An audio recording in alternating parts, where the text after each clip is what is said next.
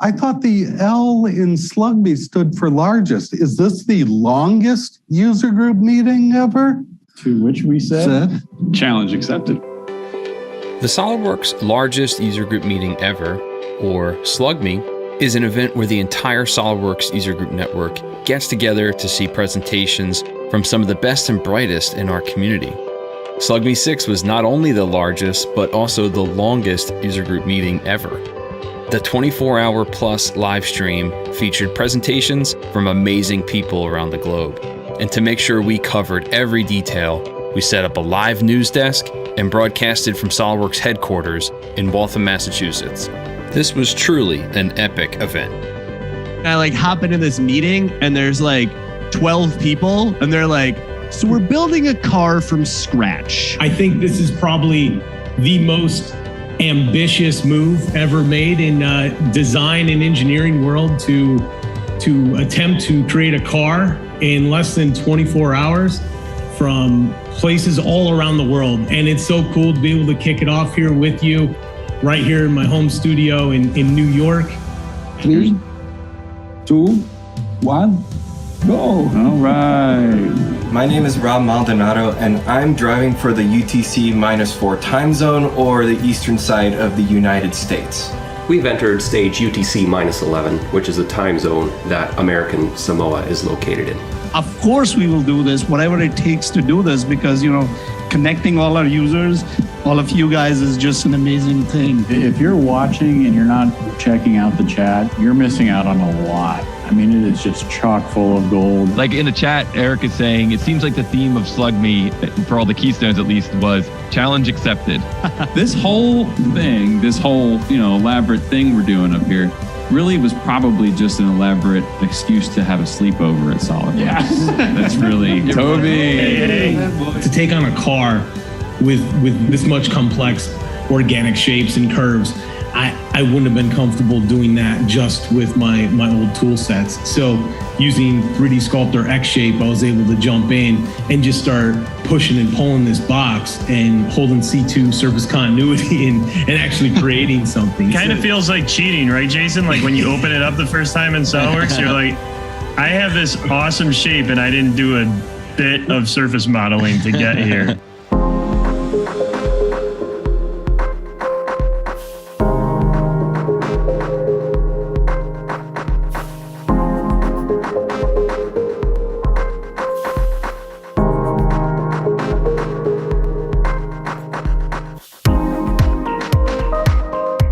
Working our way one time zone west, we are now going to go to UTC-1, Cabo Verde.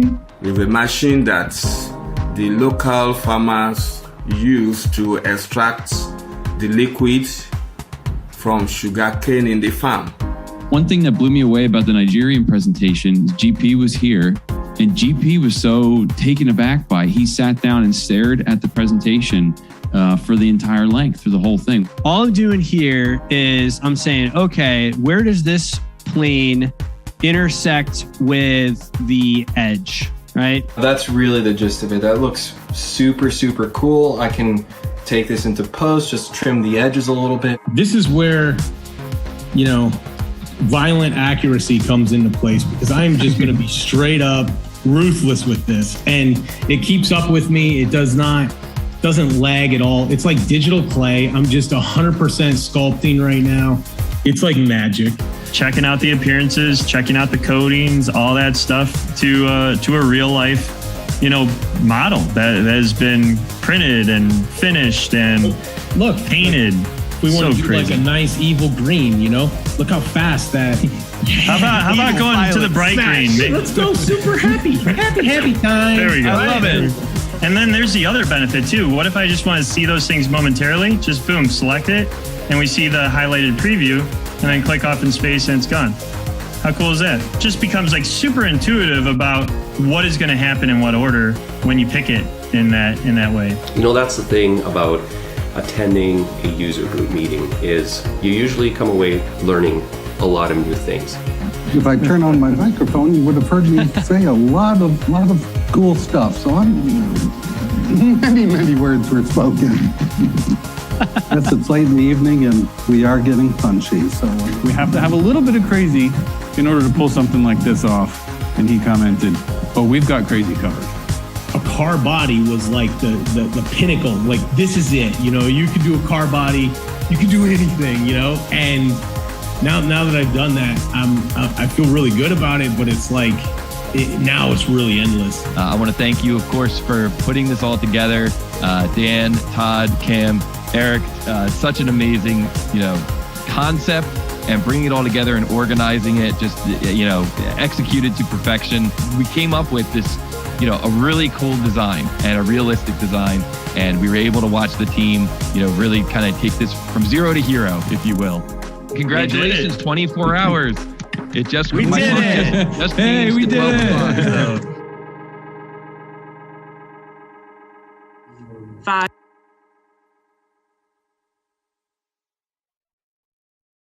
Hey everybody, welcome to SLUGME7, the 7th iteration of the SolidWorks largest user group meeting ever. I'm Todd Blacksher alongside Eric Beatty and Dan Wagner, and we have an incredible day planned for you. another whole day, 24 hours. You told me no. Guys, we totally agreed. We're not doing another 24-hour event. That was brutal. That was totally brutal, but awesome. 48? No. What we did is we're going to do a lot shorter this year. Instead of going around the world by time zone, we're just going to hit continents. So we thought we'd save a little bit of time and we're going to pop around and hit continents.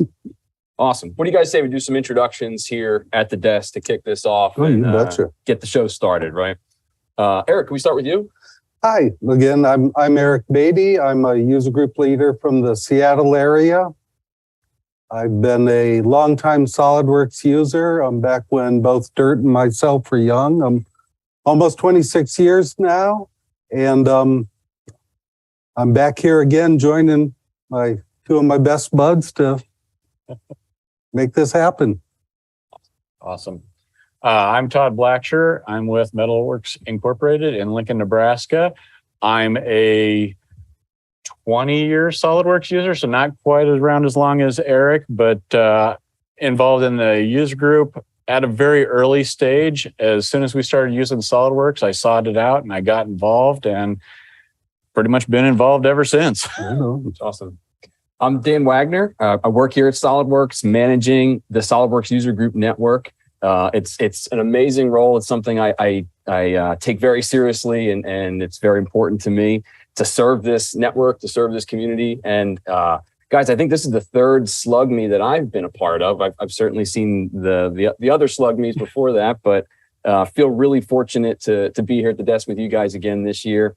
Last year was such a blast. It was tough, right? But we had a lot of fun. And I cannot believe a whole another year has gone by and we're sitting here again. It's pretty crazy. Yeah. We have some special guests here in the room as well. I want to give a shout out to some other employees and some other folks who came out to support us. Ian Adair and Matthew Hall are in the back of the room, kind of managing the live chat, helping us out. So Ian, Matt, thanks for being here. Appreciate it. We have another special guest we're going to welcome up here for a moment just to kind of say hello to everybody and kind of kick things off. Manish, would you mind joining us for a moment? As Manish is walking up, we'll get Eric. Can you maybe hand Manish a mic as well? Matthew Forcade is here as well. So Matt, thanks for being here. Appreciate it. We got a lot of support in-house from Jiggy too. Jiggy, thanks for being here and helping us kick this show off. And our awesome production crew, Kramer, is on the back end helping us run the show. So, Manish, thanks for being here. Appreciate it. Thanks for being here. Oh, no. We can talk. Yeah, you went through a lot to get here. Yeah. Yeah, that is true. God, you challenged me, so here I am. No sleep, but you know what? It's No okay. sleep. Who sleeps? That's right. We don't need sleep. We didn't sleep last year. We learned that last Yeah. So, you're I'm trying to giving follow your footsteps. you're giving the experience that we had last year, and we know where there's a great room to take a nap. Nice Well, thank you so much for being here. It's Thank awesome. you.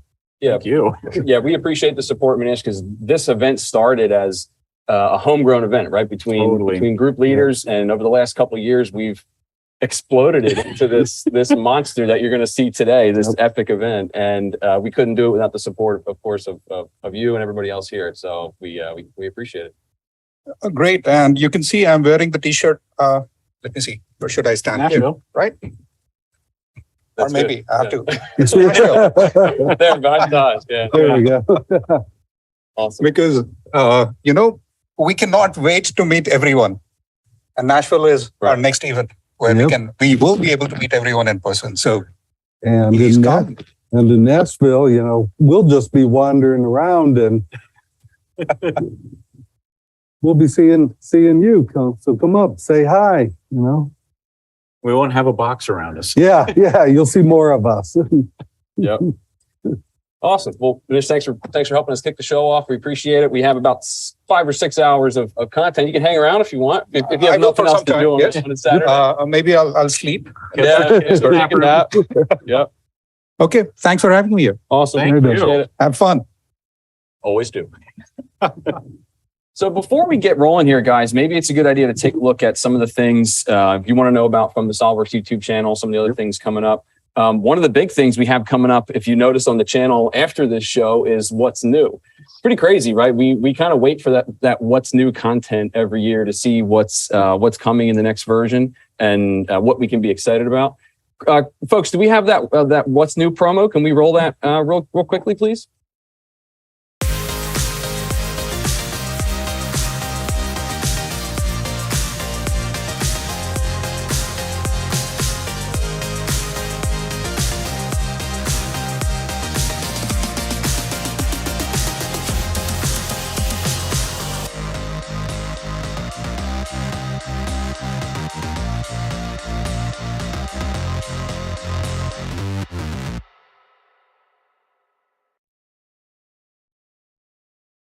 Awesome. So just a reminder, you can check out that what's new content in just a couple weeks. September's a busy month here for the SolidWorks YouTube channel. A lot of stuff to look forward to. We got a chance not too long ago to check out the beta version. A lot of the user group leaders were here in-house checking out the beta version. What did you guys think? Was that a good time? It was a lot of fun because it was basically a lot of user group leaders that we know and we see all the time at World and hang out with. Oh, for sure. And the chance to get to interact with the new features and provide input for that. It was phenomenal, and that's about all we can say. But what you're saying is you're going to love the new version, right? Oh, heck yeah. The new version's got a lot of great things, and make sure you subscribe to that What's New video coming up in just a couple weeks here. So, Todd, what do you say we talk about the plan for SLUGME7, what we're going to see and what we're going to do today? Could you walk us through this?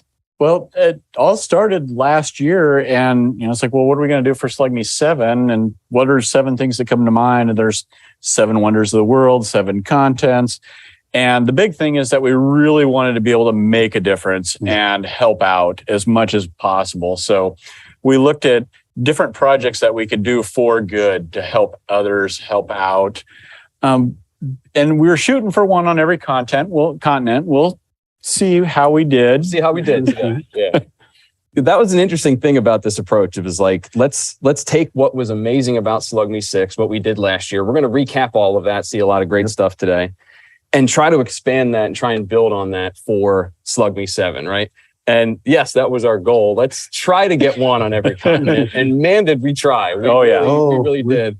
And we'll see where we ended up. We'll talk about it today. But the whole idea, right? Like, let's work on this stuff for 3-4 months. Really, right after World this year, we started kind of kicking ideas around. Into it. The community really backed us, and we planned, all right, we'll do all these projects, and this weekend, September 10th, we'll recap everything and go through another kind of special design, which we'll talk about in a moment. So it's going to be a big day. I mean, you look at some of these names here, some of the programs, the people, the organizations that we partnered with to pull together this broadcast and this event. It's quite a lot, guys. It's amazing. We covered a lot of ground, and it's scary that we were able to do it in such a short time frame. Yeah. I mean, if you think about it, we're going to be here for maybe a fourth of the time that we were last year. Right. And there's so much content. So stick around as much as you can. Yeah, and that's a good question. Stick around, right? Or a good point. Stick around. Like, we want you to be here all day. I think we'll probably go in the 5-hour-ish range, somewhere in there.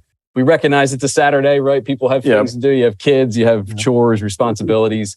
But if you're running an errand, cutting the lawn, folding lawn, something, stay with us. Tune in, take us with you through your day, right? We'll be here. Throw it on your phone and Exactly. keep that playing if you're running out errands Even or if you're something. just listening. Exactly. I, for one, am kind of happy we're not going to be here for 24. And not that I didn't like that. It was fun. I'm actually looking forward to a more condensed, like higher action period of time. Yeah. No, the sheer emotional impact that folks are going to get from these 5 or 6 hours is, just it's off the charts. It's huge. I mean, last year we went around the world, but I think this year we're still global. We're even more global. Oh, yeah, for sure. Just from the scope of people involved in the projects and their impact. Well, what do you say we take a look at the agenda? What do you guys think? Let's do it. I'll cover the first couple items here. So we're going through the welcome right now, obviously. We're going to see an update from North America here on what's going on with a Magic Wheelchair build here in Waltham. In a lot of ways, Magic Wheelchair inspired this whole thing and what we're all these connections, right? So we'll talk about that a little bit more in depth as we go along. We're going to do a Keystone intro. Another thing we're doing this year, just like you saw last year, is a Keystone design. And we'll talk more about that in a minute. But that same team, Jordan, Andy, Jason, Shreyas, they're going to be live with us today going through a pretty epic design, a pretty awesome build. And we're going to hear from the team and get an intro. And then Jason's going to take us right into the first session, the concept design for this assembly, and tell us about this crazy story, this plan we have for you today. So, and Todd, what's going on in Africa? As soon as Jason's done, that's when we start hopping continents. We start here in North America, then we're going to jump over to Africa. And there's been a ton of projects with SolidWorks EDU and contests. And we get to meet with a bunch of the user group leaders in Africa that are making these things happen and that participated in these contests. And then we'll jump back into the Keystone. We're going to alternate and do, hit a continent, do a Keystone. After Jordan comes in and does some stuff with xShape, we're going to head over to Asia, where we had a huge certification event. That's kind of a theme for today, is we're going to be doing a lot with certifications. So stay tuned and find out more about that and how you can get certified. We'll be popping up stuff here and there, and just stick with us. And after we hit Asia, we'll do another Keystone, right? Oh, you betcha. But then where do we go after that? Oh, golly, where do we go? Europe. Yeah, that's right. Europe. Thank you. Europe Thank now. you. Oh, that's right. That was the cue we had worked up. So yeah, we'll be heading to Europe and looking at another amazing Magic Wheelchair build from Kirby and Johnny, our men in the UK. And again, it's going to be another really emotional story. I mean, Magic Wheelchair builds are always that way. I mean, it's a given, but the things that Kirby and Johnny pull off and manage to do are just phenomenal. And we'll talk more about it, right? But again, we have that build from last year to thank for this event. Really, how we ended up here, and we'll talk more about that. Todd, what's up with Antarctica? Are we going to Antarctica? It was really funny because when I first threw out the blast, hey, we're going to do SLUGME7. Here's what we want to do. Yaya chimes in with, do we have anybody in Antarctica? Well, the typical SLUGME thing is challenge accepted. Yeah. So I was like, well, I'll take care of that. And so we'll kind of talk about what I did and what I found out. And it's really amazing, but we're going to keep that one fairly short so that we can jump right back into our Keystone and check out some simulation with Shreyas. Awesome. We're going to round out the end of the event towards the end of today with an amazing project that we worked on in South America. And by we, I mean Jose Saldana. Yes. Yeah. Jose really... We just cheered him on. Yeah. He's really one of the VIPs here and just an amazing part of SLUGME7. He'll tell you about this project that he worked on in Peru. And I don't want to give anything away. You got to tune in to hear this story later today. Mm-hmm. And how are we going to wrap it up, guys? Keystone. I mean, that's the best way to finish is we get to see how everything came together, because throughout the day, they're going to be doing their individual parts.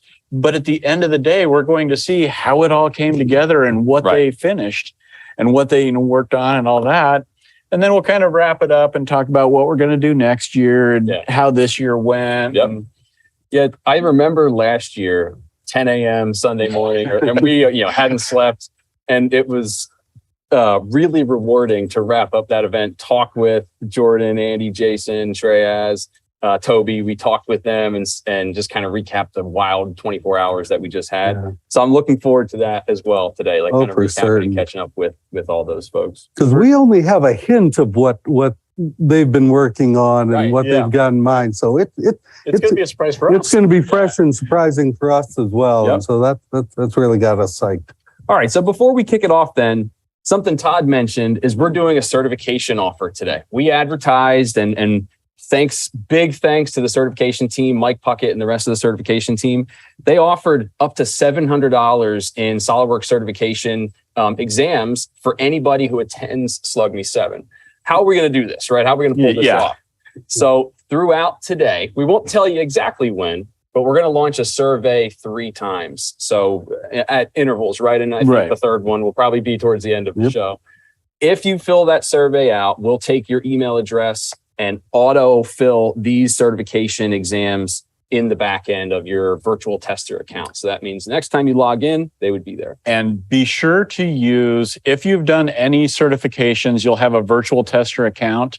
Be sure to use that email address when you register because it's going to be tied to that. So that's what you want to use. Correct. Yeah. We also, in the survey we'll launch later, we created a link that you can actually create in a free virtual tester account if you don't already have one. Right. So there's a link there too. So but these exams, guys, look at them. The CSWA, CSWP, all of the core CSWP exams that everybody loves, right? Sheet metal. You remember that surfacing exam? Yeah. 3 times. Yeah, 3 times. Right? I'm looking at the list and I feel like we should go through like kids with baseball cards. Got it, need it, need it. Yep. And then, of course, we have some exams for our cloud products, right? Yes. For 3D Creator, 3D Sculptor, some of the tools you're going to see today, right? Those amazing designs we saw from Jason and the team last year modeling the SLUGME7 Speedster. Sick Speedster. SLUGME, oh my gosh. That's but sick, right? We could call this one a SLUGME7 Speedster because it's just fast. Very true. Yeah. And they've done it fast. And they've done it again. We'll say that. Yeah. It's pretty awesome. So stick with us. Watch for these surveys. If you want this certification offer, make sure you use the email that Todd mentioned tied to your virtual tester exam account. One thing to mention, if you look in the lower right corner, this means the exam period will be open from September 12th to September 26th. So it's 2 weeks. You have the next 2 weeks essentially to try your hand one time at every one of these certifications. Yep. And Dan, did we mention the value of these? Up to almost $700. Yeah, it was like $699 something. So it's quite a value. Not too bad. Just somebody's going to charge you sales tax on it, so it's $700 or more. Yeah. Another thing we're going to do from these surveys is we're going to pick 7 winners for 3 Experience SolidWorks for Makers. So this is something we kind of did last year when the Makers offer came out. We got to pick some winners from the live stream and hand out a number of Makers versions. If you're not familiar with Makers, this is your answer to get access to 3D Experience SolidWorks, xShape, xDesign, cloud-based products. Visualize. Some CAM as well, some CNC functionality for only $9.99 a month or $99 for the year. So we'll pick 7 winners today and give some Makers offers out as well from those surveys. So watch for those surveys. Are we asking everybody to sit here for 6 hours straight and watch the whole stream? No, we'd love that. Oh, heck yes. No. And we had people do it last year. Yeah. We did have people do that last year, and then that was an epic achievement. But the idea is you are just kind of checking in with us through the day, right? If you pay attention to the live stream, participate in that live chat in YouTube, this survey will come up at some point, right? And we'll make sure to get you taken care of with the certifications and pick 7 winners for the Makers. Yep. Awesome. Cool. I'm psyched. So Todd, how did we get here? That's what I want to talk about as we lead into our next, our first session here, first highlight. How did we get here? What happened last year? Can you tell us a little bit? This really affirms your voice in what we do, because last year we were paying attention to the chat and the magic wheelchair just got so much activity in the chat. and everybody was like, more builds. And, we heard and listened, and that's what we're doing. Our goal was to have 7 builds this year. And we kind of rolled that into, we're making a difference. We're doing things for good. And, the magic wheelchair that Kirby and Johnny did last year was just so well received. And it was probably one of the highlights of the event. Everybody loved it. And we said, we need more of that. Let's do more of that. It's got the most number of views on the from the video on the channel. On the channel. Yeah. Everybody loved it. And, we listened. This is what you want. This is what we're going to give you. Yeah, and that connection for us to Magic Wheelchair, right, is so strong. We've worked with them on so many projects. Of course, what we're showing here for SLUGME6, but also a lot of things that we'll talk about here for SLUGME7 as we get into it. But even beyond what we're doing here at SLUGME, right, there is a Magic Wheelchair build going on right here in Waltham. In fact, I think they're over there working on it right now. I think Sal and Chinlu are covered in urethane dust right now. A couple weeks ago, we mentioned we were here for the beta event, and we got a chance to tour the lab and see a little bit of the build and see what was going on. Do you guys want to take a quick look at that video? Oh, please. Yeah. All right, can we roll that video, please?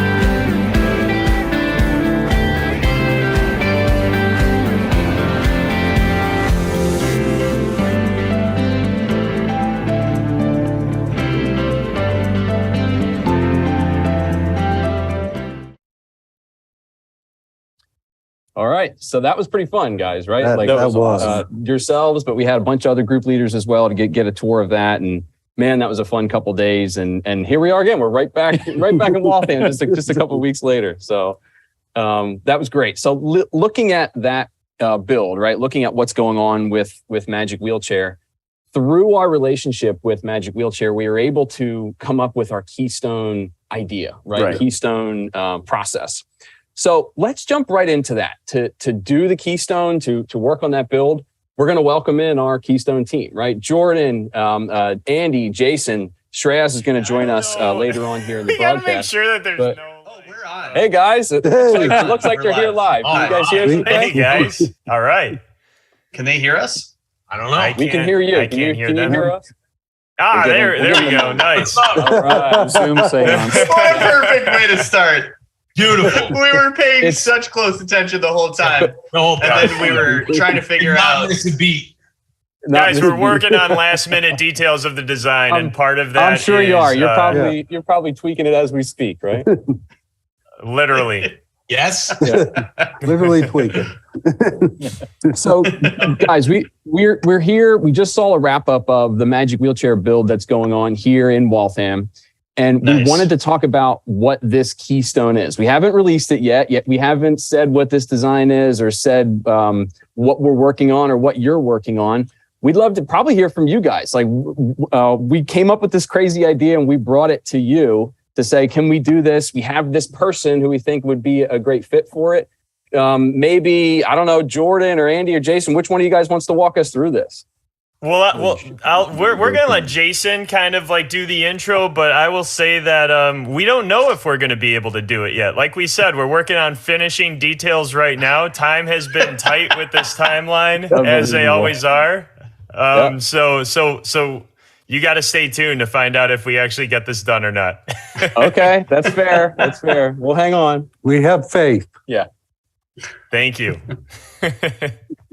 Well, Jason, why don't you share your screen and and kind of walk us through the very, very special person that we're doing this for is her name is Jenica, and she happens to be a college student, electrical engineer.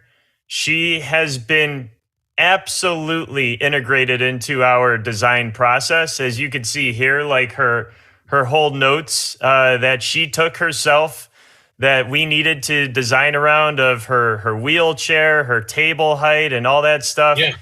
But not just that, she's been instrumental in so much of the conceptualization, the ideation, the creativity behind this desk. She's played a role in the whole thing, which is very unique because I have worked on some magic wheelchair projects in the past, and typically it's a big surprise and a big reveal.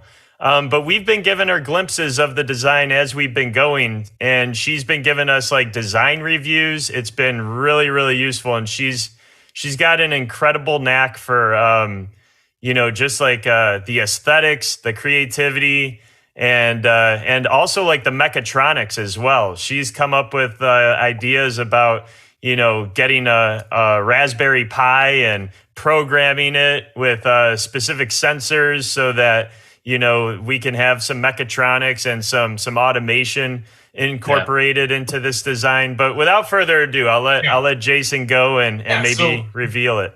Perfect. So this desk was, designed with Jenica, Andy, Jordan, myself, and Shreyas, and we worked together. And what I want to do is I want to show you a little bit of our design workflow and how Jenica is going to use this at her school. She's at Purdue University. She's a Boilermaker. She's in engineering, which is one of the top engineering programs in our country.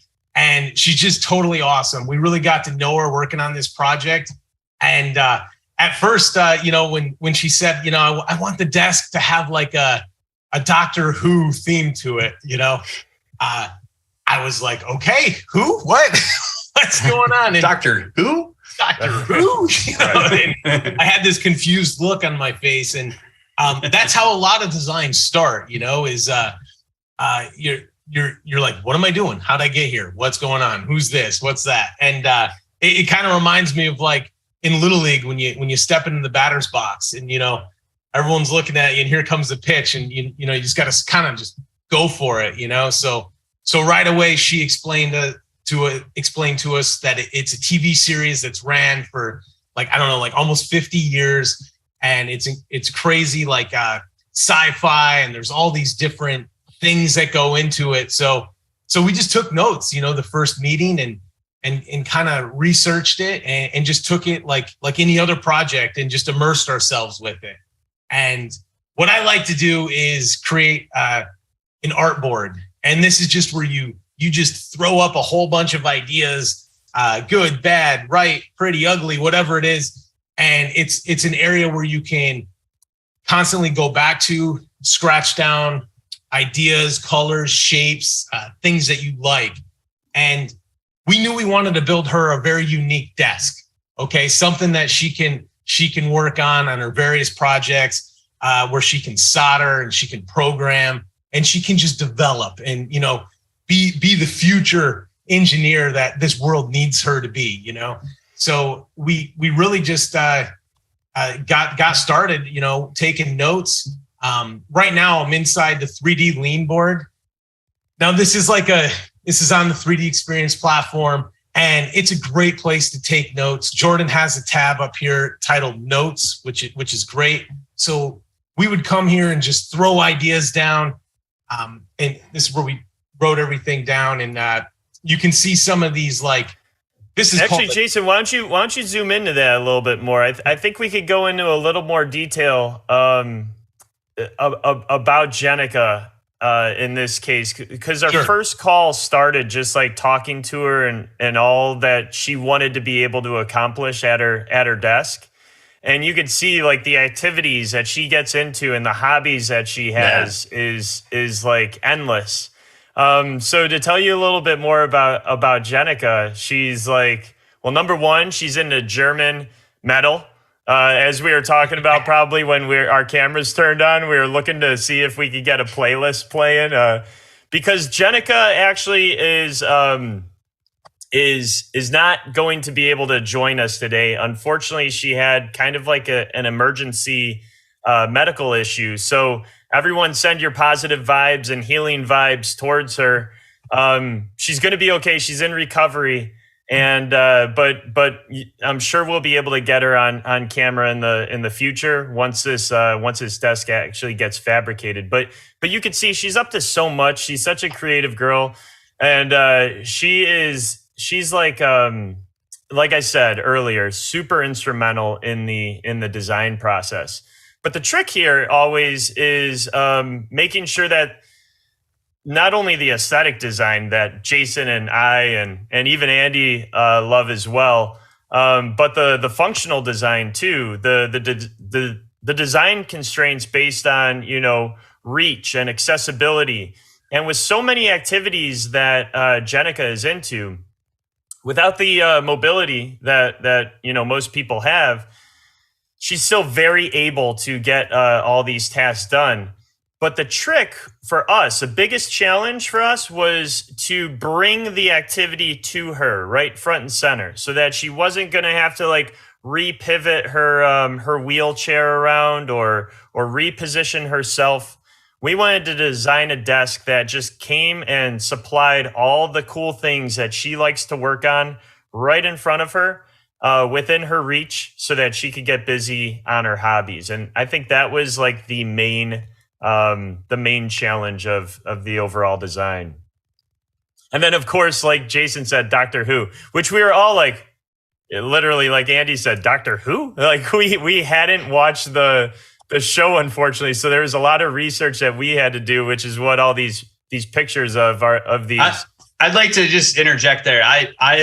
I'm like a big like sci-fi nerd, right? And like Doctor Who is just like one of the things that I've just never really delved into. And so I knew tangentially about things like Daleks and the TARDIS and who Doctor Who was and everything. But so it's been absolutely hilarious listening to Jordan and Jason and Shreyas fumble over all of this terminology and try and figure it out. It's been great. So thank you for that, Jenica. Yeah. Great.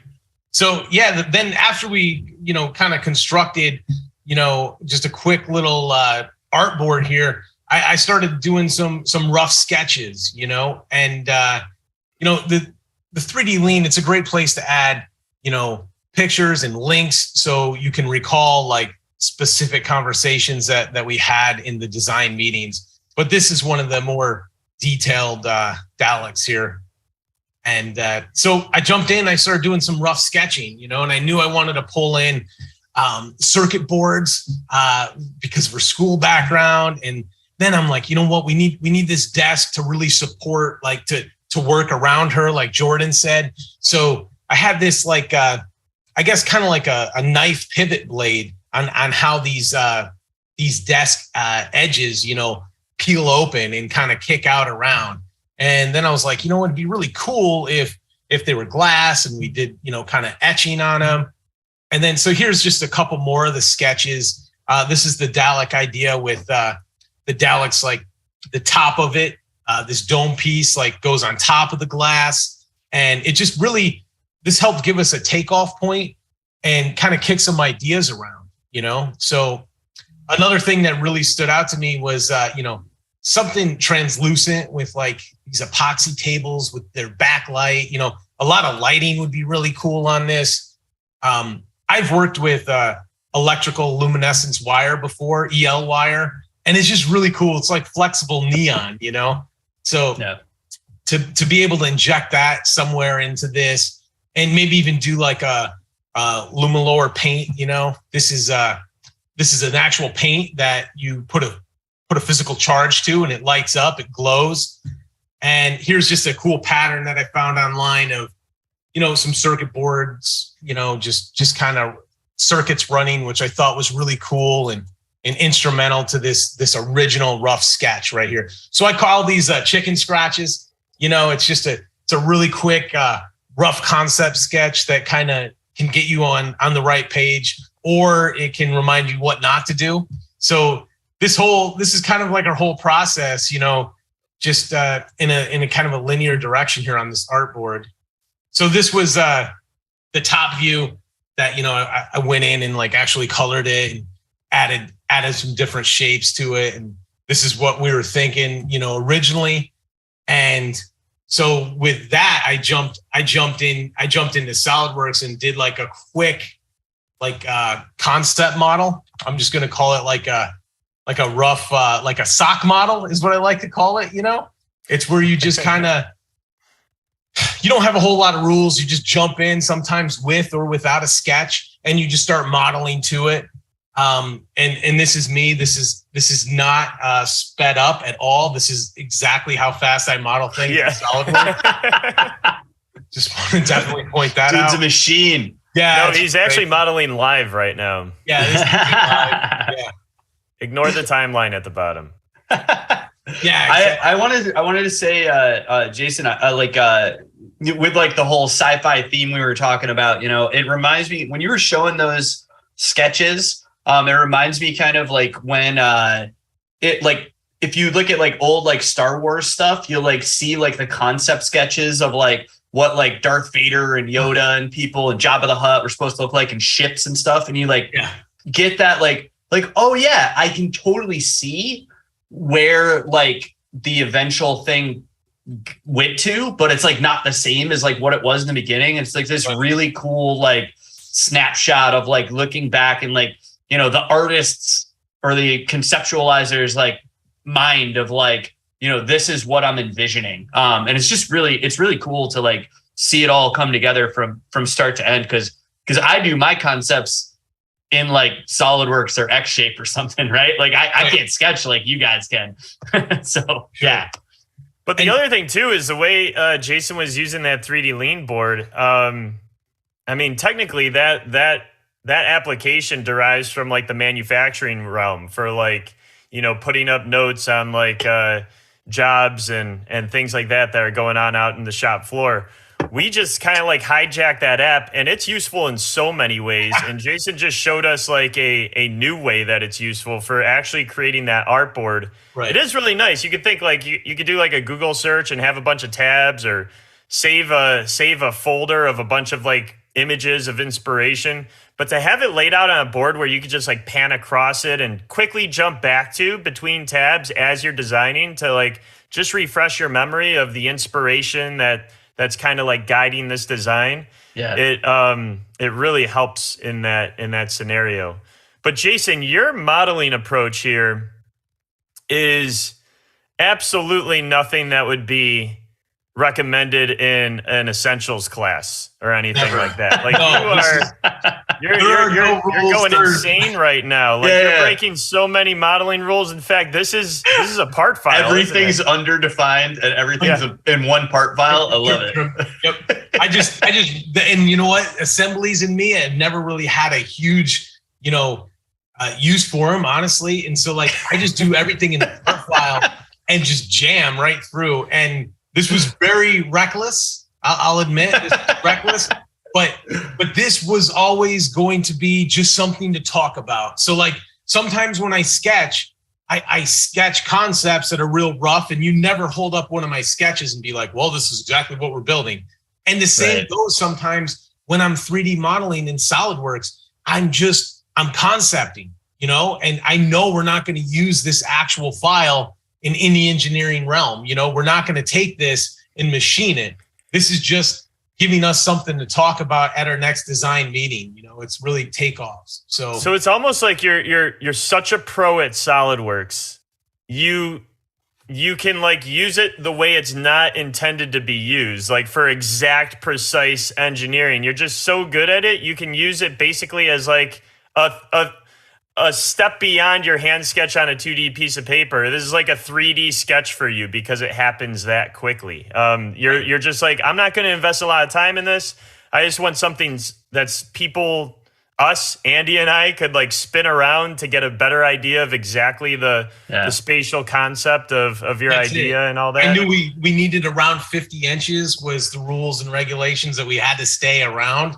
So I just wanted to see, you know, a desk around 50 inches. You know what I mean? With these bat style wings kicking out, you know, and that got us there quick, you know. I mean, this entire I know I did speed this up a little bit. I think I cranked this like maybe 15% real speed, you know? So it took about 2 hours for me to model this, to get it to where, okay, we had something to talk about and, you know, to work off of. The fact that and he really did do it in like 2 hours, because I think we got off a call and he sent us a model of design like that long afterwards. It was like within the same day. Yeah. And Andy and I were just blown away. Like, what the heck? Are we like done with this project? I thought this was going to take 2 months. But it was incredible how fast. And this is the first time Andy and I are actually watching this video. Yeah.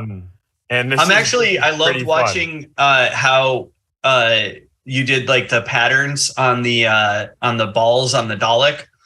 Because just I'm actually visually checking the spacing, like eyeballing. Yeah, like going back and forth, and it's probably like the way I would have done it too. But I like, just spoiler alert, later on in the show, I'm going to show how to do that with another tool we have called xGenerative design, which makes life a lot easier, you know. But it was cool, man. It was cool to like go like, oh yeah, I guess that's how I would have done it too, you know.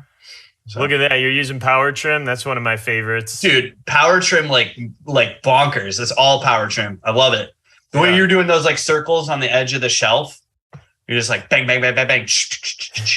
Look at that though. Yeah. So no need wasting time with weldments and stuff like that. Again, we're not manufacturing and we don't need to know miter angles and things like. It's almost what not to do. You know, but it's what to do early on. It's great. It's getting the concept done. Yeah. Most people are not comfortable enough with SolidWorks to use it at this rapid speed. But it goes to show that like there is a benefit of doing so if, you know, just extrude. Mostly what you're doing is just extrudes and revolves. It's crazy. Cuts and sweeps. Yeah. And then there's like, you know, that move copy body right there, right? Yeah. It's like, hey, I need to have like the same thing over here. And like, it doesn't need to be like mated up or anything. I just want to like tweak it by about that much, you know?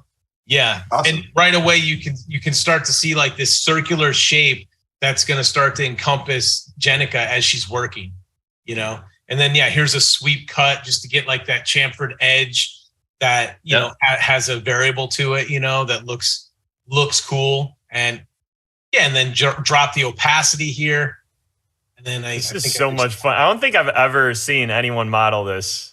I mean, obviously it's fast forwarded quite a bit, but even if you like elongate this to 2 hours in your head, the amount of modeling that you're doing it's pretty wild, man. 2 hours is pretty crazy. And you can tell there's no editing because I've even seen like some flashes of our chat going back and forth. Like this is literally. Yep, I'm on it right now, guys. He's probably going to go to Amazon pretty quick and like order some deodorant and who knows what. Do some grocery shopping. That's a great idea. No, I did step out to pick up the kids at the school bus. And so that's why when you saw me fast forward just a second ago, that's where it stayed for like 15 minutes, like where I did shit. Yeah.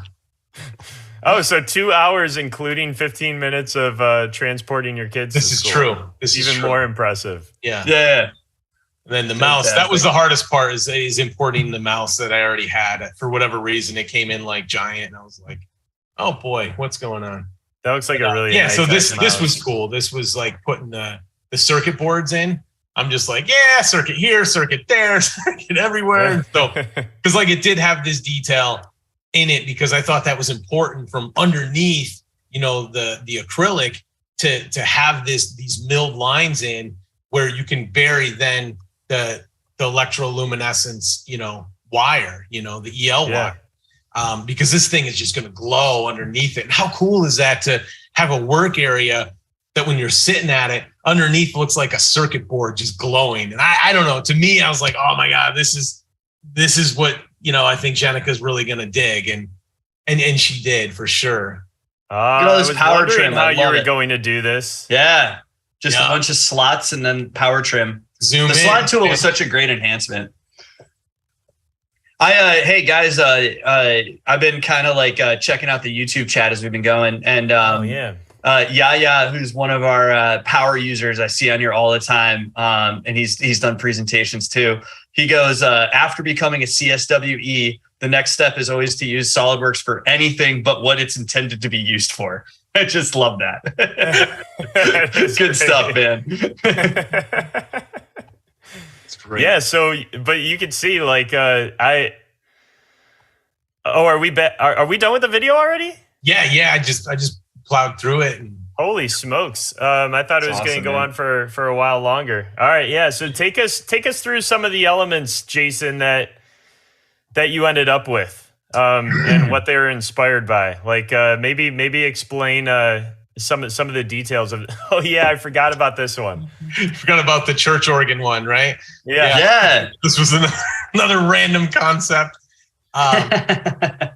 Yeah, so really, I really liked that this desk was animated. It wasn't just like something you saw at IKEA just sitting there. You know, this desk had some life to it, and you could. Oh yeah, I forgot about this one.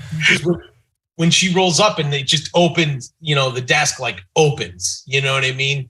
And then later on, you know, Jordan came up with an idea to add even more bat wings to it. So we could, should I show a sneak peek of that, guys? Yeah. Why don't we show like the model where it's at right now? It's going to be even further along, hopefully by the end of the session. So telling you, we're still doing work literally during this like 5 hour span here, guys. This feels this like last year we were so prepared. This feels more like a true SolidWorks user group. Like perfect. Oh shoot, I forgot I signed up for that. We gotta finish this before tonight, and I'm gonna be eating pizza literally as I'm presenting because I didn't have time to before.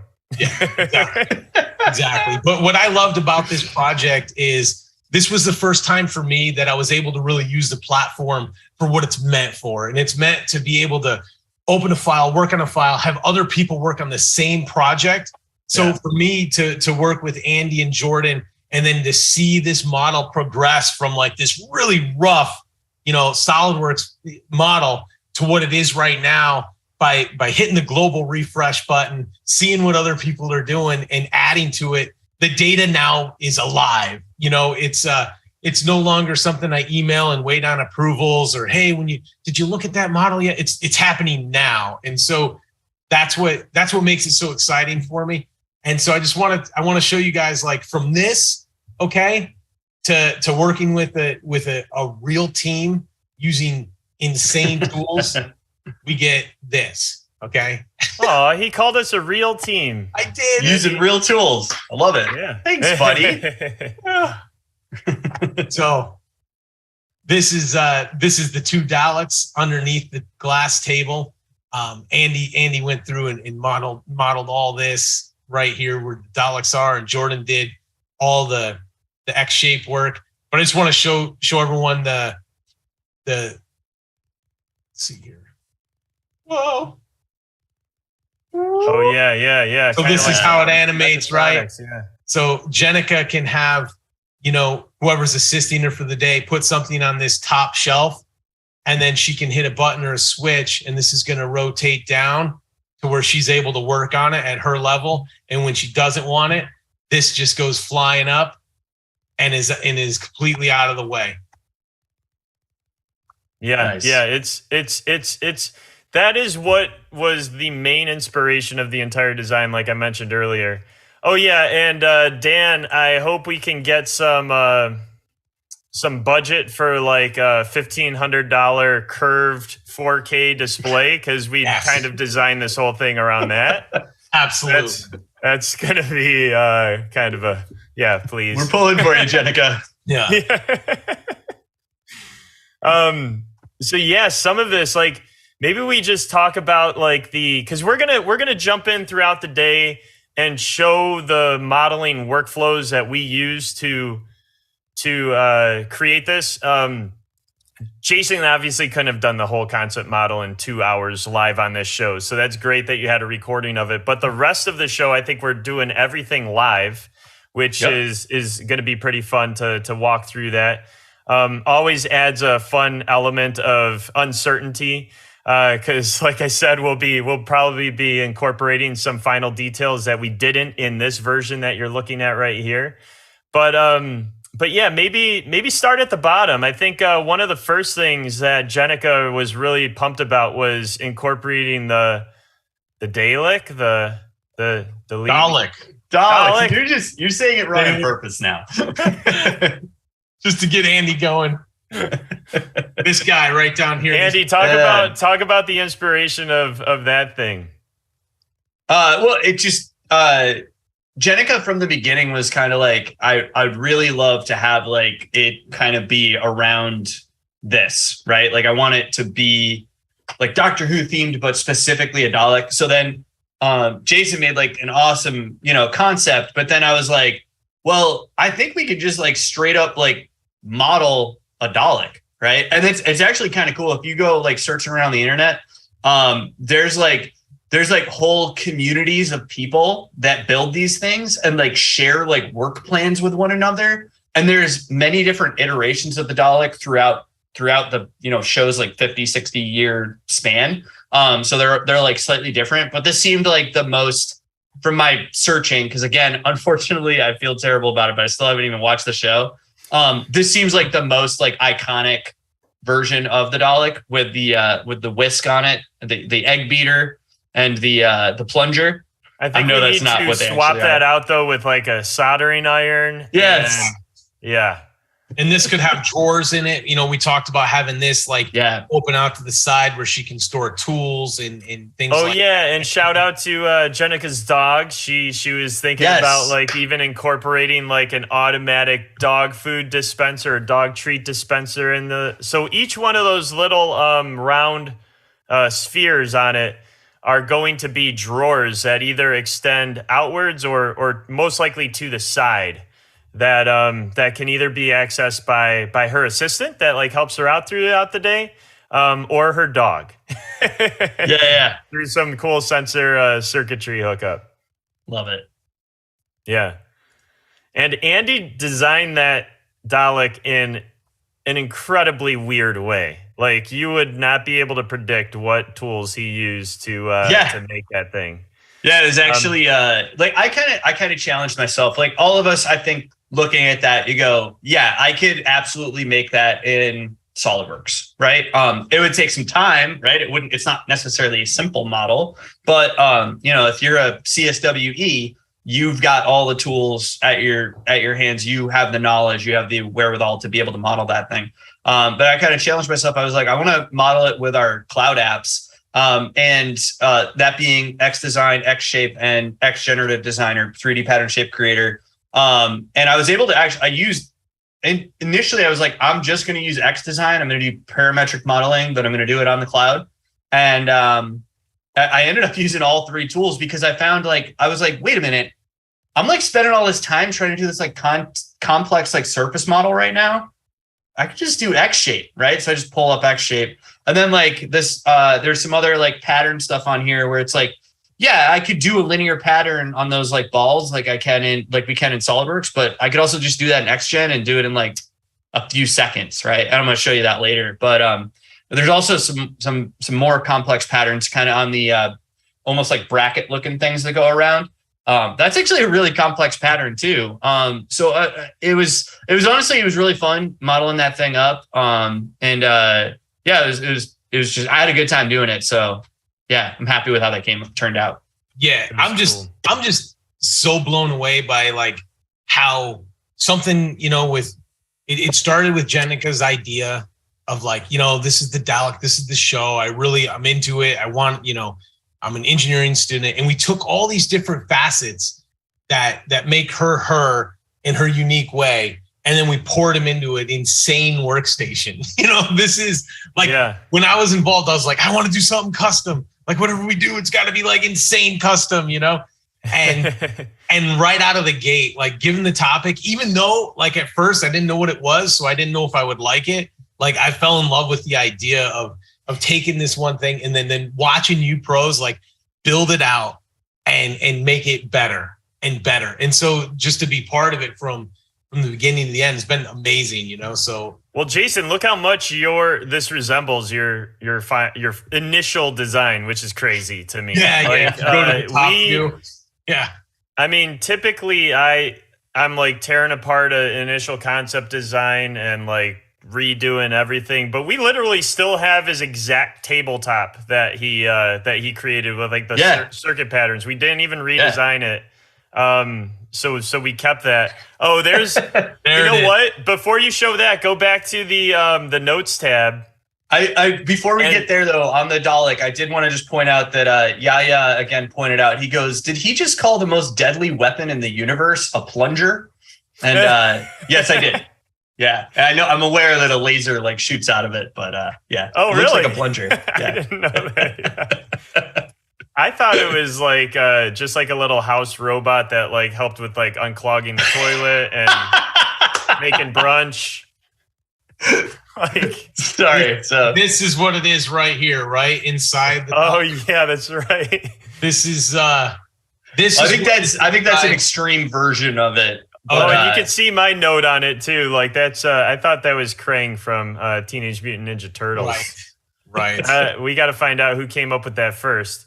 But scroll back out a little bit and then pan up to the top. There's like a blueprint that Andy found. Yeah, there you go. Yeah. So we didn't even know.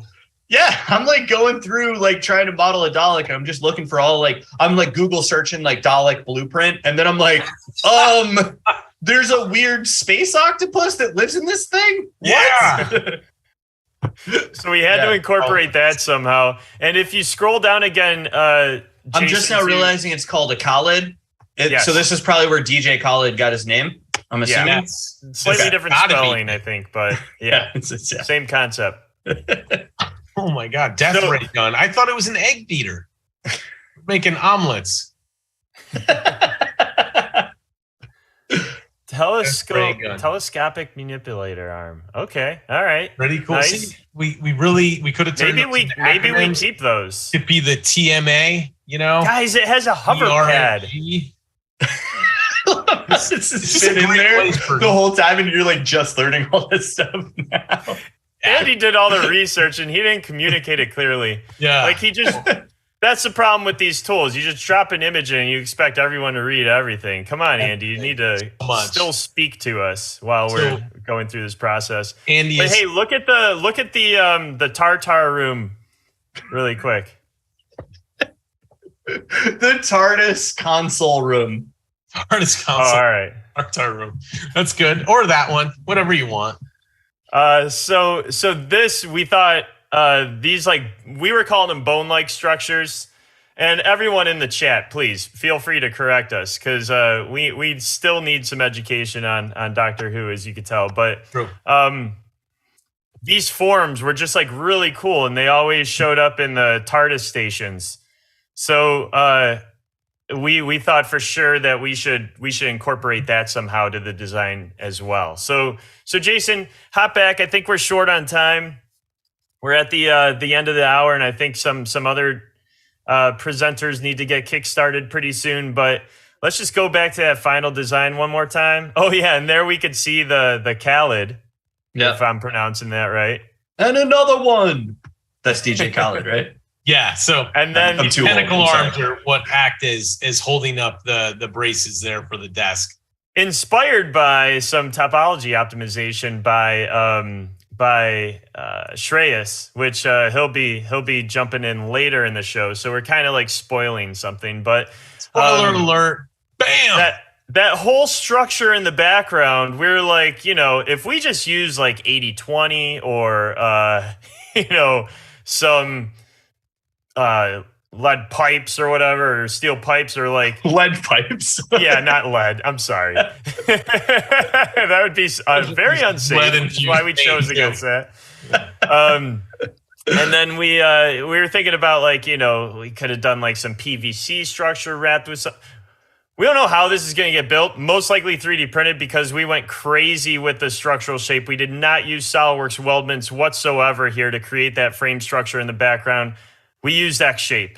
So that's it. I'll be showing how to create that frame in just a little bit. But I think that's about it. That's a quick like teaser to the rest of the episodes. That's all with our time today. Jason, thanks for getting us kickstarted. Like we said, it helped us so much guide the rest of the details down the stream. It was a lot of fun, and I know Jenica's going to be thrilled with this, hopefully, and she can create some really amazing stuff with it, because that's what it's all about, is building something that hasn't been seen before for someone that's as terrific as her. So it's just awesome that we were able to work together and pull this off. Yeah, for sure. And Jenica, if you're watching, we couldn't get any German death metal on the in time. Maybe later. Maybe later. I did put up Deep Purple, Led Zeppelin, and Rush, and I don't think metal would exist the way it does today without those three bands. So I hope you appreciate that. Yeah. And the day's not over.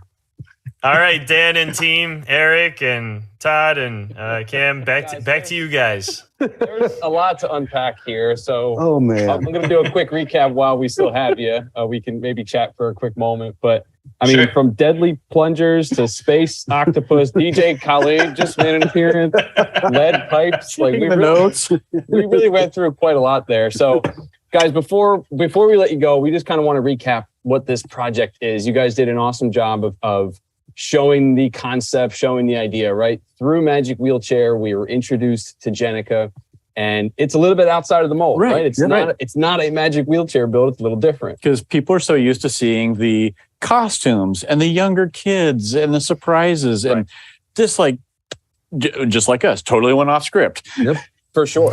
So this gave us a chance to actually involve that person, that designer, with you guys, and it was really cool to hear that she participated and drove the design.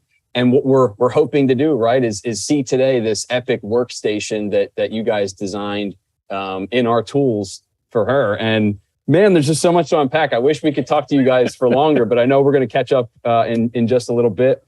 I think the next session we have with you guys is xShape, right? That's right. Yes. Yeah. And I'll be ready to show that. And yes, big shout out to Jenica. We couldn't have done this design without her. Woo. Awesome. Thank you, guys. Well, see you, Jenica. Thanks, everyone. Cool. So, guys, we just saw that amazing kickoff of the concept. Oh, man. Again, I hope you really enjoyed it. Those guys are like truly one in a million. Just an awesome design team. Where are we headed next, fellas? Eric, where are we headed next? We're headed to Africa to look at some amazing student projects that, some of our SolidWorks champions, a lot of our student user group leaders have been involved in, and they've been. I'm just amazed with the amount of stuff that they're involved in. The projects that they're creating. And oh, by the way, these are happening during their finals exams and everything. So it's like, I got to study for my finals, but I'm also putting in, all these extra hours on this SolidWorks project for good. And that was the odd request. It was like, guys, could we have this competition another time a year? Because I need to study. Yeah. For us, right, as we're making our way around the globe here, right? This is our first, we'll call it continental project. Yep. The Keystone is obviously designing and taking place here in North America. But this is our first individual session we're going to see. So we're going to see a pretty amazing collection, a pretty amazing recap of a bunch of SolidWorks user group leaders who participated in some EDU design contests, that are organized and published and developed by us here at Dassault, and just kind of getting into SolidWorks and Dassault in education, right? It's such an important thing for us to engage with engineers, engage with designers early in their career, right? Early in their lives.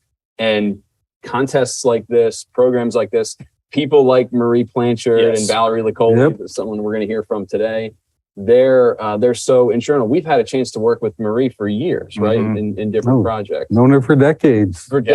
Yeah. So, I mean, it's a really interesting recap, because when we looked at SLUGME7, we said, let's go around the world and see what kind of things are taking place. What can we highlight as part of SLUGME7? What can we support? What can we participate in? And specifically in Africa, we have a gentleman named Ahmed Abdel Nasser. Man. So we'll hear from Ahmed in this interview. We're going to see in just a second. But Ahmed, I just can't say enough positive things about him and the impact that he's having on SWGN, on engineering, on education as well in Africa. It's just amazing. You guys, any other thoughts before we take a look at the interview? I say we jump into it. I wholeheartedly agree. You're gonna see some amazing stuff, and beyond that, no spoilers. We can unpack it all after we see the video. Yeah. Awesome. All right, let's take a look at the Africa recap. All right, so to take a closer look at these projects, these amazing user group leaders in Africa and actually elsewhere as well, we want to have a conversation with Todd, Eric, myself, and Valerie Licoli. So Valerie, thanks for joining us. You're the marketing director, SolidWorks EDU team here at Dassault Systems. You're on Marie Blanchard's team, right? We work with Marie in so many different ways, right? I think SWGN, the user group network, overlaps with SolidWorks EDU in so many ways. And it's been fantastic to work with Marie and yourself. And we're excited to hear a little bit more about these projects and meet some of the folks that participated in them. Sure. So for as long as I remember, we at SolidWorks and Dassault System have always been helping students to participate in design contests or competitions. And this is because they are a perfect way to hone students' design skills and creativity, and also learn to solve real-world engineering challenges. And we are proud to support and to sponsor student teams in competition all over the world. And we even have a dedicated website for that, which is edu.3ds.com/challenges. Students can go there, select which competition they want to participate in, and get free student licenses. We will hear about Ahmed, Nadir, and Nikhil, some students and group leaders participating in our contest a little bit later.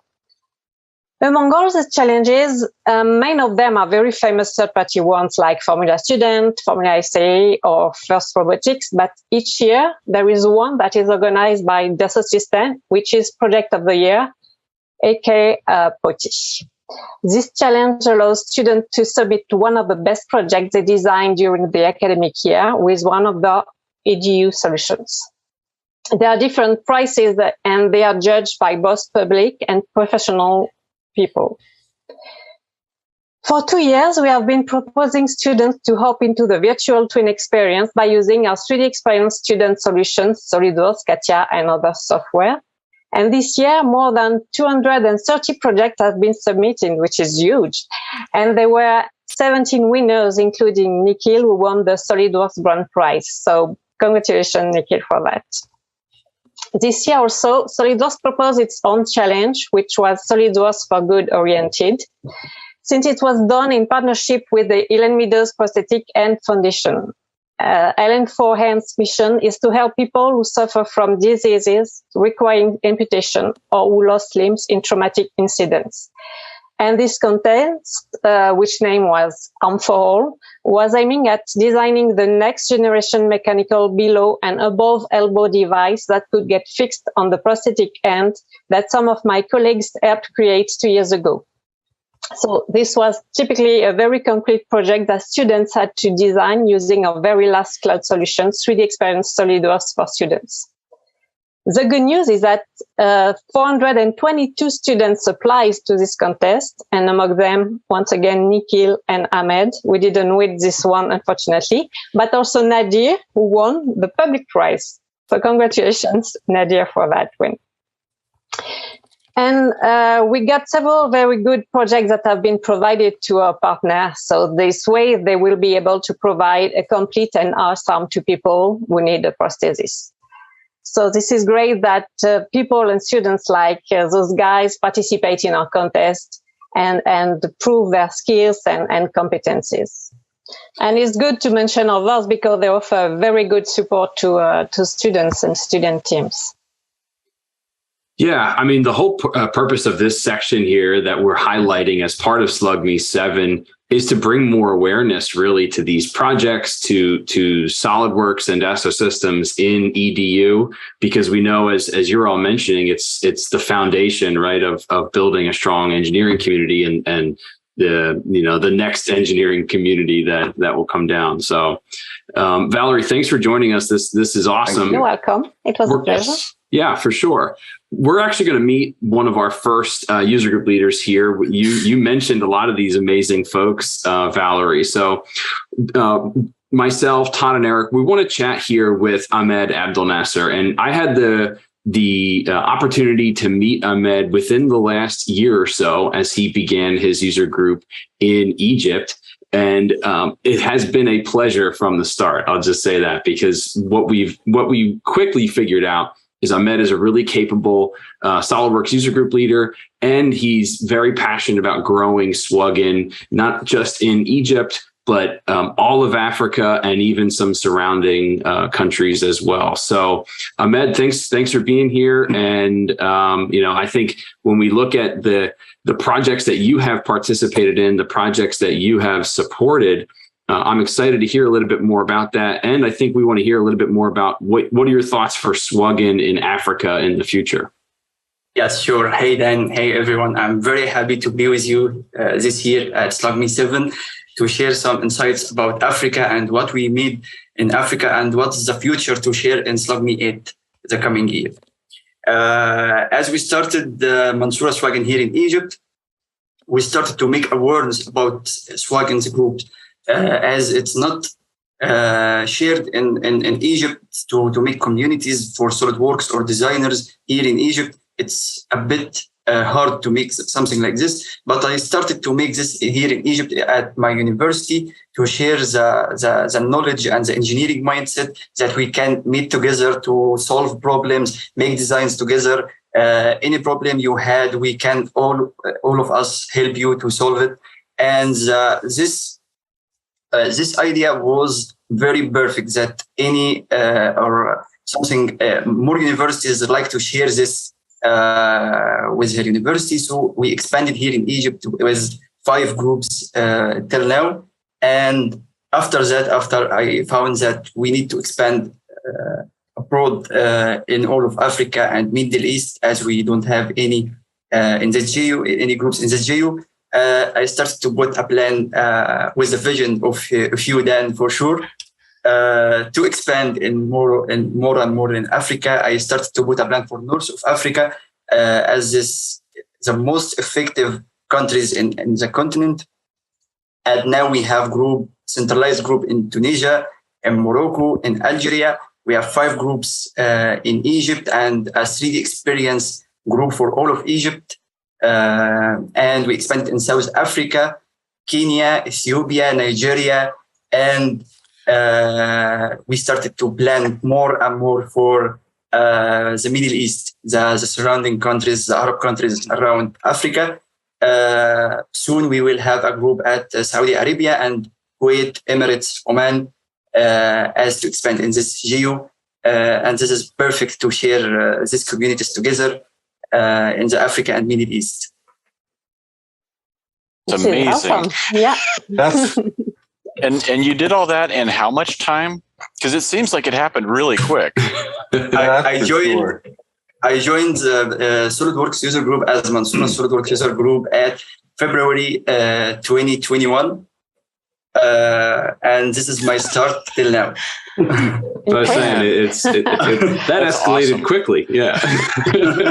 The Arm for All project and the project of the year, right? But you actually participated in the Makeathon last year, right? For 3D Experience World 2022.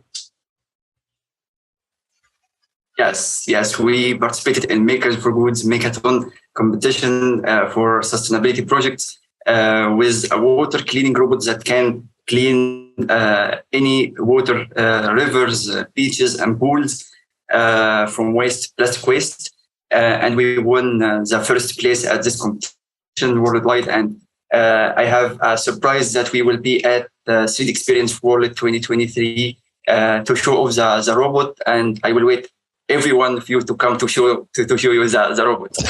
That's amazing, Ahmed. I think we're all looking forward to hanging out with you and your team in Nashville. That's going to be a lot of fun.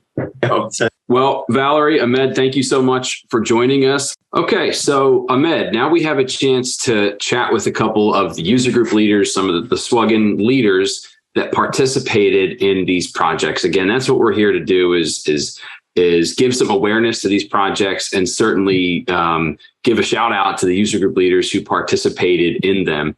So Ahmed, I think first we're going to meet Ahmed Algasser and then Mahmoud, right? Yes. We need to show the results after our awareness made here in Egypt and Africa. For sure. So I guess what we should do is highlight the person and then highlight the project they participated in. So let's talk with Ahmed Algasser first. Yes, you can go now, Ahmed. Hello everyone, here is Ahmed Algasser from Egypt. I'm a team leader of UVC team. Our team built of 11 excited mechatronics engineers from Mansour University in Egypt. We have different roles in our team. From mechanical to control to business. And with this variety of lots of hard work, we created this machine. Our project is a UVC welding machine. The project of welding machine for UVC sectors, all size and different angles of welding. One of the small projects that works to generate a lot of imaginary profits. As the machine serves many other different projects, such as windows and doors, that are used to isolate sound, temperature, and so on. The idea of operating the machine simply depends on heat. The blade heats the UVC sectors from one side until it reaches forming temperature. Then the other completing part is 6 to 8. And the heaters are pushed between them until temperature reaches the melting point in less than 100 seconds. Before your business. We heard about the competition from Mansour. At first, we got excited immediately and started to fill the registration form. Our business team put a perfect plan for winning the Instagram prize. After 3D Experience you shared our post, we used our college team, our community, and our professor in our university to share our video to support us with likes and comments, ask our families and our friends to share the video. And this manifest effort, we won Instagram prize for 600 like, more than 300 comments. And I think it's 3D Experience account to be more popular after that. It was a remarkable experience, and we are motivated to participate again in the future. That's great. So I think you said some interesting things there, Ahmed, that I wasn't aware of. That this contest, I think this was the Project of the Year contest. It not only included the design, but a business aspect to it, and including a business plan. And you also mentioned that you guys won the Instagram prize, which getting 600 likes on Instagram. I've never gotten 600 likes on anything. I don't think. 6,000. Oh, 6,000. Oh my gosh. Yeah. 6,000. I've never gotten anywhere near that on anything. So very impressive. Ahmed Abdelnasser, what do you think? I mean, I think this is pretty awesome. I think they made a very great render that got 6,000 likes and sharing this design through Instagram. I think they are influencers now, not designers. Yeah, for sure. Can we see a few more pictures of this? I think we're seeing Ahmed. Yes, can you share the render now? Here is the photos at first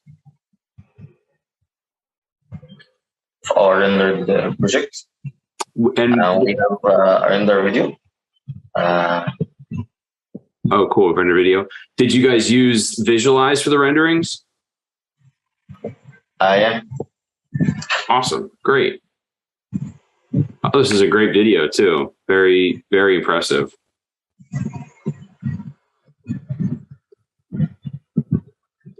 So, Ahmed Al-Gasser, was there other team members? How many people participated in this with you?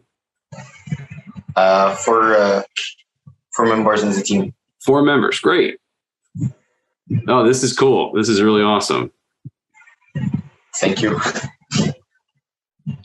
Can you mention anything with SolidWorks? Like, was there a particular piece of SolidWorks that was really helpful for this? I see a lot of sheet metal. I see a lot of fasteners, that kind of stuff. Is there anything that was particularly helpful for you? Again, please. What? Yeah. So when you designed this in SolidWorks, what was your favorite feature? And Ahmed Abdel Nasser, maybe you would know, possibly from seeing the design, but is there one thing you felt like you used the most? Ultimate and sheet metal. It's the most things we use in our design and the machine in Olia. Great. That was awesome. Ahmed, thank you for sharing with us. I think now we might get a chance to meet Mahmoud and his submission, right, Ahmed? Yes, he participated in Arm for All competition, and he has some good results to share with us. Mahmoud participated in Arm for All competition to make a new design for elbow in disabilities people. And he made some good results, and I think this is the only competition we didn't get a prize, but for a reason. Yeah, I think it's, even though there was no prize given, I think it still looks pretty awesome. Yes, but we planned, as you know, to any competition we participate to get a place in the first 3 rows. So can you, Mahmoud, talk with us about your participant? Hi everyone, I'm Mahmoud Labib.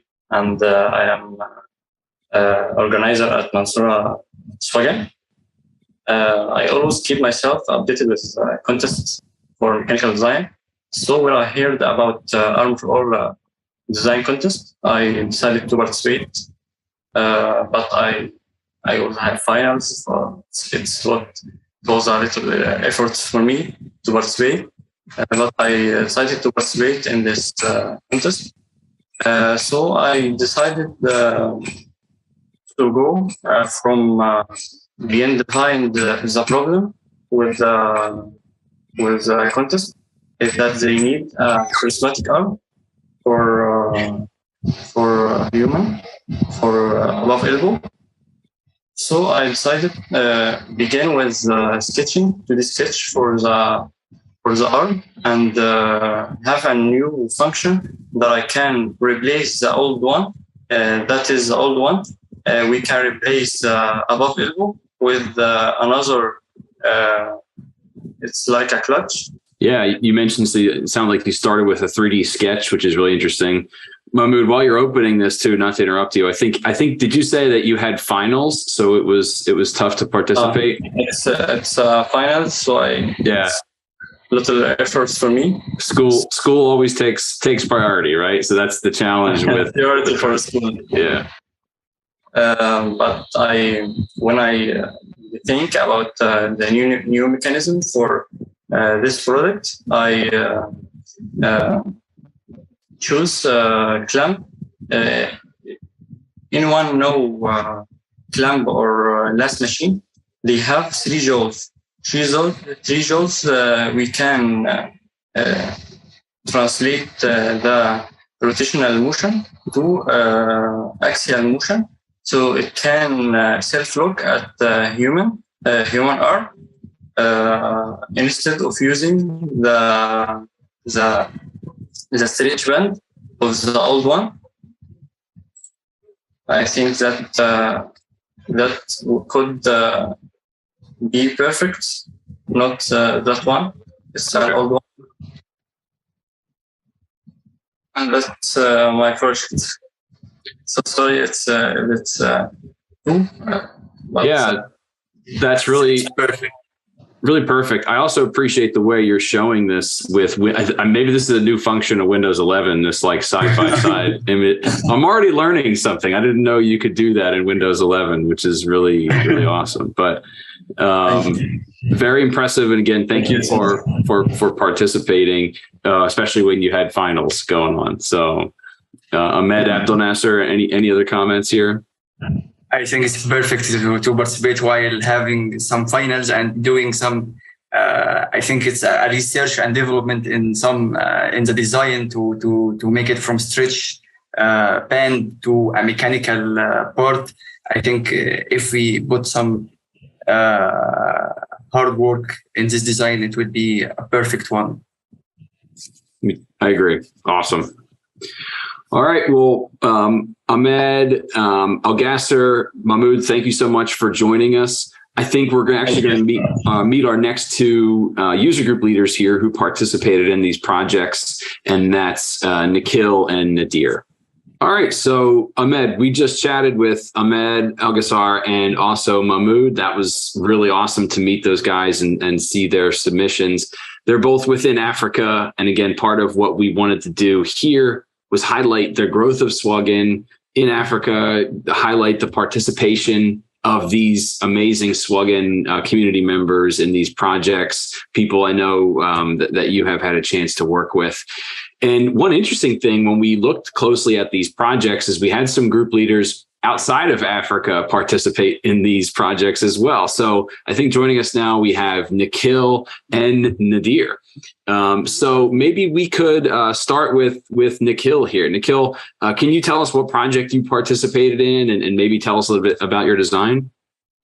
Sure, Dan. I won't be going that into the technicals, but just as Ahmed said, even I was in the middle of my end semesters and my parents were like, hey, man, what are you doing? You need to be focusing on your academics right now.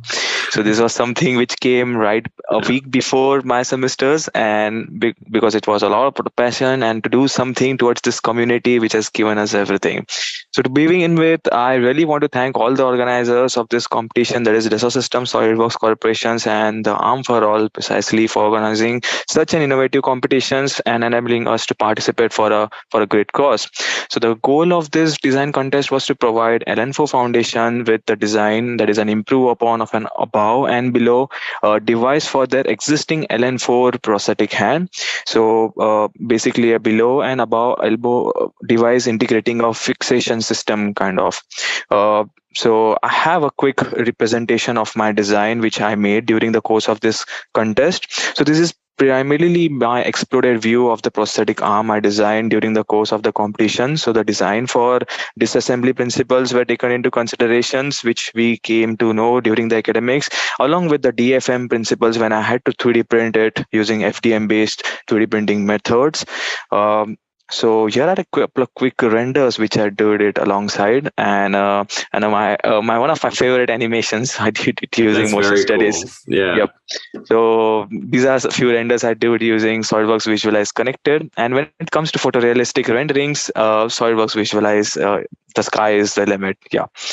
So this was all about the design. The design constitutes of an upgraded hand placed exactly in similar way, which fits inside a joint that comprises of 1/2 inch by 20 UNF threads to support it. Now this joint is placed along a forearm instead of the aluminum plate, which is designed such a way that it could be assembled easily, and it is coupled with M4 by 20 screws that keeps them intact. Lastly, the hinge joints are connected by nut and bolt arrangement. so that they can be attached directly to the cuff, and it gets mounted into the limb. Therefore, this forearm can be replaced by a short one, which I have mentioned in the project video, so that it could be interchanged for a below elbow patient, and it will serve dual purpose as well.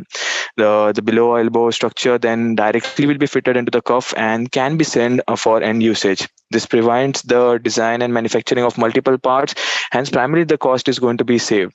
The design and animation was made using SolidWorks, while the rendering was done using Visualize, and prototype was done using the FDM-based 3D modeling techniques.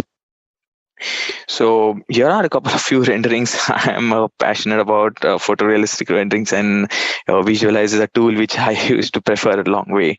So these are the actual modeling, the printing, how it took place around the clock. So some behind the scenes kind of, I tried to loop into this presentation. And when it comes to the 2D printing specifications, we actually did it using FDM-based 2D printers. The material used was PLA generic, so it is basically a biocompatible material. And biodegradable material infill used was 10%, and which comprises of a total weight of around 650 grams or so. Well, adjusting the above parameters, we can certainly try to decrease the print time and to bring these parts into production as well with ease. So the bookmark editor, which was present inside the 2D Experience platform, happened to be one of the best organizational tool to save and iterate my design revisions, which were even inevitable during the product development phase. I saved my existing file revisions and all the parts and final assemblies in my private collaborative space on the platform. Hence, file management was well organized and at my ease. The key benefits of this design, it's inexpensive, biodegradable, and environment friendly. Material is used, so proper ventilation due to the design aeration is taking place, and it's lightweight, ergonomic design, as you can see, and it's aesthetic, owning to its personalization and the customization as well. So this was all about the Dassault Systems for All challenge and my small contribution towards the community. I will now add Nadir into this presentation so he can give more of his inputs into the same. For sure. Yeah. And I can't wait to hear from Nadir here in a second.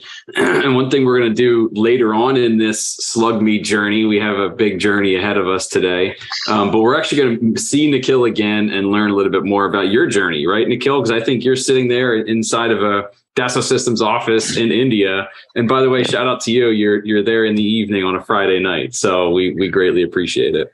You did a great effort. Nikhil, I wonder if you don't have semifinals, what is the result will be? Yeah. The result was all good, bro. Yeah.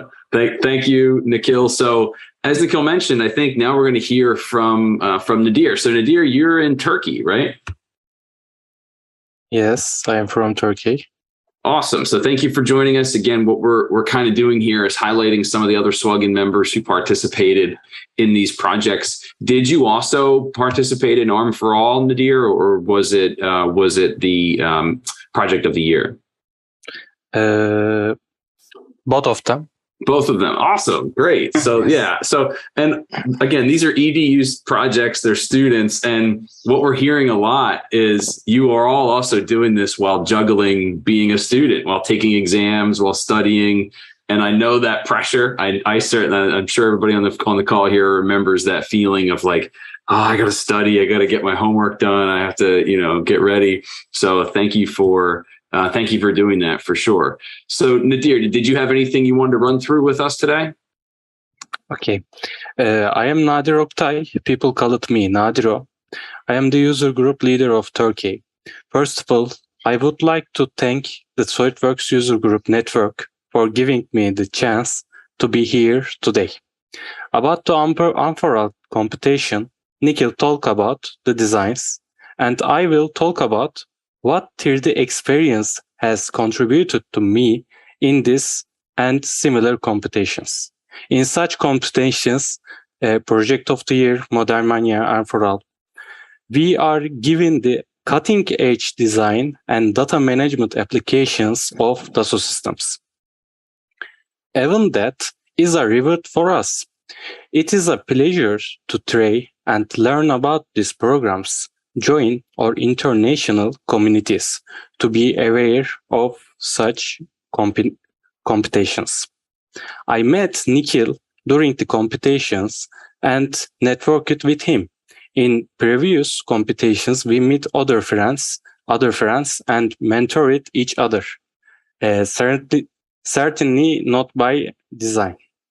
On the other hand, I can say that such competitions try to teach us how to make designs that are environmentally friendly and on behalf of humanity.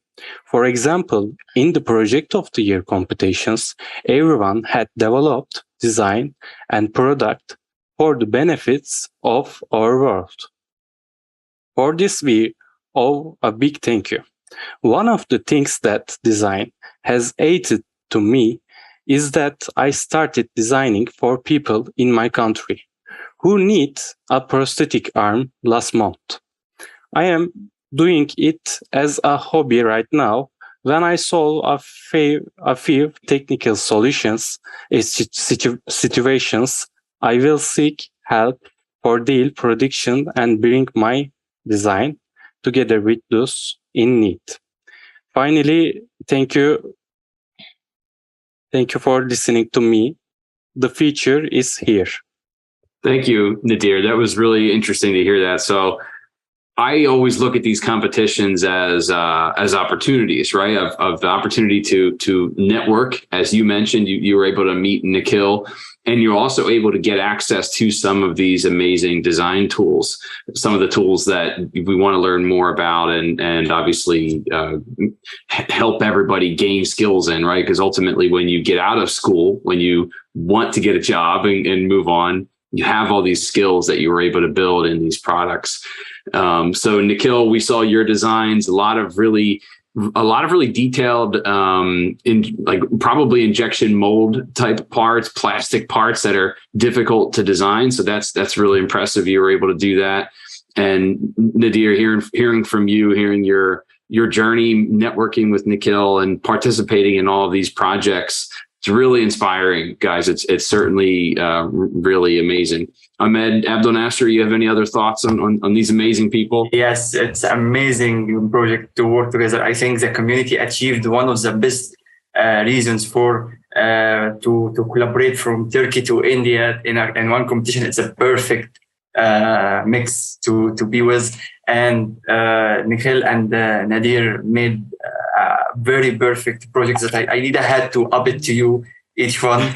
But this is perfect. I have one thought, then we need to think with it, that we need to think about the timing of Arm for All in the coming year to make it out of the finals. It's a great point. That is a great point. Maybe we should look at when we time some of these competitions so they're not in midterms and they're not in finals and those sorts of things, right? So, well, thank you all for being here. This has been amazing. We Todd and I and Eric had a chance to chat with Valerie. We met so many amazing group leaders here who participated in these projects, who are growing education, who are growing SLUGME, not only in Africa, but all over the world. So truly inspiring, everybody. We can't wait to see what next year brings. Good luck. Good luck in school. Good luck on all your finals, all your exams that you're studying for. And thanks for joining us. Thanks, everyone. And thanks for being with you, Dan, today. It's a great achievement. And I'm looking for the coming year with the new achievements to share with.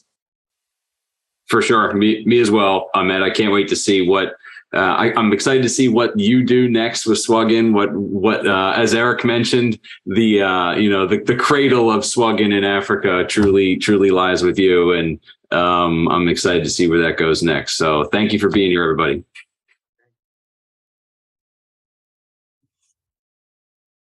All right, welcome back, everybody. So that was our project in Africa. That was our recap of the education-based design competition projects that SolidWorks user group leaders participated in, and in a lot of cases won, right? Yeah. That indicates we have the best and the brightest in our community, right? Totally. And the user group leaders, and especially, you had a good analogy of this when we were talking about it. Oh my goodness. How Ahmed's just the Nile. He is. He's just overflowing with talent, with knowledge, with goodwill, with leadership that growing the network. Oh, leaps and bounds. I hope we can make a T-shirt out. Matt, if you're listening, let's work on a T-shirt for your user group showing that somehow, right? The Nile flowing out. Just all these user groups in such a short amount of time. Just amazing work that he's doing. And by the way, he's doing all this while studying for finals and maintaining phenomenal grades. You know, I absolutely love him, but in some ways, I kind of hate him for this. Just kidding, man. When do you sleep? Yeah. When do you sleep? I want to give a shout out. The chat is unbelievable. We have an amazing turnout for today, right? A lot of people are hanging out with us, which is really cool. Marie Planchard's in the chat, right? Yep. That was our education-based session on Africa, and you can't think about education without thinking about Marie and everything that her They go team hand does. in hand. Yeah. Well, her top 3 fans right here. Oh, indeed. And having a chance to chat with Valerie as well, like she's also so passionate and loves the idea of connecting these students together and getting more excitement around these projects. So our message to I think all students is watch for these projects next year as we get into the new year and participate in them, because I think it's fantastic experience and it just helps you so much gain really design experience even before you're out in the workforce. So it's a cool thing. And I was going to say, one of the things that you participated in, I know, if you're a student, Formula SAE, Mini Baja, all of those, First SolidWorks helps out with robotics. those. First robotics especially. Yep. Because that's at a younger age. Yeah. And a great way for students to keep on top of these projects and these contest opportunities is get on the 3D Experience platform, get on the 3D Experience EDU student forums and communities there, because they're announcing that stuff all the time. And it's a phenomenal resource for students to, learn about these opportunities, do peer-to-peer networking, everything. Yep, for sure. So yeah, the chat's exploding. We got awesome people hanging out. Sean O'Neill's in the chat, and we recognize a bunch of other people hanging out with us today. So guys, what do we have next? What's our next session? Where are we going? I think we're going to go back to a Keystone, believe it or not. Yes. We're ready to go back to another Keystone. Psych. We've had a little time to rest. Yeah, we had some time to rest. You need to have that energy to follow those guys. Oh, for sure. We had some time to rest and recover from the space octopus and DJ Khalid and Jason's crate. And watching Jason model again, by the way. It's just so fun. Yeah, like seeing that video sped up or not, doesn't matter, right? It's he used the term last year, I think, that was violent accuracy. And that's such a perfect way to describe, I think, the way he uses our tools. So team, do we have Jordan and team with us right now? There they are. Hey. Fellas, Can you what's see us? happening? We can see you. Hey. What up? All right. We're not talking about German death metal this time, unexpectedly. We're branching out. Yeah. So but you guys just mentioned it, so it was right on cue. Yeah. So as we leave that session was wrapping up what took place in Africa, some awesome design projects. We're reconnecting with you guys to kind of check back in, see where you are with Jenica's design. I really hope you finish it today. That would be awesome if we're able to get it done. Can you tell us how's it going? What's going on? Well, we just reviewed. Actually, I'll jump into the design board to get started. Just to refresh our memory, like how critical this thing was to be able to review it with Jenica, to share some of our ideas, to let her pick out some of the images that she liked most from Doctor Who. And this was particularly one that stood out here, that was going to influence the frame, which is what I'm about to design. Wow. The other thing that I want to point out too is Jason, of all people, the most disorganized, crazy lunatic of a designer that we usually have to wrangle in and help keep him on pace. He started assigning tasks to us. He was he totally bought into all this organization and on the 3D Experience platform, he just started assigning us tasks, and we're like, okay, hold on, project manager, it's Jenica's project, not yours, dude. But it was pretty cool that he figured that out. It did keep us on track. So right now, I'm dragging one of mine into the design the mainframe right into the in work column, because that's what I'm about to get started on. Yeah, I just love Did I describe that accurately, Jason? Yeah, sure. I'll go with it. I'll get you back one day, Jordan, and you won't know what's coming. But for me, I like doing checklists. I do a checklist the day before. At night, I do a checklist for what I'm going to accomplish the next day. So just like SMART goals, just like something quick. And I love the fact that we have this now to do simple. And I use it on my own. I assign myself stuff all day long. So I'm like, Jason, do this. Jason. And then it's like, I know what I'm doing and I can drag it over. And I like that sense of accomplishment when the task is completed, So I'm a visual person. I like being able to see it in front of me. And it was a great way to stay connected with you guys on this too. It definitely helped us all stay on track. Like I mentioned earlier, we're cutting this down to the minute because we were working on some things last night even. It's just been a wild time of like all of our busy schedules coming together for this. We still prioritize this very highly because it's such a special project for Jenica. And we really want to see this get fabricated. So without further ado, let's jump into xShape. And Jason, I'm sure, is going to get back at me for the comments I made about him earlier. So this is the final design. This is how it turned out. I'll just do like a little 360 revolve around here, but there's a lot going on here. And if you can imagine, that's a space mouse. You can just tell it's a space mouse. Yeah. So cool. So smooth. Like, Andy, Jason, how long would it take you? Even Jason, with the super speed modeling that you did earlier this morning, how long would it take you to surface model this thing? 7 minutes, Jordan. 7. Right. I think it would honestly take me 7. I think it would take me at least 7 days. Yeah. 7 days, yeah. And especially with as many design changes as we had throughout it all, it just would have been, try to count the sketches that it would require. So we're going to create this, most of it from scratch, really quickly. Let me hide the original. And last time, if you remember, last year, I don't know how we did it either. We designed a hypercar, right? And that was in super short order. So this year, what we're doing is this desk. And last year, Jason did like all the sub D modeling. And actually, before I step in here and start modeling, I should show that he did create the initial concept for this as well. I created kind of like a shape that represented the Tartane room, right, Andy? Yes. TARDIS. He's just intentionally saying it wrong. Yeah, I know. All right, but anyways, Jason took a look at that. He liked it, and then as Jason does, went like berserk with it. You guys just reminded us of the violent adjective that describes Jason's modeling technique. It's 100% accurate still. Even though we should announce too that Jason is a Dassault Systems employee. That's different from last year as well. Yeah, he's a full-time employee.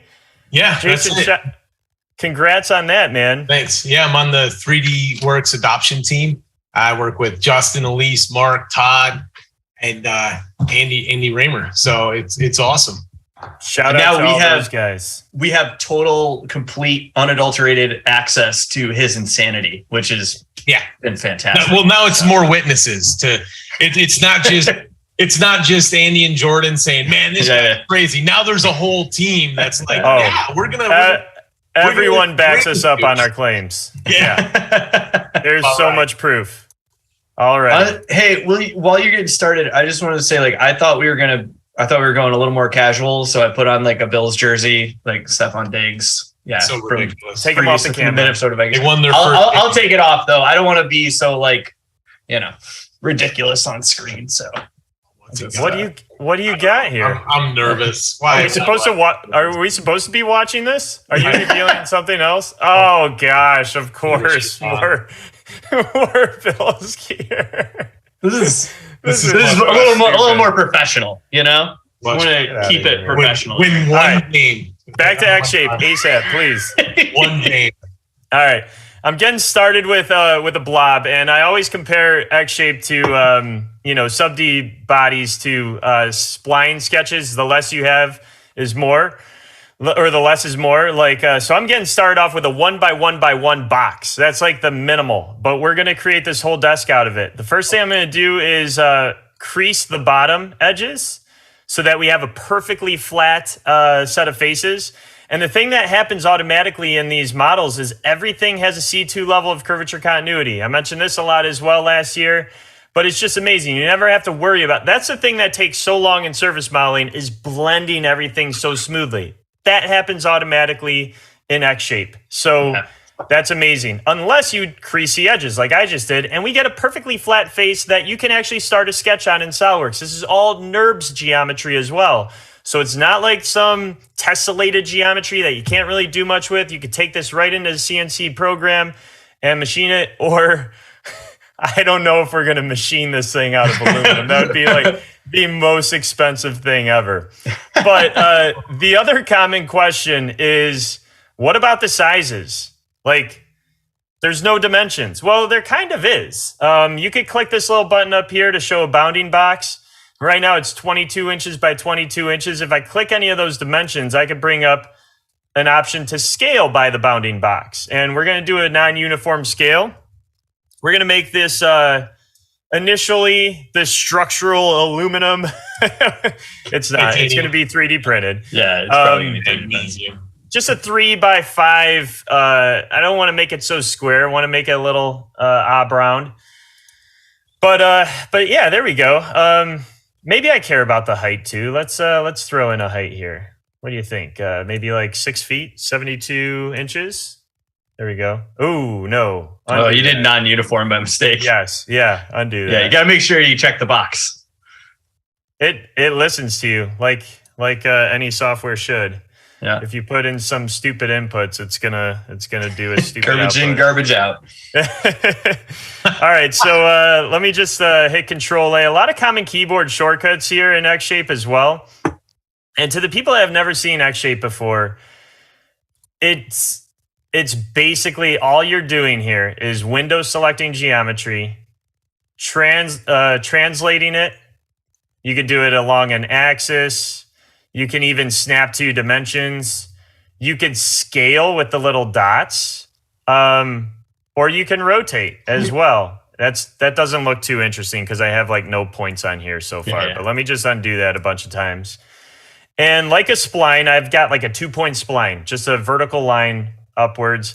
I'm going to select this edge, and I want more definition along it, so I'm going to insert a bunch of loops. And how many loops should I insert today? Well, this is SLUGME7. So let's do 7.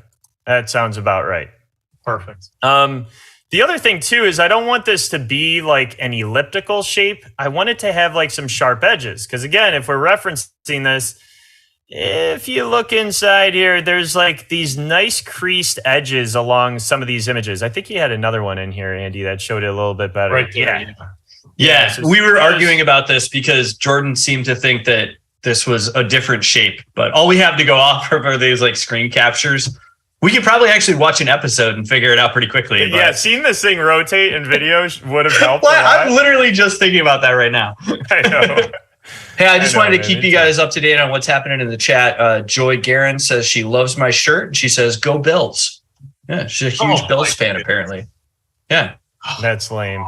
She's not. No, you know she's what? A Patriots fan. I like the Bills too. Being from Cleveland, the Great Lake connection. Yeah, there's no way they ever beat Mahomes when it matters. Go ahead.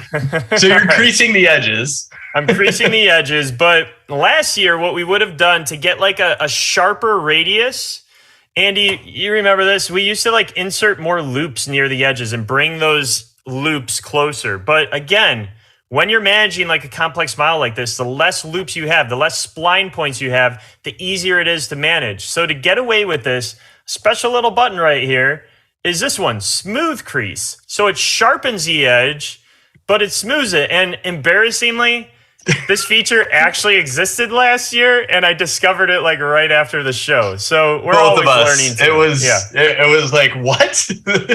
This is like the button we've been asking for. They're like, yeah, that already exists. It's right here.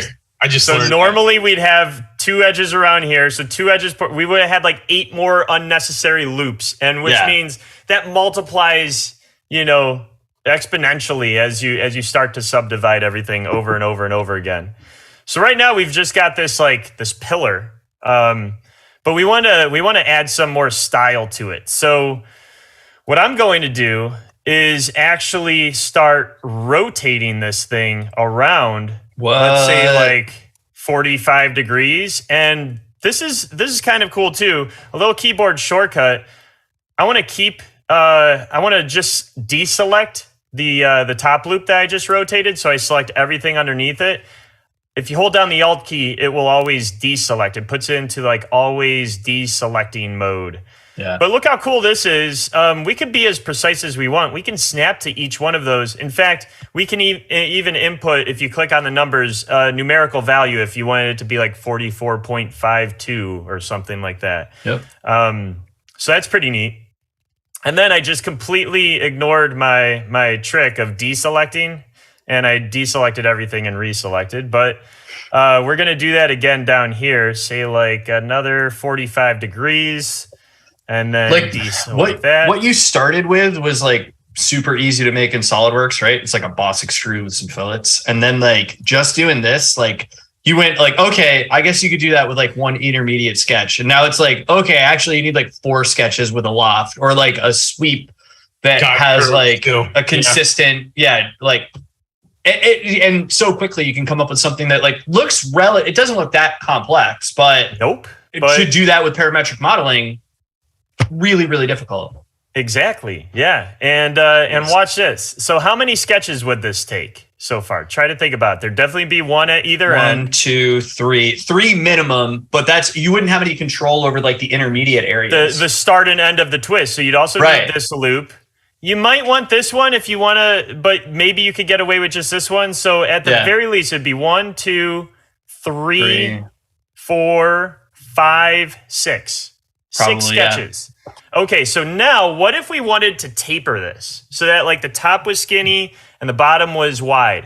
That's easy. Now, you just edit all 6 sketches. Yeah. By the exact right amount. And then you wait for the whole thing to rebuild. And then you find out, it's not enough taper. So then you edit all 6 again. This is true. So I've been there. I could do this relatively quickly. Like, here's some more keyboard shortcuts. Joy says this looks like the end of an oil dipstick. It's not wrong. It really does. Hey, if I was designing one for an automotive manufacturer, I'd probably use xShape to do so.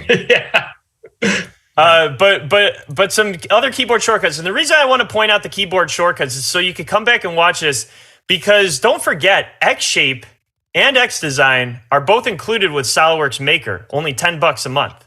So you can make crazy shapes like this too. It's not inaccessible. You could pay $10 and start designing just like I am. So if I double click this, it selects an entire closed loop of entities.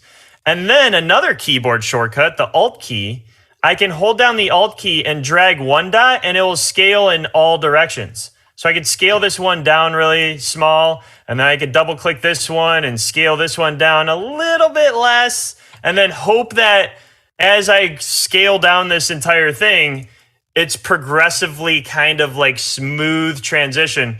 There's no way I'm going to have the patience for that. So the tool that I'd like to point out is the flex command down here. And what it does is it puts this like line of influence throughout the length of your model. And it's random. It always ends up on the wrong side initially. Yeah, it's not. I was gonna say it's not random. It's exactly opposite from what you want. Whatever you're thinking, but it's good because you can flip the side that the robot's on. So basically, if you think about this dot and this dot is 100% influence down at this end of the line, and this end of the line there's a 0% influence by the robot. So if I hit Control A right now, and I start scaling this. Control A to select all the vertices. That's the shortcut. Yep. Thank you. I start scaling this. You see it scales way more at the bottom and way less at the top. So this is a nice progressive kind of like gradient effect that we're having throughout. And if I want the top to be a little more skinny, then I just flip the side that the robot's on and scale that inwards a little bit. Yeah. And we're good.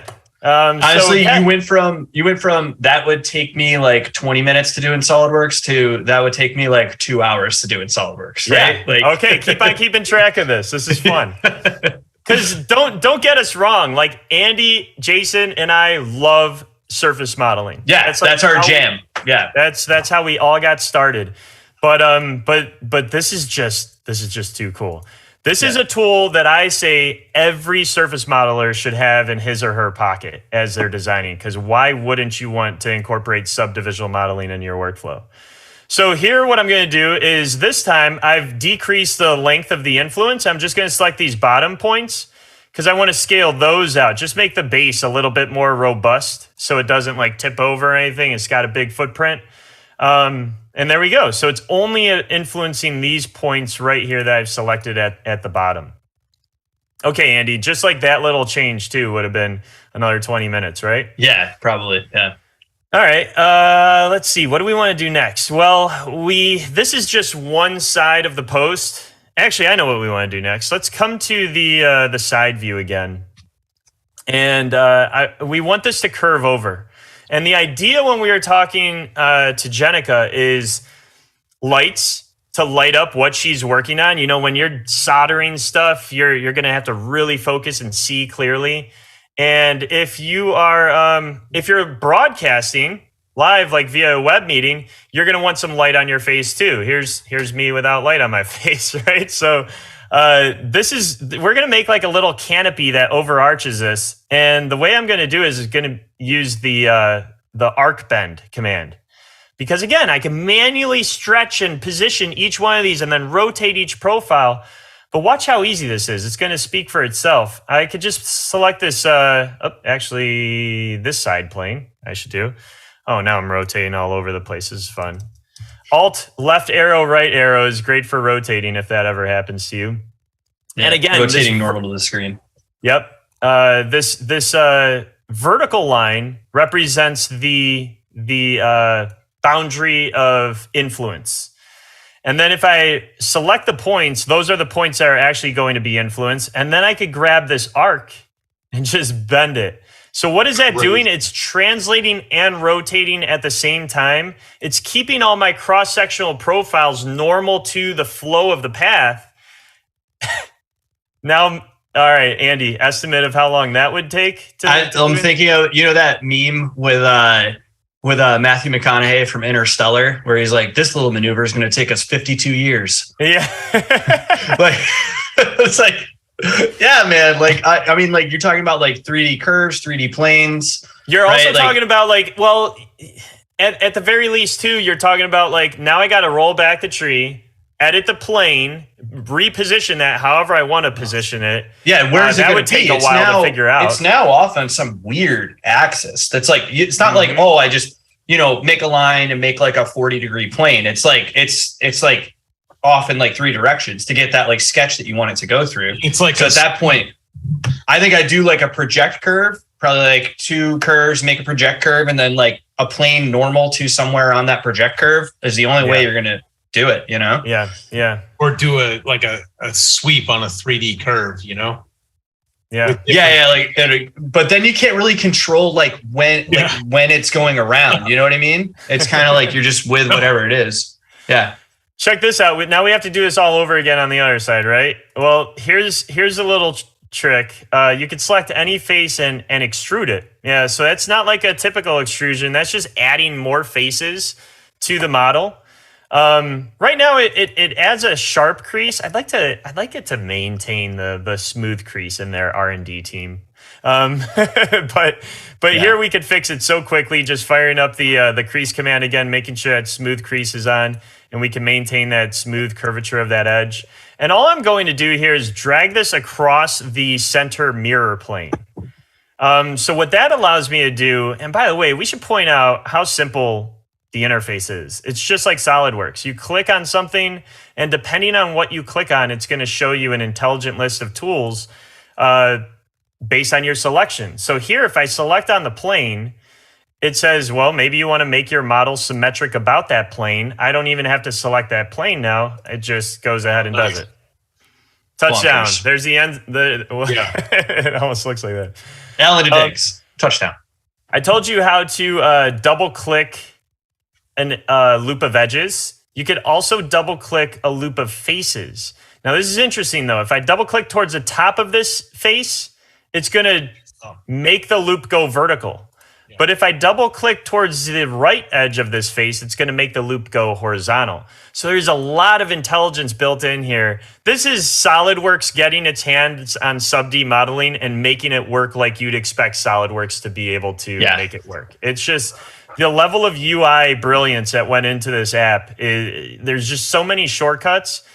And again, we always said it about SolidWorks, and I think we succeeded.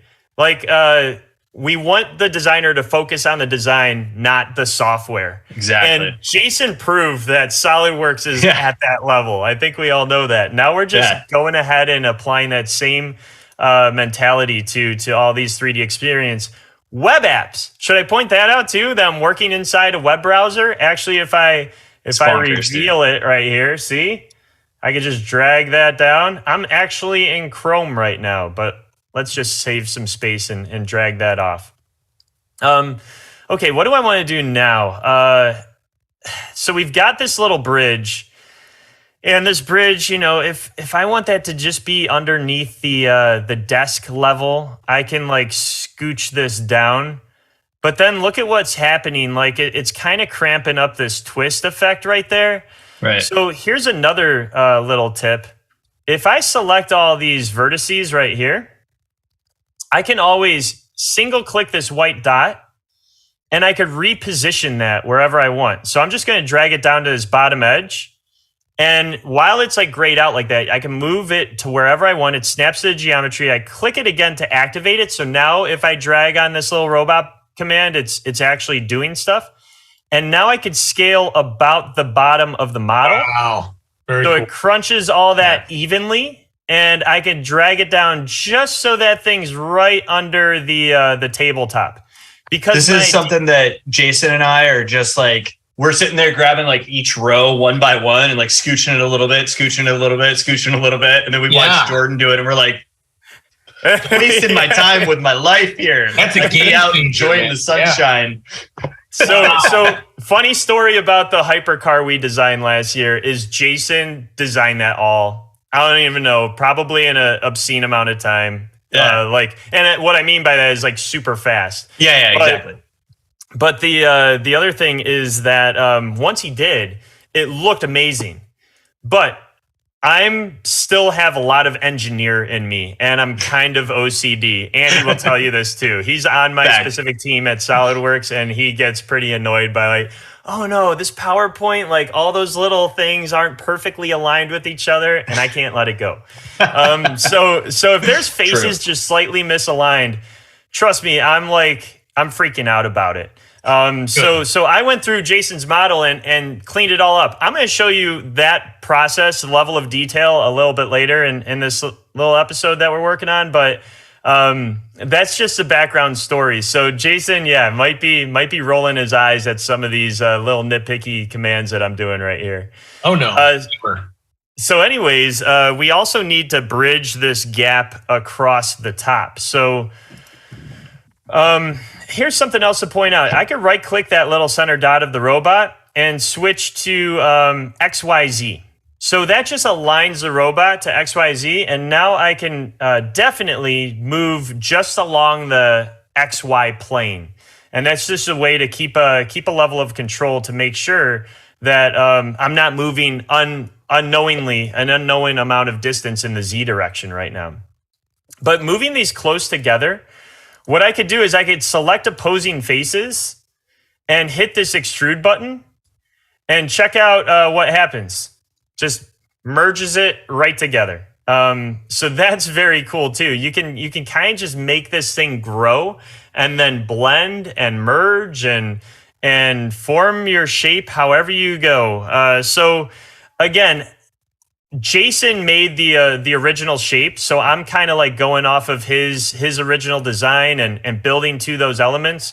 But as you're conceptualizing, you don't need to visualize a 3D shape entirely. And Jason, you could speak to this too.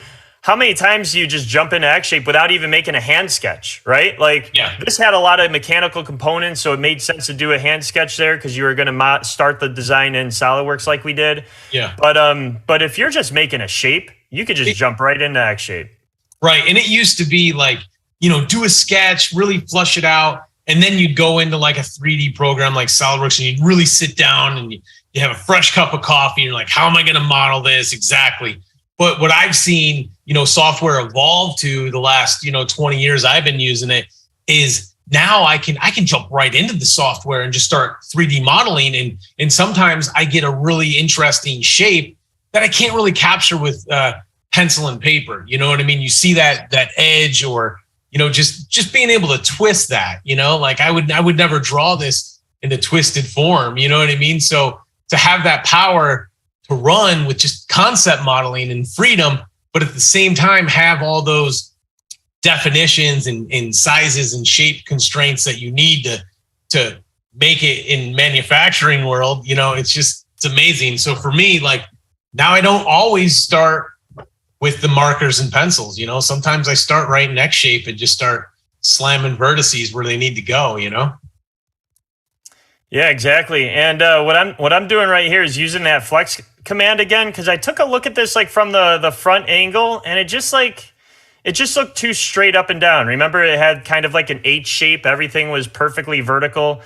We don't want that. We want it to be a little bit more custom. So I'm just going through here, firing up the flex command again, and actually not the bend command, but the flex command, and changing that length of influence, selecting the vertices that I want to influence, and then just dragging them out. And I could give it a nice gradient, like expansion towards the center, making this the most robust portion of the overall frame.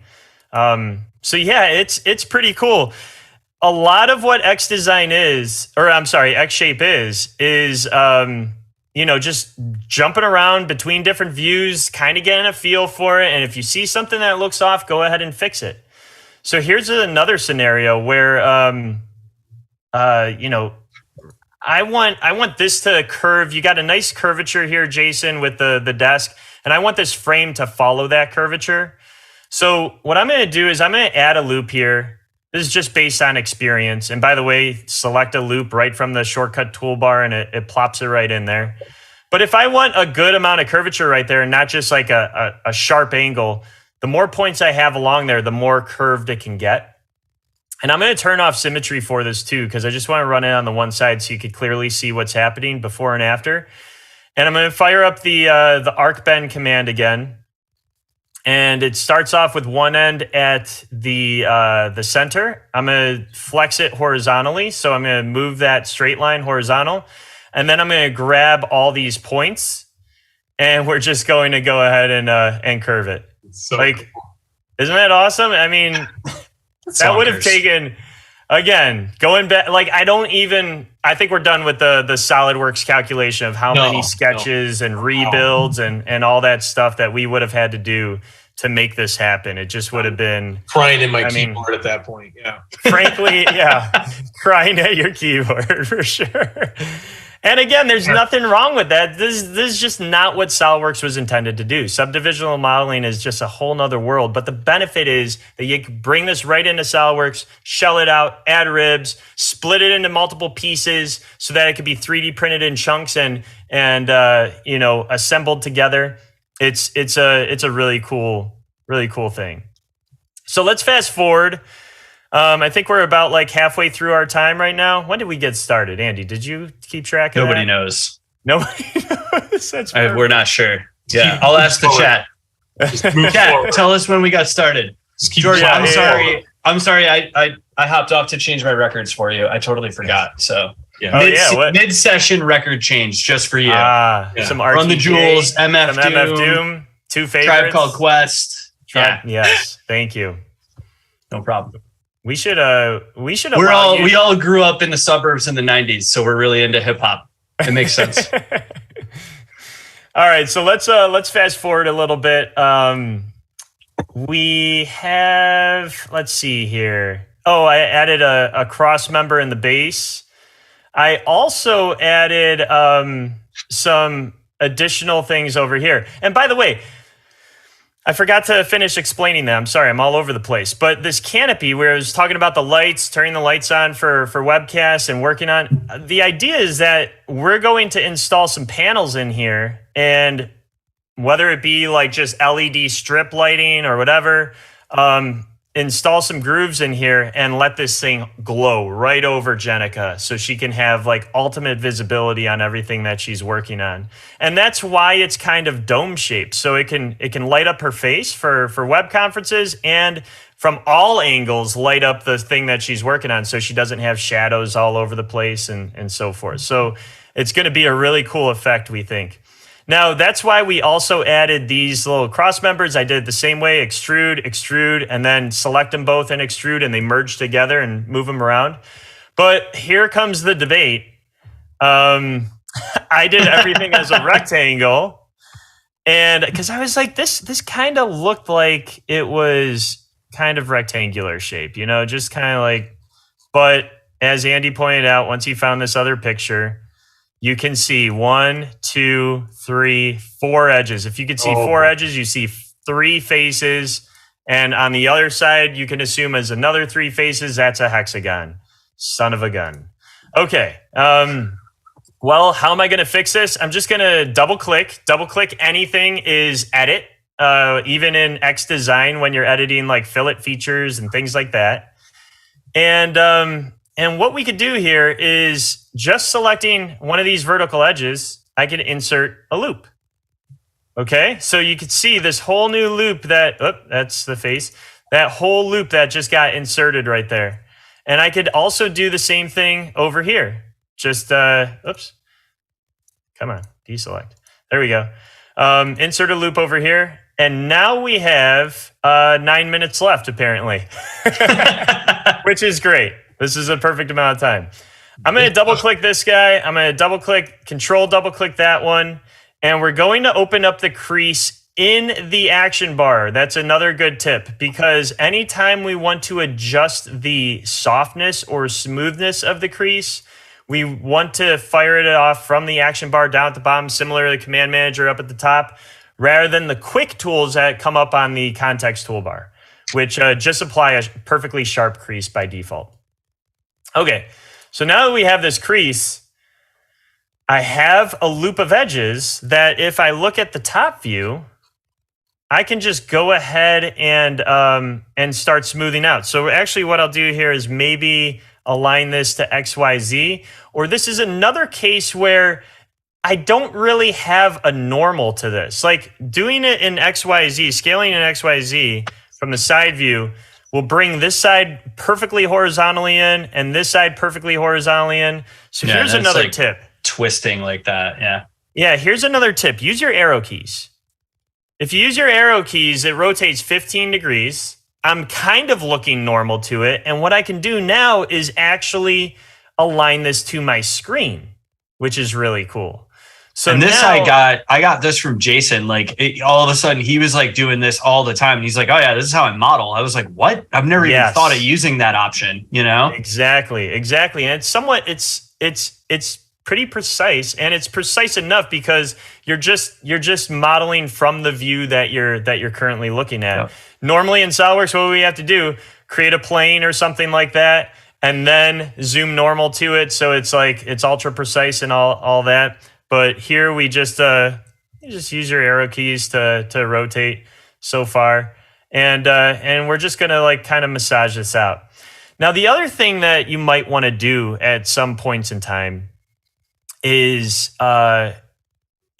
scale with more precision.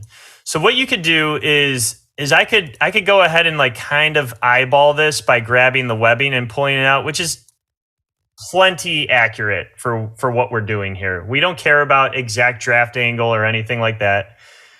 But if you wanted to be more precise, what you could do is, if I undo that, again, just a little reminder, everything that is being created here is driven by this 3-dimensional cage. So it's actually a bunch of rectangular looking geometry.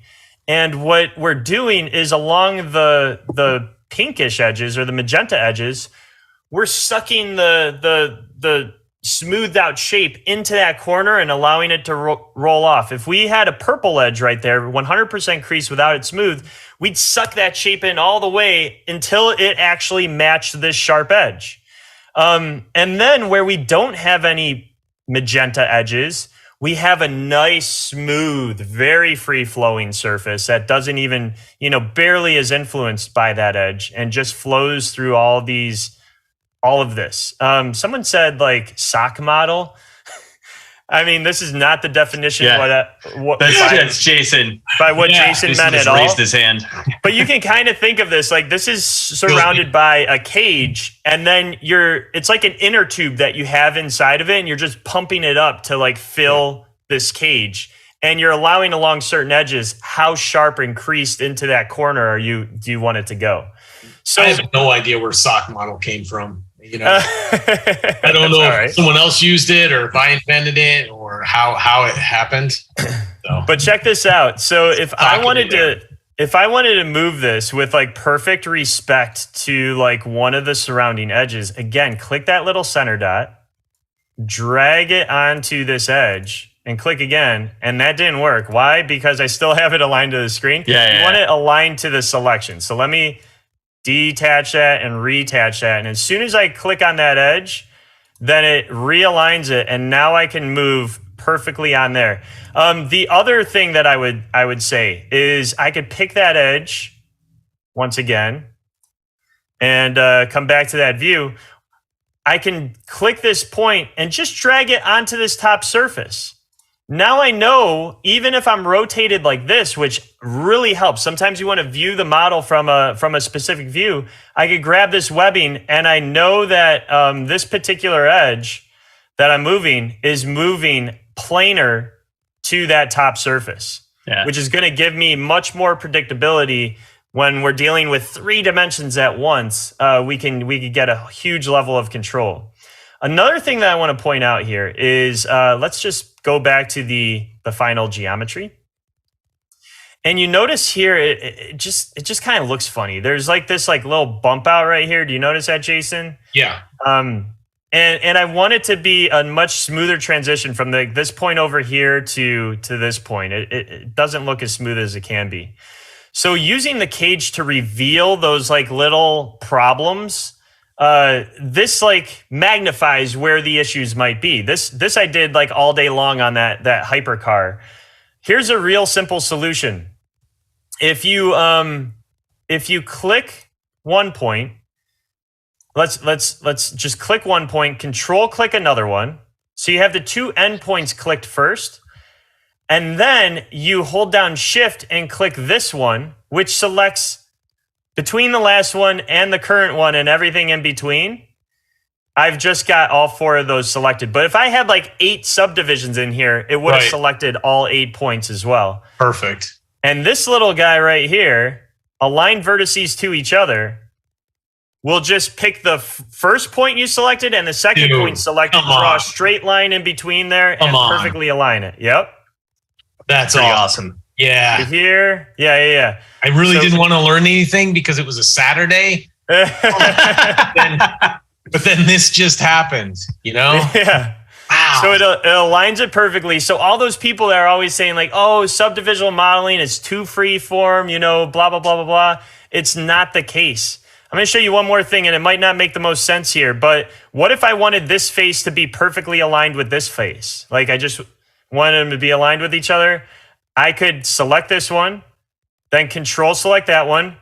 It matters which one you select first, and you could select, I know this doesn't make sense, collinear for faces, but what this will do is it'll make the second one match the exact same plane as the first one that you select. Wow. And if you don't like that, maybe I just wanted them flattened, but I wanted them kind of averaged out. Well, then it doesn't matter what order you select them in. You can make them both coplanar, or coincident, I should say, and it will average out the 2 between. Okay, so that's kind of cool to know. But remember how like kind of bumpy this area was? Let's jump back to the shape version. Wow. Look at that. Now, like does this only work when you turn the cage on, or No, it works. It works whenever. Yeah. So if I were to select those dots and do this all over again, I still get that point. Okay. But it might not be as obvious how it's being aligned because it's aligning the cage points in the background. And these points that we're seeing right here are just kind of like interpolated onto that inner tube, if you will. So it's just giving us a way to see how our changes are influencing the final design. It's great that we don't always have to go to the cage. Cage is great for like finishing touches and making sure things are as smooth as they can be. But it's like it's not necessary to work there most of the time. It's usually something I save for the end of the model. Kind of like a curvature comb, like on a spline. Yep. The final thing that I'd love to see how much time we have left right now because I do want to show one more thing. I'd hate to break you up. You're on a roll right now. All right, don't worry about it. Moving forward, man. Move forward. Okay, all right. We're doing it until we get kicked off. That's it. which is not abnormal for me. I'm sorry. It's just such good stuff, man. Like how can we stop? We just can't. All right. So what I'm going to do here is I'm only going to crease these two edges. And this too is something just to compare to SolidWorks. How crazy this is. If I come to the top view right here and just drag this thing, let's go XYZ so we move it perfectly forward. I'm just dragging that little piece out, but I'm moving it out here so we get like that hexagonal shape. And over here, it hasn't moved at all. Right. So let me just exit out of here so we don't see these edges anymore. And we're going essentially from a sharp edge, perfectly blended into a perfectly flat face. C2 curvature throughout. I just want to say a few years back, dating myself now, but quite a few years back, I did almost an entire SolidWorks World presentation on like a disappearing chamfer is what I call that thing. It's like a bone line that kind of disappears into the model. And like, it was like a 30-minute process. And yeah, seriously, like that was after I know exactly every single sketch that I'm going to make and like all the relations and all the, every single feature. I know exactly what it is. And it's like a 30-minute process. So like, yeah, no, I can relate to it. Oh yeah, you got to show this. Final thing. I'm going to jump in here.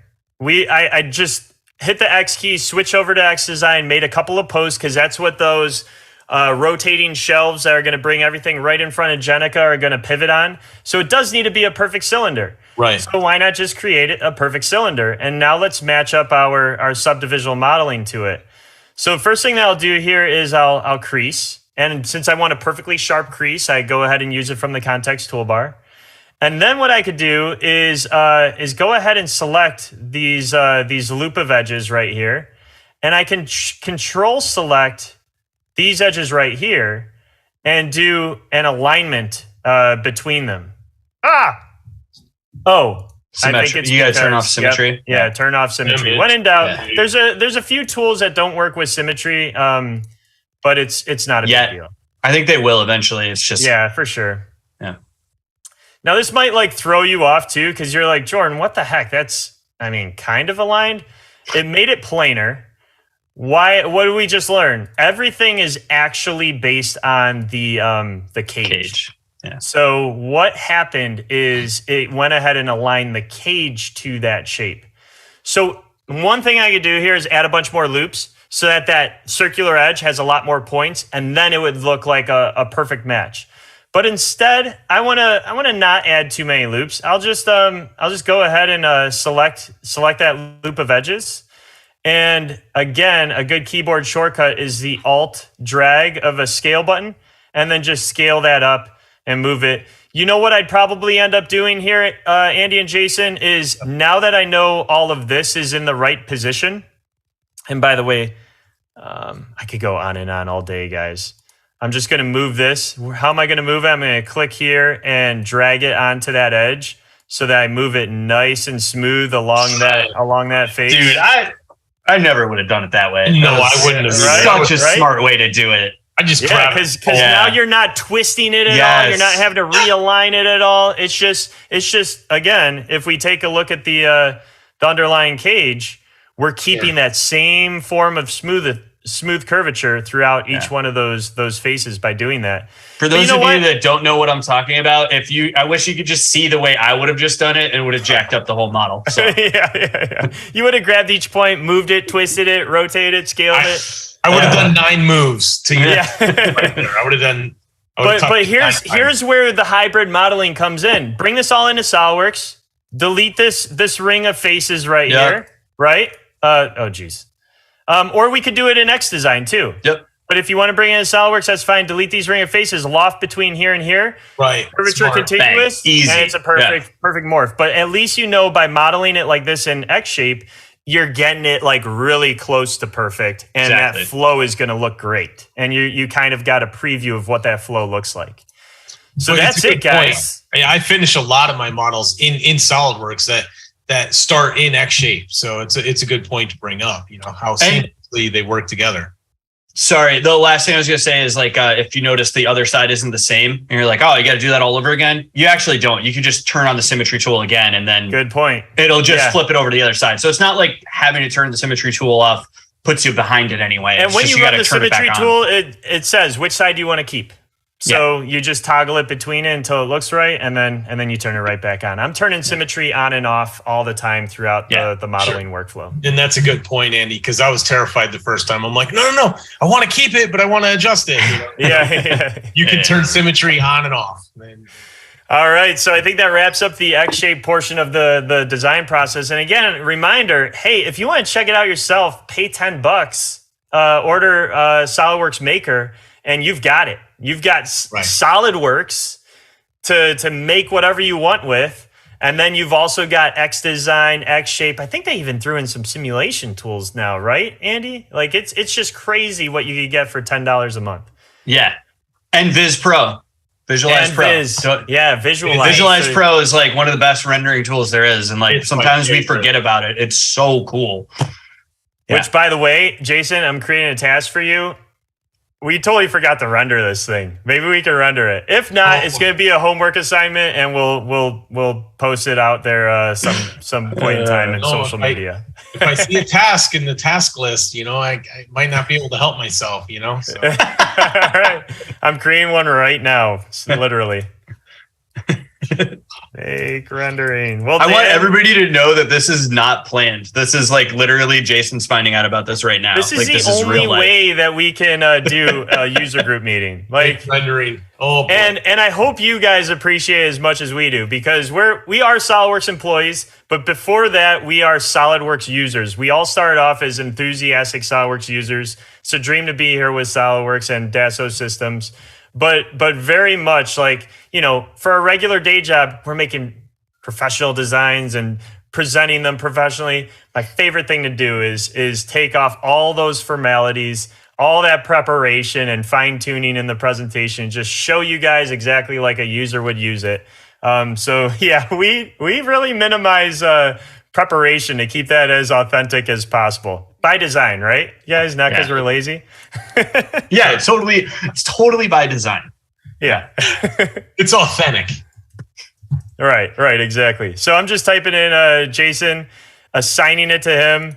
And maybe I want to throw in a note there too. By the end of the session. Oh my goodness. Yeah. I could even throw a date in there. You have hours. You have you've got 3 hours. 4 hours, 3.5. Yeah. My hands are sweating. I'm nervous. Go ahead. You just got a notification. Is this a full feature Pixar style animation of it too? You want it open? Please. Yeah. You want the NVIDIA thing just smoking down there? The camera view rotating around the model for sure. Please. Oh man. Animated camera pans sweep in and out. Got it. All right, guys. Well, we're that's getting a it. sign that says "Please wrap." Is that that means we're done. Like with a W? With a W. My bad. Okay. I would love. Well, with a W. Oh, is someone requesting the wrap feature in SolidWorks? I can show that. Thanks. Great. You guys got to stick around for a little bit. There's so much to unpack with that. Oh man. Just everything that you did. But one of the funny things that I picked up on in the chat was people were commenting on Andy's changing of albums and Andy's changing of shirts, which brought up a funny story. We got these shirts made for SLUGME7, and there were some shipping issues. And so we didn't think we'd have them in time. So Dan was like, okay, guys, just bring your favorite shirts. And we were actually going to do what Andy did, and we were going to change T-shirts every time between sessions. That's hilarious. So we Fantastic. all brought stacks of T-shirts. Prepared. And, so to start with Eric, we all brought some of our favorites. Now I'm throwing back this one old school. Favorites too. Let us Yeah. know in the Nice. chat. In the chat. Yes. Who has one of The these? capital S, SolidWorks capital W. 95. Yeah. Mine's got to be this one. This was, I think, LA1, 2018. Yep. LA1. I love this one. Nice. Always love this one. Yeah, that's a good one too. I like that one. Here's a little tip worth publishing to the world. If you ever want to hack into any of my passwords, it's always got to be the capital S, capital W SolidWorks, because it's always a password requirement. Oh, Swag. Yeah, this one's for Cam. What's your Swag life? Let us know what kind of feedback we're getting in the chat. That was a Cam creation. We did those shirts for SLUGME3 because my T-shirts, I brought all the SLUGME shirts. I bought 3. We did Ekgar for 4. For 5, there was a couple different ones. Last year we had multiples. We had the tour shirt that had the dates and the times on the back. We had the car shirt with Jason's quote on the back. Yep. We had the shirts we wore during the presentation. So we just had What was a that whole quote variety. again? Here, I'm going to show it because I cannot do it justice. Now, I don't know if you can see this, but it's... Maybe Jason could read it. Yeah. We've got man. crazy covered. We've got it crazy covered. covered. That's what it Not was. crazy covered. As everyone's You learning always today, give it's totally true. You always give us new quotes all the time. And today I heard slammin' vertices. I like that one. Well, there was another one too. Slamming I think vertices. you wrote it down. It's always violent. And Jordan Yeah. said, "That's a hexagon, son of a gun." I like that one. All right, so guys, should we ditch these shirts? Yes, yeah, I think we might can say set them things a aside little for bit now. differently when we're modeling privately, but Yeah. Yeah. But let me just say about the T-shirts. Andy's like, "Hey, I'm going to change my albums." He didn't tell us why or what, how. I was like, "Oh, what? You wanted to get like a little more casual throughout the day?" Oh, and he's like, "Yeah, just a little more casual." So I like threw on a different colored shirt, and he shows up with 2 Bills shirts that he's. The smoking jacket is next. It's hard to describe to someone outside this community like the importance of the T-shirts. Yes. Right? The World T-shirts, the CSWP T-shirts, the Huge Slugging collection. T-shirts. The My wife specialty is ones. constantly telling me to throw them away. Yes. And I'm like, Oh, no. me too. 100%. You can't throw those away. And you're still with her? I'm supposed to be adhering to a 1 in, 1 out rule, and I'm failing miserably. I found Hey, a guys, I gem think that I'll bring back later. I got one that's over, 16 years old. So Okay, we're looking forward bust to that it. out later. You know what? I'll wear it. I don't even know if I ever wore it. So I'll wear that later. Nice. When we round out. Promise. What's coming up next, guys? So next, we're going to get into our Asia project. So we'll go Nice. ahead and cut you guys loose, let you check back in with your families, Start rendering. and start rendering. Jason, you got some work to do. I hear we're So, owed animation. We'll see you guys in a bit. We're going to tell the story about what happened in Asia, what happened in India, and we'll check back in with you guys in a bit. All right. So before we do that, why don't we drop our first survey? What do you guys Yes, think about the that? people have been calling for it in the chat. People been asking. Here it is. Here it There is. seems to be a slight amount of interest in it. Yes. So maybe we'll get a couple of respondents. So the link for the survey, we're going to drop it in the chat as well. The link for the survey is solidworks.com/SLUGME survey. Pretty easy. solidworks.com/SLUGME survey. We're going to put it in the chat in a moment. So that survey reminder will give you the access to the certifications that we offered as part of the event. So we'll add those to your account on the back end. You'll also get entered into a chance to win 7 3D Experience SolidWorks for Makers versions. So we'll notify you on the back end if you're one of those winners. And also you'll notice when you complete the survey, you get a 20% discount on Makers. Jordan rounded out that section by saying you can do this. Like you can do what he's doing. You'll have all the tools. Yeah, you'll have all the tools with Maker. So take a look at that. We got an awesome crowd still hanging out with us for today. And just seeing guys like the effort that's going into doing this for Jenica and how much fun these guys are having. I wish she was with us today. I hope she's feeling better. Yeah. But Fingers the crossed. thing for everybody to remember, she was a part of this process the whole way. She was working with them, Totally involved. giving feedback, totally involved. And again, we're doing this design for her. So it's Meeting weekly, if not a couple times a week with the team to continually refine the design and Keep them on flesh track. it. Keep those guys on track, which, I mean, the fact that she's, attending classes full time and trying to herd those 3 cats, I mean, hats off to her. Yep. I mean, we really need her here to help us herd them. Exactly. Apparently she figured it out. What's her secret? Unbelievable. Yeah. Imagining trying to meet with those guys, get anything done because they're just so much fun. Oh, for sure. Have a great time.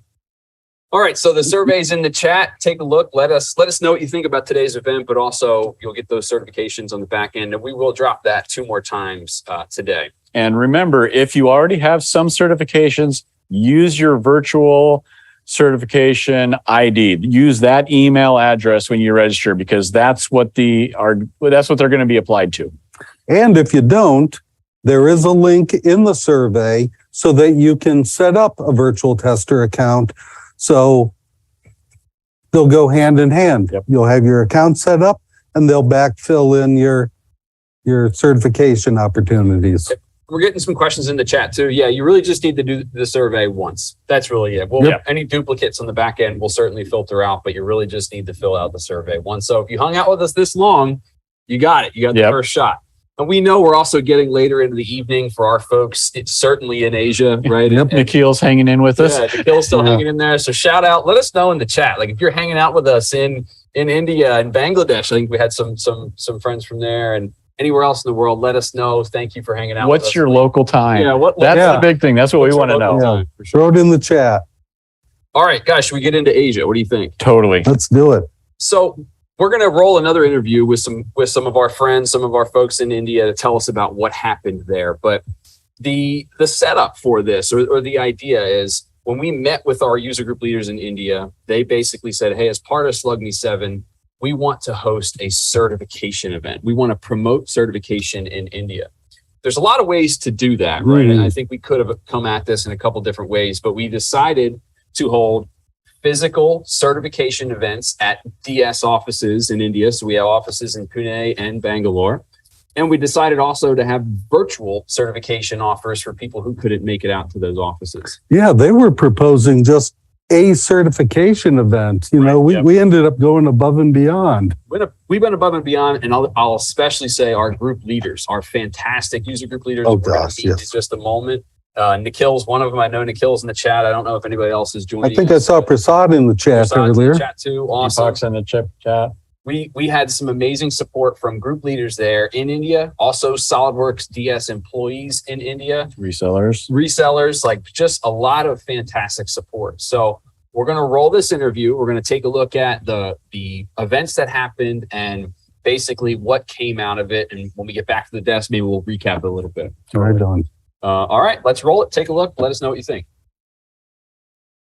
Gentlemen, for Prasad, Puneet, Divikar, what I want to start with is just like how this event was dreamed up, how we landed where we did, and what our intentions were. And ask you folks, what do you want to do? What can we do? Overwhelmingly, all of you said certification. We think that to help SolidWorks users in India, to help the engineering community in India, the most direct way, one of the ways we could do this is through SolidWorks certification, making it easy, making it free, making it more accessible for this event, right? Certification is one of the most important parts about SolidWorks. It's one of the things that gives our tool so much value and honestly gives it a lot of prestige, right? And we have all these levels of certification, these levels of education. So it's something that we protect closely. It's something that we have to guard and protect and watch very closely. So Divikar, maybe we could start with you. Yes, Dan. So Yeah, when we heard that, the SLUGME event and certification drive we are planning, we were very much thrilled. In most of our webinars or whenever we meet the customers or, whenever we go to approach the customers or the prospects, one thing which comes up often is can we get the certification codes and so on? That was very frequently asked from our customers as well as from a lot of students as well. One of the major priority from Solidworks is to enable workforce of the future. And as you can rightly understand that the students and the startup guys or new guys who are fresh into the market, so those are the workforce of our future, and they want to do these certification. That's where it was very thrilled for us to help or work towards successful event of this. And in fact, we had this session, the physical event happened in Pune and Bangalore offices as well. So I would say this was a great moment for us also to meet our prospects, customers, and students who wants to get certified in SolidWorks and make name in the market. So Yeah, and it's not something we do every day, right? We, being Dassault Systems, we don't always open the doors and say, come on in for free and take certificate. It's not something we do every day. It took a lot of collaboration. It took a lot of communication back and forth. And one of the ways in which we were able to do that was through our group leaders. So Prasad, maybe we could start with you. What were your thoughts on this event and how do you think it went? So the main reason for me to, say SolidWorks certification in the beginning was we actually did a certification drive in a user group meeting. So around 150 members attended that meeting, and we gave certifications vouchers to around 140 plus people. So that was the main reason. And when we heard that SLUGME event, as a part of SLUGME event, we want to do an event in India, I was really happy. And this was a great event, actually. And Divakar sir actually really helped a lot. The setup everything was great. And it was really an opportunity for students and also the people who are working. It was an opportunity for them to, come to the office, and for the student, it was a really great opportunity for them to get certified at Dassault System office and get to know about Dassault Systems and SolidWorks and SolidWorks user group and everything. We are really happy to be a part of it. Great. Thanks, Prasad. Yeah, so I think you just mentioned Divakar was so instrumental in getting this set up. Yeah, I mean, it was a pleasure for us. One thing is, as Prasad was highlighting, for the students, it's to give them the taste of how the industry works, how the industry looks like. And for the prospects, for the customers, they should know how Dassault System or SolidWorks care for the prospects and the customers. So that messaging was also important. So we took it very seriously, and thanks to all the group leaders, they have done a fabulous job to gather these attendees and work towards the successful event. Great. And for me, looking at the output of it, right, we're seeing some great pictures of the event. We're seeing some folks that showed up and took certifications and got certified. And it's also really important for me to know that now these group leaders like Puneet, Prasad here have connections with you folks in India, other people in industry, other people that could connect with their groups, with their members. And it's really great. So Puneet, I think maybe just to get your thoughts for a second, how did the event go from your perspective? What do you think? So I was gone. It was really a thrilling moment for us, to have an event in India. So it was the first event, I guess. So that was really a thrilling event for us. I visited the Bangalore event. So I got to visit the DS office in Bangalore, and I was great to meet Prasad and Mr. Divakar, who helped us going forward this event and arranging everything for us. So it was really a good experience to meet Mr. Divakar and Prasad. So I live in North India, but I got to the South India. So it was really a kind of culture change for me. It was a really good event, and a lot of people showed. And I wanted to highlight one point. So one person all the way came from a different state to he took the night bus from his state to Karnataka, I think. So that was a dedicated, really changing moment for me. Like he went for just a certification, and he also passed his certification in that event. So it was really a good moment for me. Like it helped like other people for that, for their industry growth, or even personal growth. That's really, you said so many interesting things there. For one, I didn't know that there was a difference culturally from North India to South India. There certainly is here in the U.S. from the North U.S. to the South. So that makes sense, I guess. That's interesting to hear. But also, I didn't hear that story before, that one gentleman. And guys, it's almost like if that one guy was able to go and get a certification and put out that effort, then the whole thing was worth it. That's awesome. Two things I can see from here. Like one is, people are caring, or they value the certifications from SolidWorks. That's one thing. Another thing is, the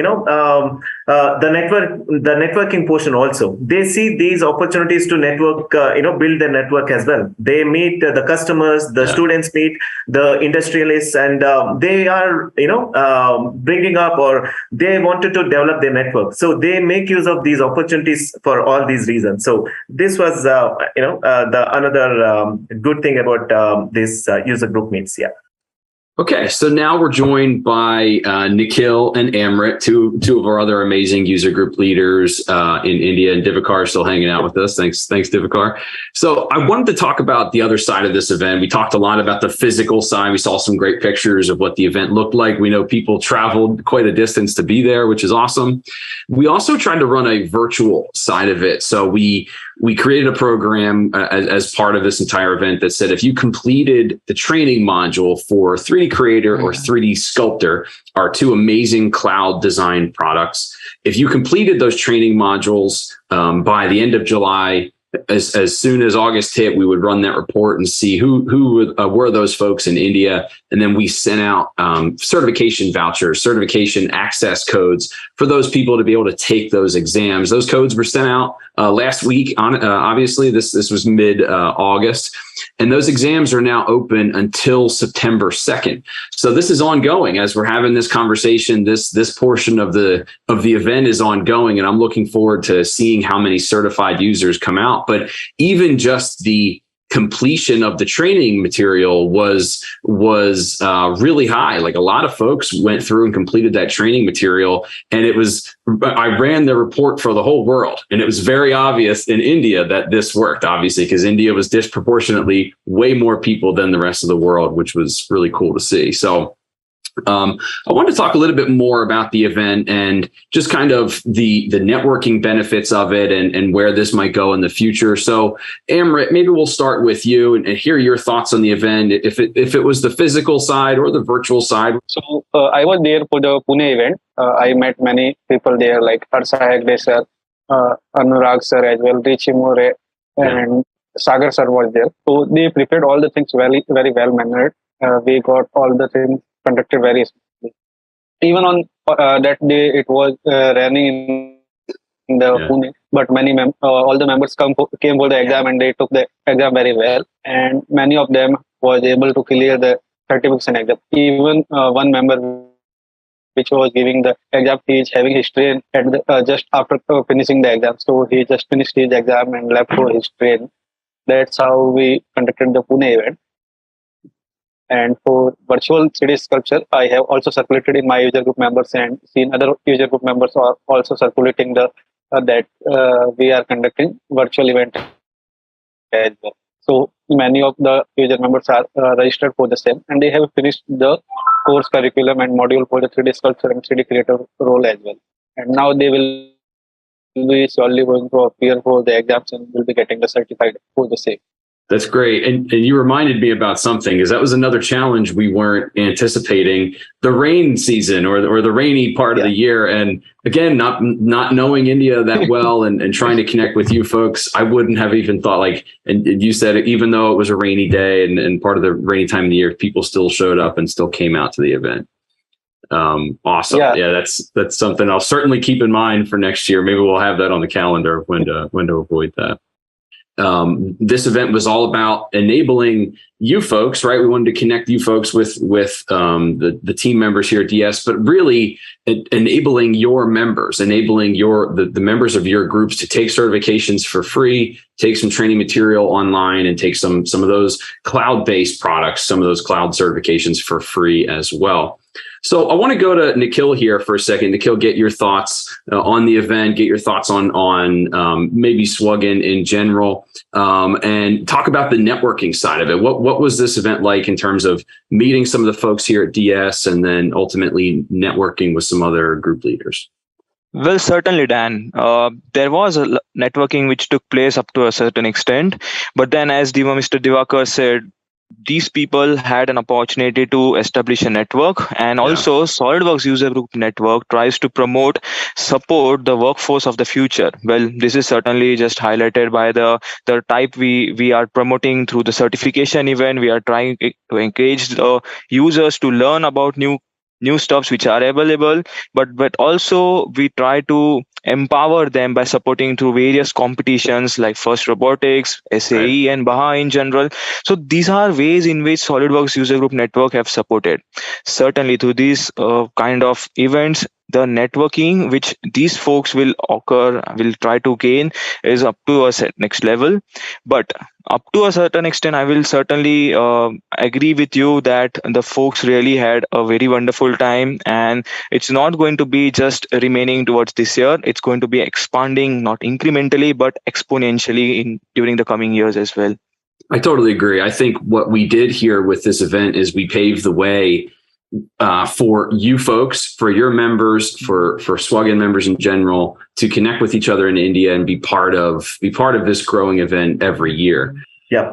In fact, talking about network, I would like to highlight, there is no better example than Nikhil now.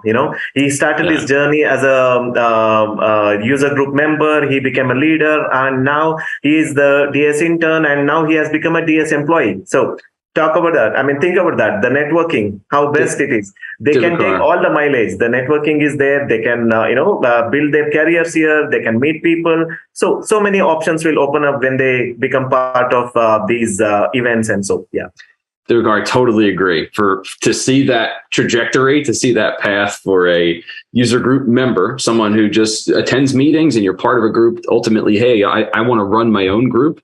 We see that all over the world, right? If you are in an area where you think that area could benefit from having a new group, then you start your own group. Nikhil then becomes an intern. And Nikhil, I remember talking to you earlier this year, and you said, "Hey, I want you to know I'm running this group, but I am also now an intern at DI. I got a summer internship," and we talked all about what the future looked like there. And lo and behold, that turns into a full-blown position here at Dassault Systems. So. Nikhil, can you tell us a little bit about your role and what you're doing here at Dassault? Well, certainly. Firstly, I came to know about the SolidWorks User Group Network after being a member. And this is what I came to know when I actually joined a virtual playground of SolidWorks. Any guess what it would be? Of course, our SolidWorks user forums. So therein, I got to know about the user group network. I immediately hop into some couple of groups which are pretty much active. And guess what? I just came to know that SolidWorks User Group Networks teaches us, which is much more above and beyond SolidWorks. And after being a user group leader, I was able to create connect and collaborate with extremely passionate SolidWorks users, which helped me to gain the new, the next, and the never before heard skills, tips, and tricks as well. So matter of fact that if it comes to being a member, I would always suggest it has countless benefits. And for all the folks out there, I would really suggest you that I will recommend you to join a user group at the most earliest part of your career as well. So coming towards the SolidWorks user group leader side, it's been I have been witnessing that it's a duty that to give back something to the community which has given you everything, and it really rolls me to this role of being a SolidWorks user group leader. After that, the path continued by accepting into the SolidWorks Champions Program community, which intuitively and introspectively opened up a lot of opportunities, collaborating with passionate and extremely profound users of SolidWorks over the globe. It's not just between a region or a particular locality, it's global SolidWorks profound members which got connected together. Then I got an opportunity to become a SolidWorks student leader in my university, and eventually that growth path landed me into an internship at Dassault Systems. Amidst the internship, I would say I got a permanent opportunity to be in the Dassault Systems SolidWorks Corporations by being an industry process consultant in the 3D Experience Works portfolio. Thanks, Nikhil. Yeah, that's really inspiring to hear that journey, man. And congratulations to you. And I think we're all really happy for you, man. It's great. So we heard a lot about this event. We did a physical event in Pune and Bangalore. I had some folks turn up from long distances and take certifications. And we have our virtual certifications happening right now. So looking forward to seeing those results in a couple weeks here. This was a great show. We did a lot this year. As the father of SLUGME, what are your closing thoughts? Boy, I don't know. I really like the sound of Slugmania. I like the sound of turning it into a day-long event where they can go in, take a certification test, and then as soon as they're done with that, they can kind of hang out, network, because hopefully we're bringing in college and professionals. They can get together, and then, oh, hey, while you're all here, let's share some tips and tricks, and let's do a trivia contest, and maybe even do Model Mania, something like that. But, just make a day of it. But yeah, great name. A regular slug fest, as it yes. All right, everybody. Well, that was an awesome conversation with our 4 amazing group leaders here in India that helped us with this event. And of course, Divakar GM, one of our coworkers in India that helped us out in a great way. Wanted to be sure we thank Mike Puckett as well. Mike helped us set this whole arrangement up to allow some certification access to make sure people, when they sat down at these events, had access to these certifications. So Mike and his whole team in certification are fantastic.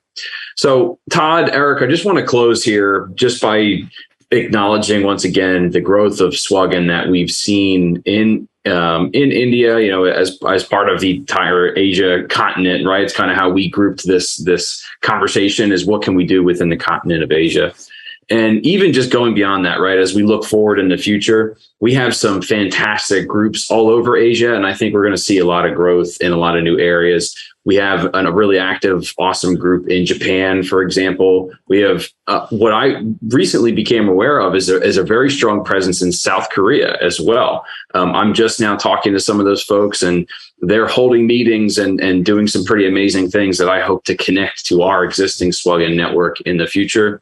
We also have talks with some amazing people in China. We have some great DS coworkers in China that are connecting us with the right people, and I hope to see some of that same growth with new groups with SolidWorks users in China. So just top to bottom, we have a lot of gray areas that I think we could ultimately serve a little better, right? And that's how I look at my role, is trying to serve the network and create as many groups as possible and connect as many, just like we did with this event, connect as many SolidWorks users as we can with each other. So, this year we wanted to make a difference, and next year we're going to make a difference by helping. Let's just keep doing this. We'll just keep making it bigger.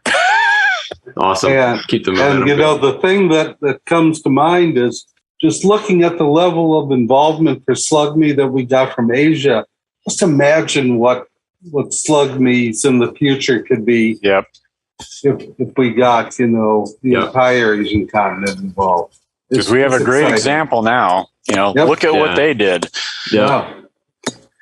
Well, everyone, thank you once again. This has been an awesome conversation, and I think a great wrap up to what was a really great project. I'm looking forward to expanding on this in the future. I think we opened a lot of doors, paved a lot of roads with this event, and I'm looking forward to building on this in the future. Thanks for your time, everybody. Have a good day, and we'll catch you later.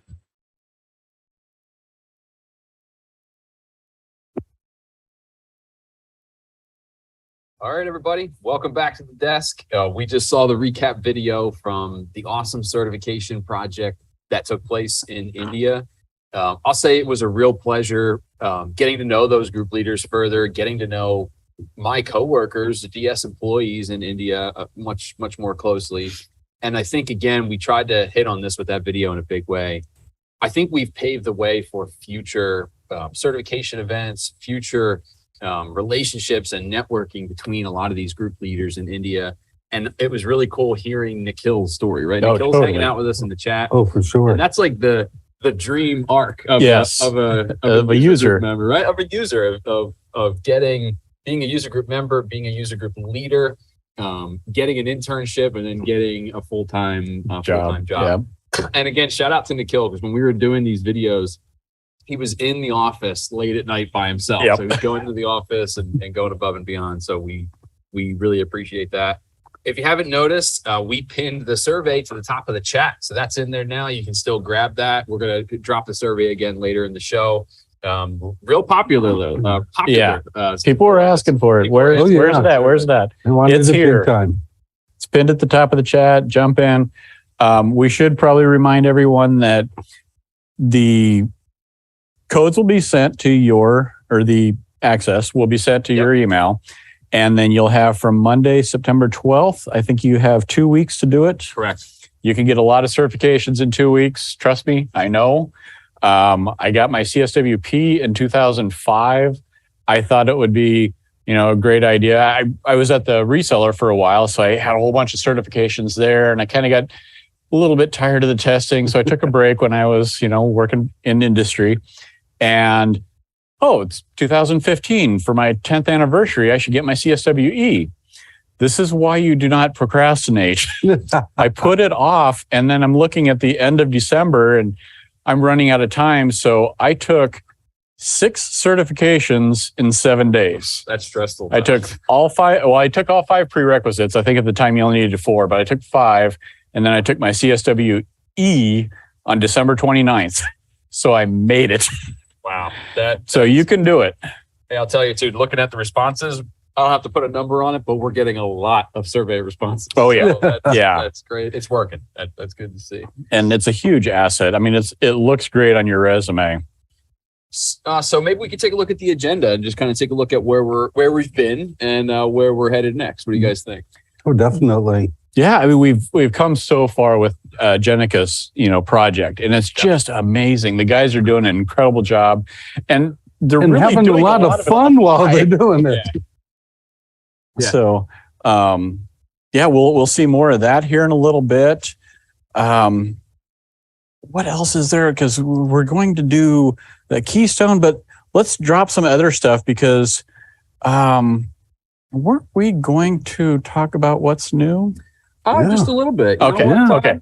Maybe now's a great time again to tease the What's New video. So I think we have a What's New, a second video to take a look at. And this is a reminder that later this month, we're going to be launching all of the What's New content right here on the YouTube channel. Yep. And there's a really capable team behind that as well. So let's take a look at that number 2 promo for What's New.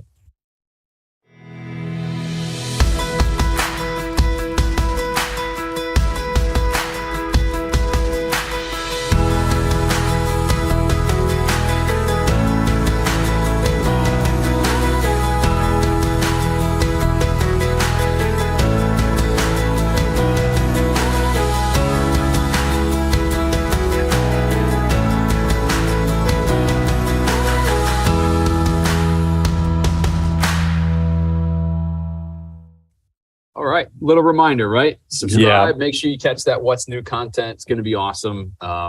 We had a little preview of some of it right at the beta event, and we'll just say it's worth it's worth tuning in. Putting the reminder on. Oh, for sure. All right, so working our way around the agenda here, right? As Todd mentioned, we're still focused on this project for Jenica. We're still focused on the design and ultimately creating something amazing for her with her input. Do we have our Keystone team with us once again? All right, we guys, are welcome here. back. What's up, guys? Oh, Jason's not here though. Oh yes, Jason, go away. Get out of here. He's got to do work. Get Jason out of here. You got to work on that rendering, dude, or something. No, Well, he's guys. He shouldn't be on video right now. It is not him. It is a robot. We're here to turn you loose on. I think Andy, you're going to take us through some xGenerative design stuff. We're Yes, all sir. having an awesome time up here watching you guys. Like just like last year, the banter, the level of skill. By the way, like Jordan, just seeing all the crazy stuff you were doing in xShape. It was awesome, guys. So and the level of love and camaraderie that they have for one I was another. going to throw out the on both of wardrobe those and notes. On both of those notes, I think it's safe to conclude I am officially the better surface modeler, solid modeler than Andy Barnes, right? Holy cow. I like how he tried to get that in because every opportunity that I have, I remind people that I'm better at surface modeling and xShape. I think I can actually hold my own on surface modeling, but Jordan's definitely got me beat on xShape. I'm not going to lie. He ran away with that a while back. Well, you've got me beat on the next one, so it's okay. All right, well, guys, have I'm sorry, fun. what was that, Dan? We'll catch. Okay. Have fun. We'll catch up with you in just a bit. Cool, man. Thank Sounds you. good. Andy, I was just saying, you've got me beat on the next topic. So by a long shot. So on that note, like what the heck are you going to be showing us? Yeah. So can you guys see my screen right now? You see some collaborative tasks up here? I have no idea. I hope so, but it's all right. I hope you can. I think you can. Yeah. You can see my screen. The best part about this is, just so everybody knows, Jason hasn't turned his camera off, even though he's not in this session. So every time I look over at the camera, I get to see Jason like with a furrowed brow, like trying to like quickly do this render. And it makes me happy. Okay.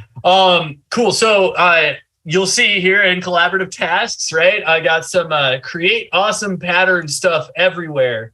And model TARDIS and XDesign. Actually, you know what? Model TARDIS and XDesign is kind of done, so I'll just put that over to completed. But right now, we're going to create some awesome pattern stuff everywhere, right? Yeah. And if we look back in our lean board, because that's like, you know, this is our northern light, right? Our guiding star, right? This is what we're kind of like coming back to for inspiration. So as we look back here, like there's some cool stuff going on with the TARDIS. Obviously, there's some weird pattern stuff happening here and up here. I thought the Titan thing was Zoom, and this was the. Yeah, I like how you called it the Titan thing, even though I said TARDIS.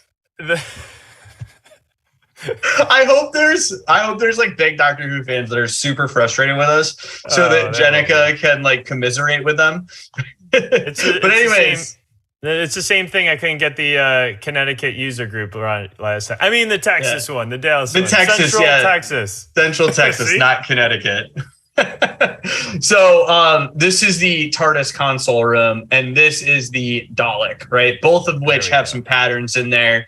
But just kind of to give you an idea, if you haven't seen 3D Pattern Shape Creator, and I'm going to kind of call them both things. I'm going to call it 3D Pattern Shape Creator and xGenerative Design. One is the name of the role, one is the name of the app. The app name, and for those of you who are thinking like, oh, like generative design, you know, like additive manufacturing, topology optimization, cool like bone growth structure things. This is not that. Okay. If you start searching around the interwebs, generative design is a term that's been around for a long time, and it's recently been co-opted by the additive manufacturing crew. And like for topology optimization. But specifically what we're talking about is something that you can think of it as it creates a bunch of patterns is a simple way to put it. So I also like saying 3D just like your beautiful shirt that you're wearing right now. Yeah. I have a bunch of patterns here. I have a bunch of patterns here. By the way, we talked with the crew back in Waltham before. If anybody can name all of the records, then you get to pick any one of the shirts that they have and they'll mail it to you. The people at the desk right now are like, we didn't say that at all. It's even okay. the records that you're sitting in front of that they can't. Yeah, those ones too. See. Well, yeah. So my chair is a pattern. Like you can see them real quick. My chair is a pattern. My new snowboard for this season was a pattern. Ooh, right? There you go. Nice. Like there's just like so much stuff like that like in the industry today that is like, you know, if you want to set your design apart from others, like these types of tools are kind of necessary because you just kind of run into a limitation in, you know, what you can do with just traditional parametric modeling. And so this is a completely different style of modeling altogether. And what I like to point back to when we're talking about, because a lot of times we're talking about like these new next generation tools that kind of like put you beyond what SolidWorks is capable of. And we kind of we touched on that with xShape, you know, but really everything that Jordan created, you absolutely could do in SolidWorks. It would just take a lot longer, right? There's some stuff that we're going to create here that like, you just maybe couldn't even do it in SolidWorks, right? Or any. And in SolidWorks, you would have to have you'd have to have the knowledge of what that final shape was before you started modeling. Because if you went through the workflow of just like, oh, let's twist this and do all that, then there's planning involved with SolidWorks surface modeling. Exactly. But yeah, just to throw that out there. Right on. Yeah, good point. So just to give you like a few more examples of like the type of stuff that we can create with this, right? Here's some examples of like models I've created in the past. Like this is an actual like basket weave, right? Where this isn't like a texture applied in like a rendering tool, right? This is an actual weaving of this basket. And I can actually this is on top of like an xShape surface. And I can actually go change this surface and everything updates. Like it's. How long is that rebuild time? This one actually isn't that bad, believe it or not, because like it's pretty simple. Like once you get all the curves in there, it's just like a flat sweep that's like normal to or tangent to the surface, kind of. So are we talking 20 minutes or what? No, not even close. No, this one I think rebuilds in like, I don't know, like 30 seconds tops. Wow. Yeah. Like, it's like the rebuild times are like crazy fast. Like this is something where you think of like, okay, I can do that in SolidWorks surface modeling, right? But to like be able to control like each one of these, like you literally in SolidWorks surface modeling, each one of these is like a separate surface, right? They're all different, right? That's not a circular pattern, right? And you can go in here and start moving stuff around and make it like totally different.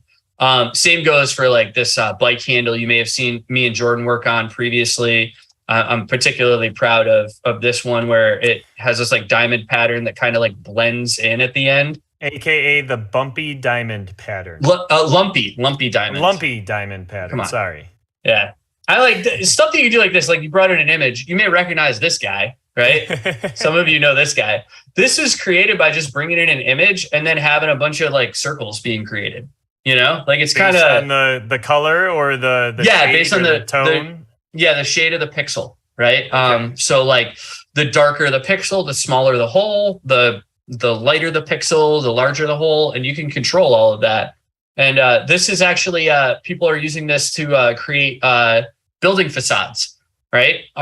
So like you could imagine a big building facade with a bunch of tiny holes in it that kind of have like an image, and maybe it's not like a photograph, but like some like artistic image that somebody created in some artistic software, right? That's actually where this software originated, right? Is in like the architectural realm. But then like once manufacturing processes really took off and we could do so many more, you know, textured mold design and stuff like that. This just spilled off into every other industry there is. Yeah, like this is actually like the facade of like a clamshell building where they do like concerts in Australia. Not really. This is the front of a shoe. This is the sole of, this is the front toe cap of a shoe, right? Yeah. But like it's the same type of shape, right? So like, you know, just because it was created for architectural stuff doesn't mean that we can't utilize it. So anyways, I've rambled on plenty enough about like what I want to show you. Let's get to modeling. Yeah, come on. Cool. So kind of just to show you like what we're going to model. This is actually like, I just wanted to throw up, I had this already before, I swear it. Go into a different bookmark here and I'll grab this one. And like, look how fast this opens. Like I like drop it in there and like this comes up quick. This is a heavy duty model, but because I'm just in on a web browser because I'm in like a viewer, like I could see all this stuff really quickly. So what I kind of wanted to start with is this area up here that we're kind of calling like the elimination area, right? And you could see right away, like, hey, like this would be pretty difficult to do in SolidWorks, right? If not impossible.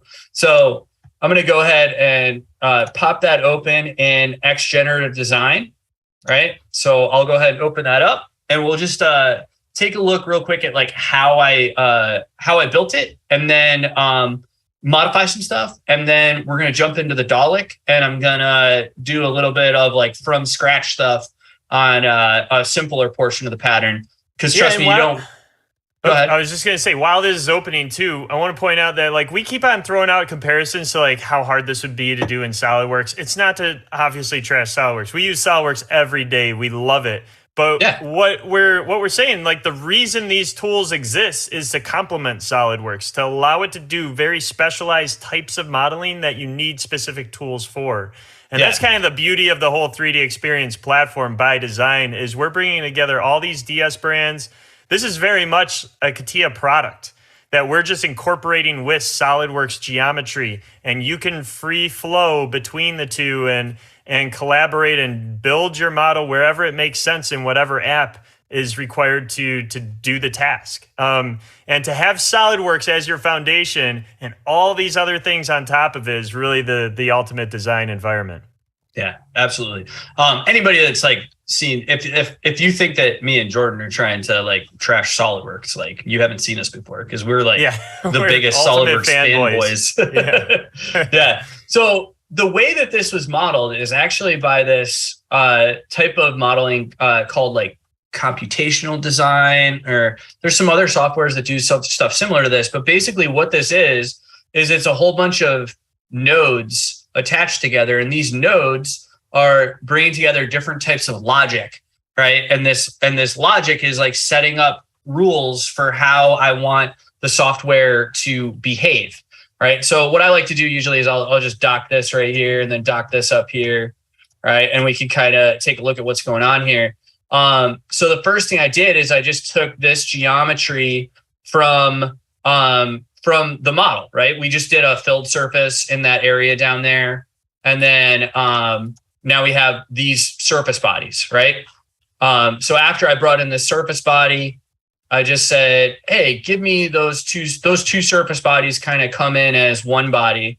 So let's separate them out individually, right? So I'll say this is surface one, right? So now I'm just looking at surface one.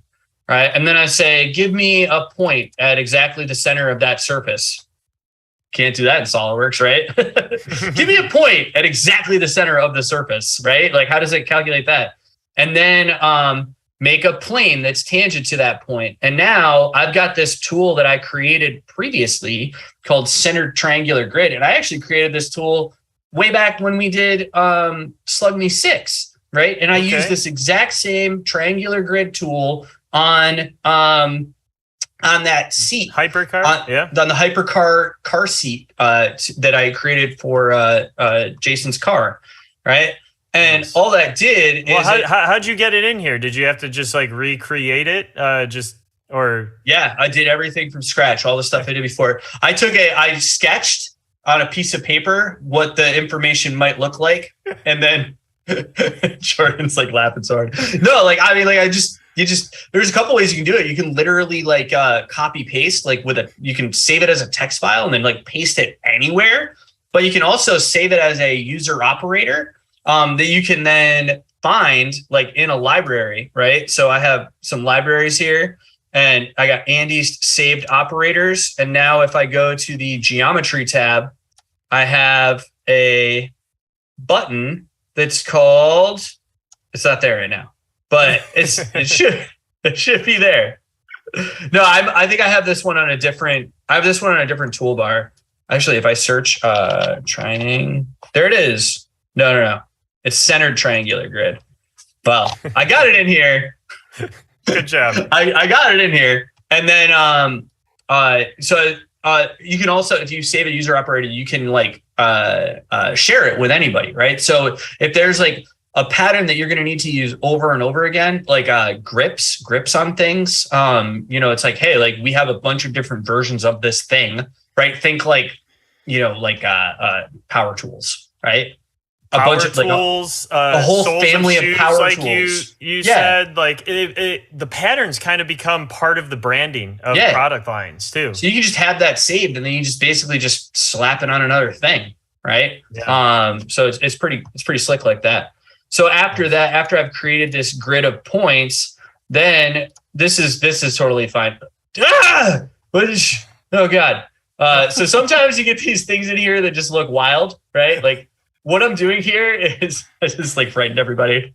This is easy. I can use this. So what I did is I just said like, hey, like for every one of those points, create a line that is also normal to this surface, which the point isn't on.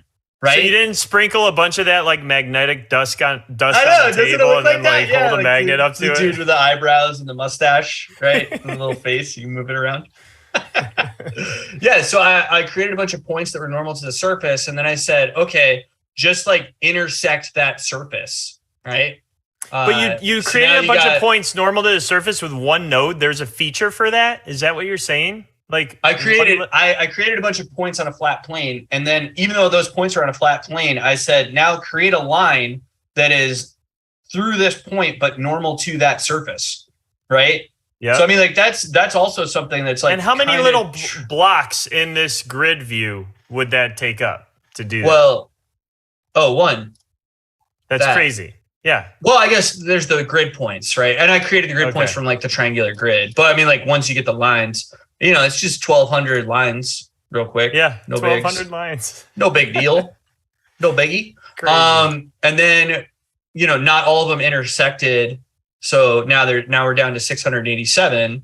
And then I created a Voronoi, right? Which gave me this. Wow. Right? And everyone knows what a Voronoi is, right? Totally. I'm sure. That's total generic engineering terminology there. Okay. So Voronoi is actually like super cool, and like they come up all the time in nature, right? Like you can see it like we got cool. Okay. Cornoi? Yeah. I realized this while eating corn one day. I was like, oh my gosh, corn is a Voronoi pattern. Yeah. No, it absolutely they're just like is. rounded at the corners. Yeah, and like this thing I think is a pretty good way of illustrating like what this is. I mean, it's math, but this it helped shows me understand it. Yeah, it shows up in nature all the time because you got like it's basically just like the most ideal way to pack together a bunch of stuff, right? Nature's already figured this out, right?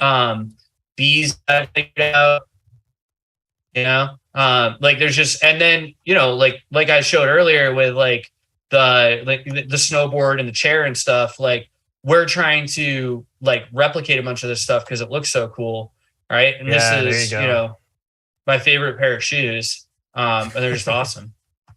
So so that's the idea. That's what a Voronoi is, right? And then once I have the Voronoi, then I'm just basically applying some logic to it, and I'm basically saying, okay, now that I have the Voronoi, give me the distance of the object to the boundary of the surface. So the edge that goes around, right? So the distance to the boundary of the surface. And then I'm saying for everything that's closer than 2 millimeters, let's just get rid of it, right?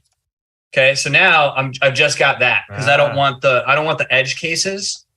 Right. And then I do a bunch more stuff that says like, okay, now dependent upon the distance of each one of these to the boundary, I want you to then give me like maximum distance or give me the distance from all of them to the edge.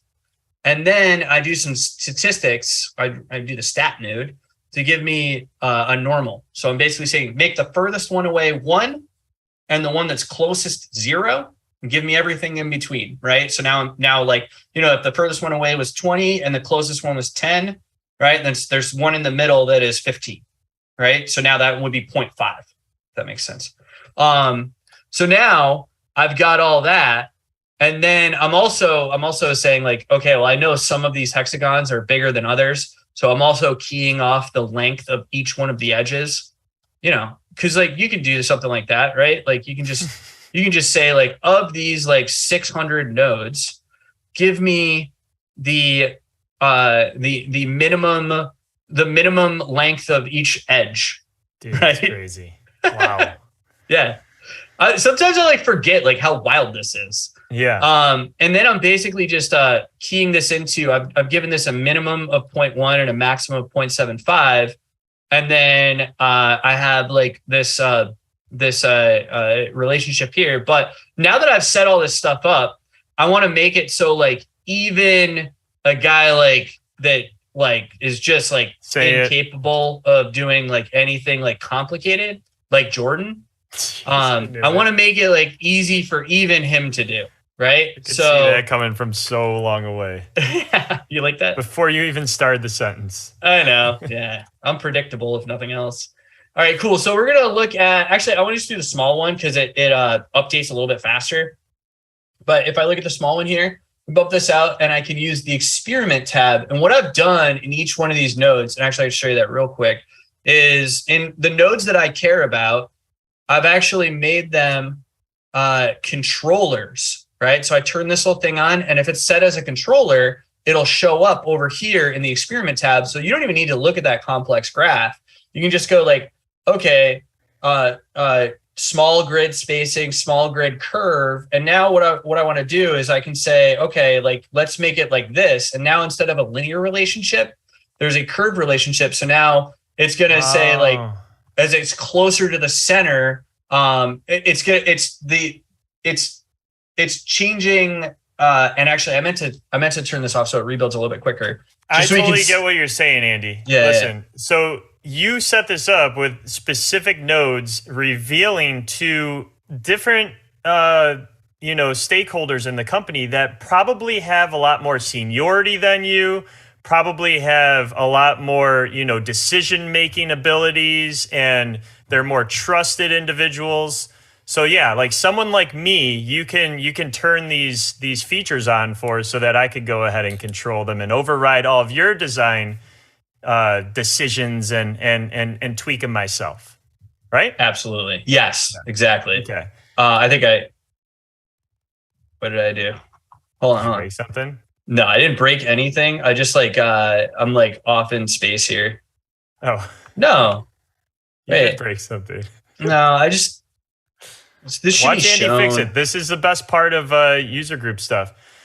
While you're figuring that out, I will talk a little bit because there it is. Sorry, I just got off in space. Here, I want to just do that one more time. So this is just the surface body. So the great thing is I'm turning it into a solid, right? But like if right now I can just visualize it as a surface body, which will rebuild much quicker. So I can come in here and do iterations and then turn the solid portion back on. So now if I were to like do this the other way, right? Now it'll rebuild. And then what it'll do is it's just the space, like now it's like, so cool. Right. It takes a little bit, it gets thicker quicker. Right. But the fact that it's like a spline curve is really, really nice too, because then it's like, like if you're doing video editing or transitions or anything like that, there's like a linear transition, which looks kind of like jagged, but then there's the exponential, which is that nice smoothed out curve. Yeah. And that's what really gives a little detail of like the acceleration of the change, like changing throughout the entire surface is so cool. And I also want to point out like right now, because of the way I've set it up, it's not based on like actual, like, I'm not saying like this portion in the middle, like the gap between the two largest cells is like, 5 millimeters. I'm saying the gap between the two largest cells is, the distance is, 0.75. It's 0.75 times the smallest edge, or I think 0.1 times the smallest edge is what it is. right? Yeah, because that's going from 0 to 1, and you're adjusting between I've done between 0.1 and 0.75, right? So it's that ratio. So now I can say, hey, I don't want the grid spacing to be 15. I want it to be 10, right? And now it's because like if I now all of a sudden got it much smaller, then it would like that 5 millimeter gap might now be like too large, and then a bunch of things break.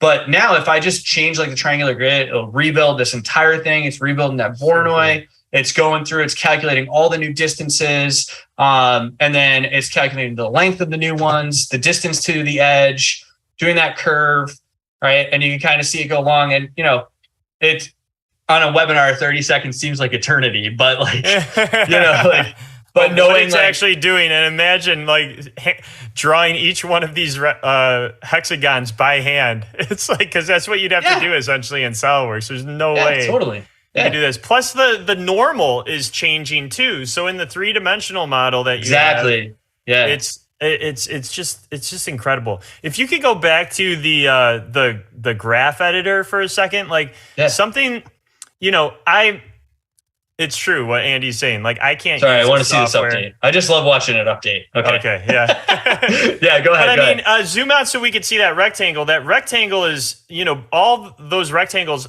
What I equate them to is like a SolidWorks feature, right? So, and our R&D team is doing everything they can to figure out what are the most popular features that engineers use. Create a feature button for them in SolidWorks, and then it has a form of everything that you need to fill out parametrically to control it. But they thought ahead of how you'd be using that tool every time. This is like taking all the logic in the background of those features and just like shattering it, putting it into a big bucket of all these tools, and you get to choose how to connect them to each other to make your very own features, right?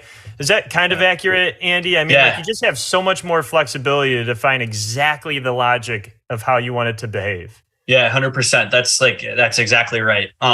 So like, yeah, I love the way that you describe it that way. I think it's really cool.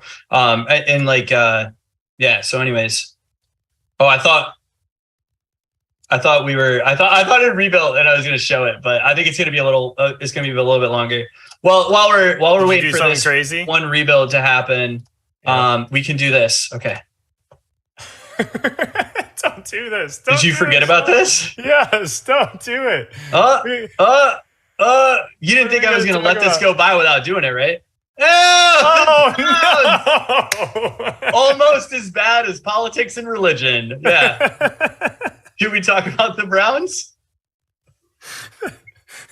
Oh shoot! I would rather not during this season. I'm sorry. No.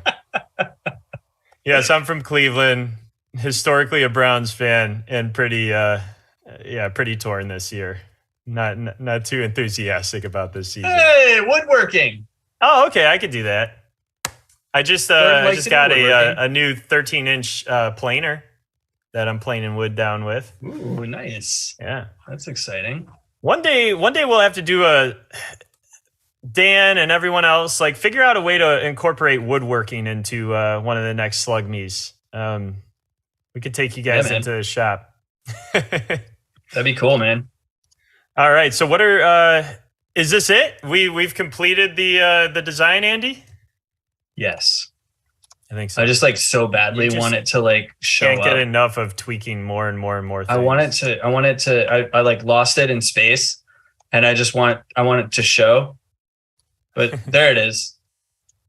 Oh, you know what? By making so what I did is I made by making the grid smaller, it doesn't fit the whole thing. So I would have to go back. You made the grid smaller so it would calculate it faster. Yeah. So that was. That's still kind of cool to see, like the intermediate calculation, and it still gets as far as it can, which is kind of neat. So it gives you kind of like a clue what went wrong potentially in that wild graph view. That's the other cool thing is like, you know, traditionally we think of modeling as like if you have like 100 things, right? Like if I select 100 edges for fillet, right? Like, and one of them fails, like the fillet fails, right? But here it's like, I'll just do the other 99. No big deal. And then I'll like show you where the error is. It's like, it's pretty cool. So So yeah, so nice. In the interest of time, I will I'm gonna open up this other file here. I'm just gonna go ahead and not save that. And this time we're gonna do the Dalek. Okay. Okay. So I'm gonna take a look at the Dalek. Now this is a strange choice, Andy, because this one, like you mentioned in the opening, kind of looks like something that you just model in SolidWorks. Right. It's very mechanical. There's a lot of rectangles on it. There's spheres. Like, I'm curious to see what you even used 3D pattern shape. I mean, maybe for the spheres, I'm sure you used it for. I did, yeah. And you know, like that's actually I might be able to show you like I'm gonna show you like real quick how like I can like very quickly get all of these, and then they all update. But what's cool about this is, you know, like we can create like multiple design sequences too. So like this one's a completely separate design sequence to this, and the design sequence is what you see when if I double click this, now I've activated this design sequence. Now when I open this, I get this filtered down to that really simple graph. But then if I go and double click on this one, right, that's those guys up there. So you're building like an assembly of patterns in here. Yeah. So now like this one, you can see what is going on. Yeah. Draw smaller boxes next time, man. That's this is Jordan. If Jordan ever learns how to use this tool, his graphs will look so much different than mine because he's so neat and tidy. And I'm like, I'm going to have boxes within boxes for sure. Yeah. So I can show you real quick how this one was created. And this one, you can see like kind of how easily it was created as opposed to like the way that Jason had to do it, where he had to do it like multiple times, right? I brought in this subdivision, and yes, by the way, this is a sub D. You might think it's like a loft. And initially I did it as a loft. Crease all the edges? I did it as a loft, and then I was like, wait, what am I doing? It was like so difficult with like, you know, a bunch of dimensions and like, you know, you move one little piece and they all move, right? And I was like, wait a minute, I just creased all the edges and basically created like a cylinder. Yeah. And then I just lined everything up to the picture, and I'm like, done. I'm proud of you, Andy. Turn symmetry on and you're done. Yeah. Yeah. It took no time at all. That's right? Sweet. So then I kind of, since this is all one face, right? These are all like individual faces, but then this is kind of one flat face here. So what I did was I kind of sorted them out, and I said that specific face, divide that into two faces. Right. I didn't have to draw a line from midpoint to midpoint. I literally just used the divide command, and it's actually dividing by the UV curves of cool. The geometry. Yes. Nice. So cool. So cool. Right. So now I just did some like sorting here where I said divide this one and then remove that one and then append them back together. And now divide all of these. So now it's actually creating these individual curves right around here. And then I'm basically just saying, okay, for each one of those curves, divide them all by 5, right? So number of sphere, and then what I'm doing is that's the number of spheres, and then I use that to create spheres, right? And then I did a little more work to just, rather than have it be a sphere that goes all the way through, I wanted it to be cut, right? So and that was mostly for visualization, so you get that nice like hard edge. It just looks better. Right. I could have done like a combine back in like XDesign if I wanted to, but I thought this was the nicest way to get it done. So I did some more work to like split them all up and then do a fill on the back and then close them up and then create a volume of them. But really easily, you know, I've got a scenario here where I can just, again, go to that experiment tab and I can say, actually, what if we had, 6 spheres evenly spaced, right? And in a really short time, right, we get 6, and then I'm like, well, what if they were 25 millimeters, right? Yeah, so we would be updating like as many panels as there are, that many linear patterns. And it's not even really linear because it's keeping it on that surface, and that surface that's lofted, it's twisted. So it's truly keeping the center of that sphere, which is important for draft. Yep. To be right on that curved surface, which is really, really neat. It's so fun. It's so much fun, Andy, listening to you explain everything because I'm like, okay, this makes sense. And he went to this. Right. Yeah. Like, one. yeah. When you look and you're at just all like the nodes, thinking about you're like, oh, I want this face to be split in half. So you find a divide face command. Like, how long did it take you though to realize, like, are you just searching words and like trying to find features that do the thing that you're trying to do as you go along, or? Sort of like once you know the name of the tool, then it's really easy to just like you can absolutely just search for them. I should show that like if I wanted to start going on this, I'd say like, okay, I need an input node, right? And then I'm gonna split that input node, and then I'm gonna use the resultant of that to do a divide curve, right? And then from each one of those points, I'm gonna do a sphere.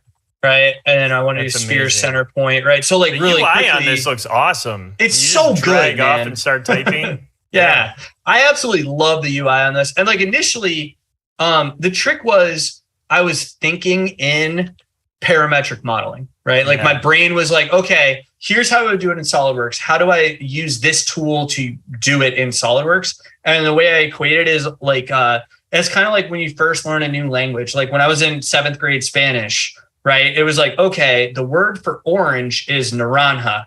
Right. So if I wanted to use that in a sentence, I'd be like, orange is naranja. Right. And then like shoes are zapatos. Right. And then like eventually with a language, I'm told, because I've never actually gotten this far with any language, unfortunately, for all of our friends from like countries that aren't the US or Canada. I know you guys all know people. It's like so many languages. I'm so jealous. And half Canadians do too. Half of them know French too.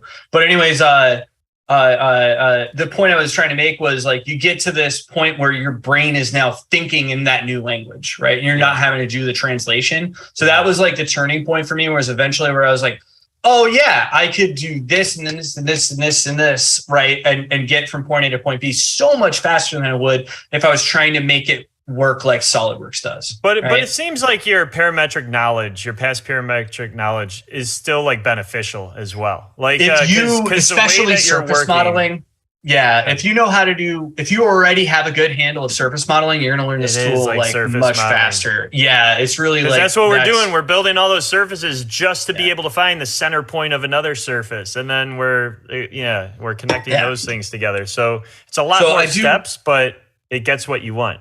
Yeah, and I do want to show this. I want to make sure we show this before we're done. I have no idea how much time we're probably like 5 minutes over, but we haven't had. I haven't seen one of those cards. I'm not sure. Well, we started at 110, I think. Oh man! All right, so we're good. Oh we're good. Boy.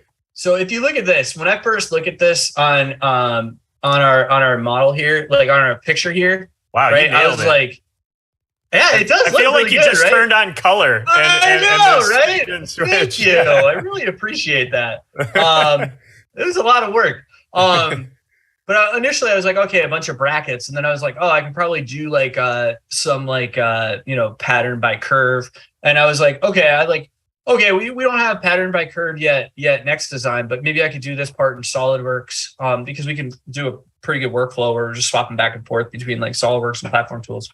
And then I was like, wait a minute, this isn't like a pattern along curve, right? This is like a pattern along two curves while also saying like tangent to a surface. And really, if you think about it, like the length of all of these is changing, right? Because this thing is pitched differently than this one. So in order for it to get from here to there, like the length of that edge is different than the length of this edge, right? But there are certain rules, like the width of all of them is the same, right? And then this distance right here, this distance from the face, as opposed to this distance from the face, right? Those are all the same on all of them, right? And this one in the middle is like two of them, right? So I was really quickly able to.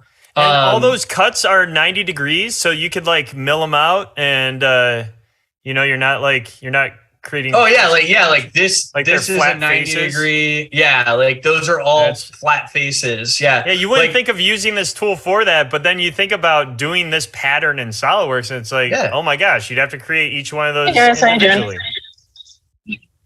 Hello, how are you doing? Yeah, I just heard someone. That's all right.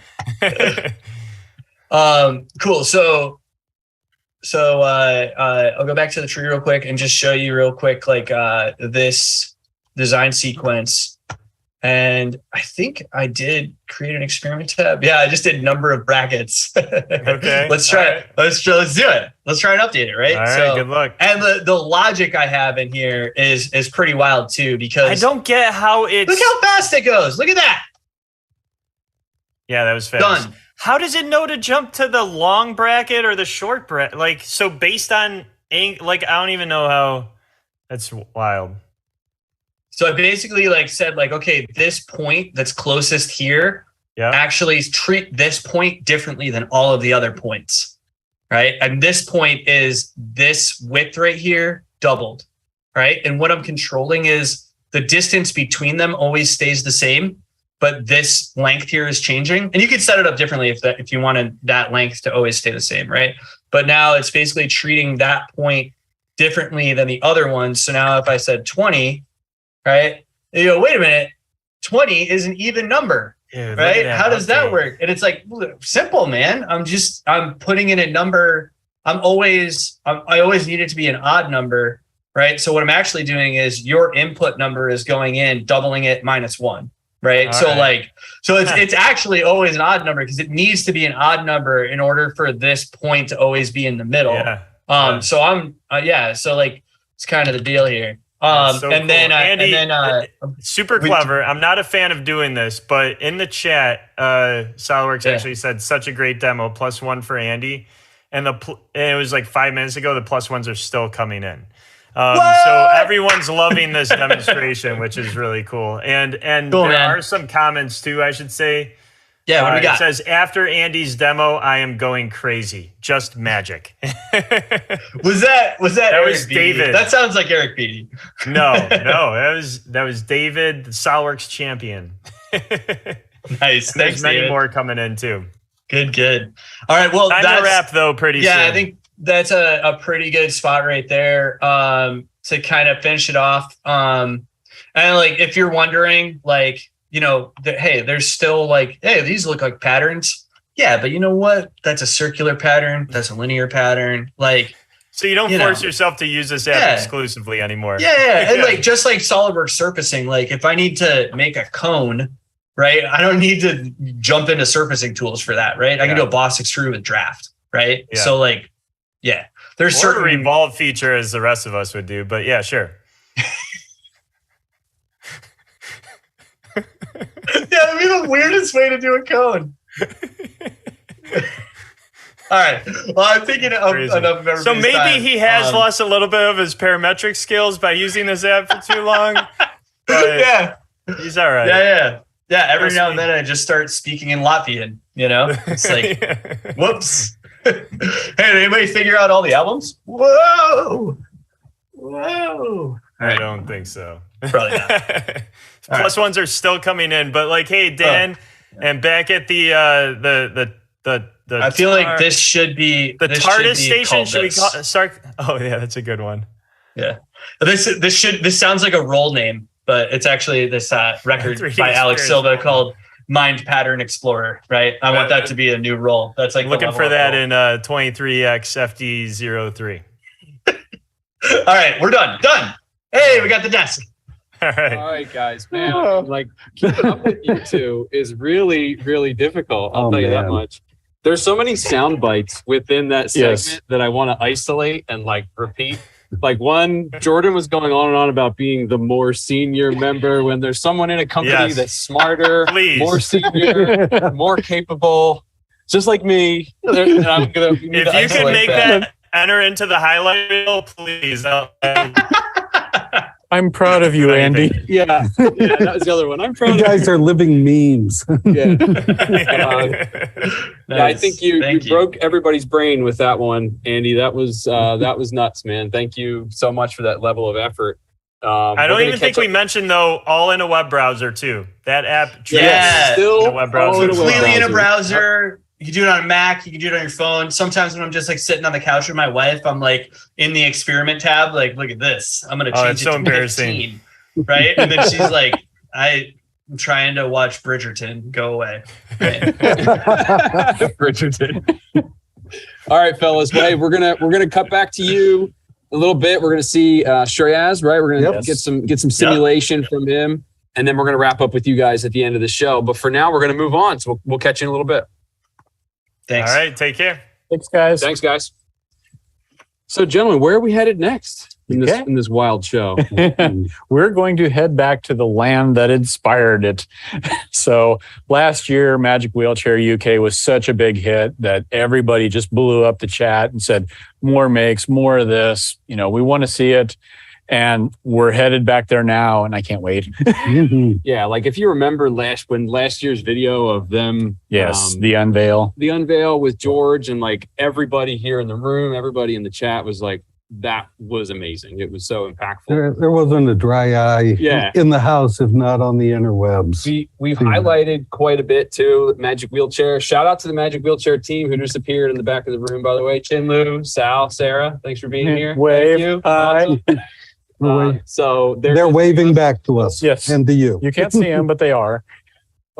It's always a common theme through this whole event, right? We have a strong connection with Magic Wheelchair, and we're proud to say that Kirby and Johnny have done it again. We'll just say that, right? Yep. So. And the thing that's great about what they did was, much like with Jenica's project, they took something like in a totally different direction. Yeah. It's amazing. I'm not going to say anymore. So why don't we roll a quick recap of last year? Yes. We have a quick recap of how did we get here? What did their project look like last year? And then we'll get back and take a look at their project for this year. So let's take a look at last year.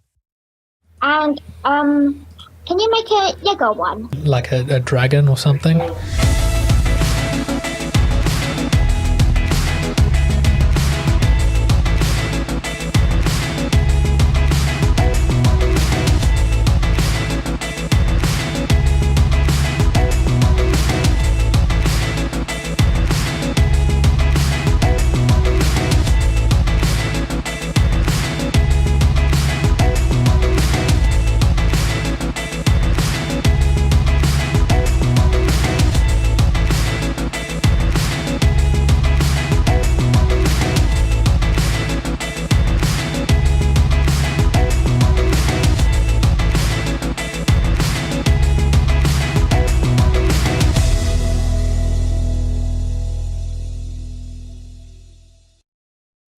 I think you can see why that was such a big hit. It's such an awesome. That was just a 30-second clip. You can still watch last year's. It's still on the YouTube channel. So if you missed it, go back and check it out. But I say we jump right into what they did this year, because it's every bit as amazing as what they did last year. All right, let's take a look. Yes. You know that loads of time that we said we had on this? What's going on, everybody? My name's Kirby Downey. And I'm Johnny Harrison. And we're from The Core Podcast. You may remember us from last year's time at SLUGME6 when we did a Magic Wheelchair build. Yeah, what a quick year it's been. Yeah, that actually really did fly by. And we're back at it again. We just enjoy doing these kind of things. And this one had a couple of challenges in it. Definitely. It was a bit different. It was great fun.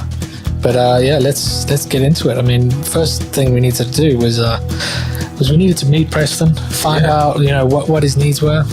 Preston's our kiddo, for anyone who doesn't know who Preston is. We were given Preston. He's got cerebral palsy and likes superheroes. So this is the meeting that we had with Preston and Stacy, his mother, and this is the process we went to kind of find out what direction we'll be going with this project.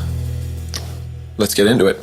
So, I mean, I'll just start off straight off the top with how did you discover Magic Wheelchair? Well, I've got two other children as well, and they do like the schools, they do fancy dress days, and it's really hard to find something that Preston can wear comfortable or in his wheelchair. So I feel like he gets left out quite a lot of people in wheelchairs. They can't participate like Halloween and Christmas and World Book Day. Like, and even in his wheelchair, like if you put a costume on him, like you buy out of a supermarket, it's just like where he has the harness, it covers it, or because he's in a nappy, so it's hard to undress him.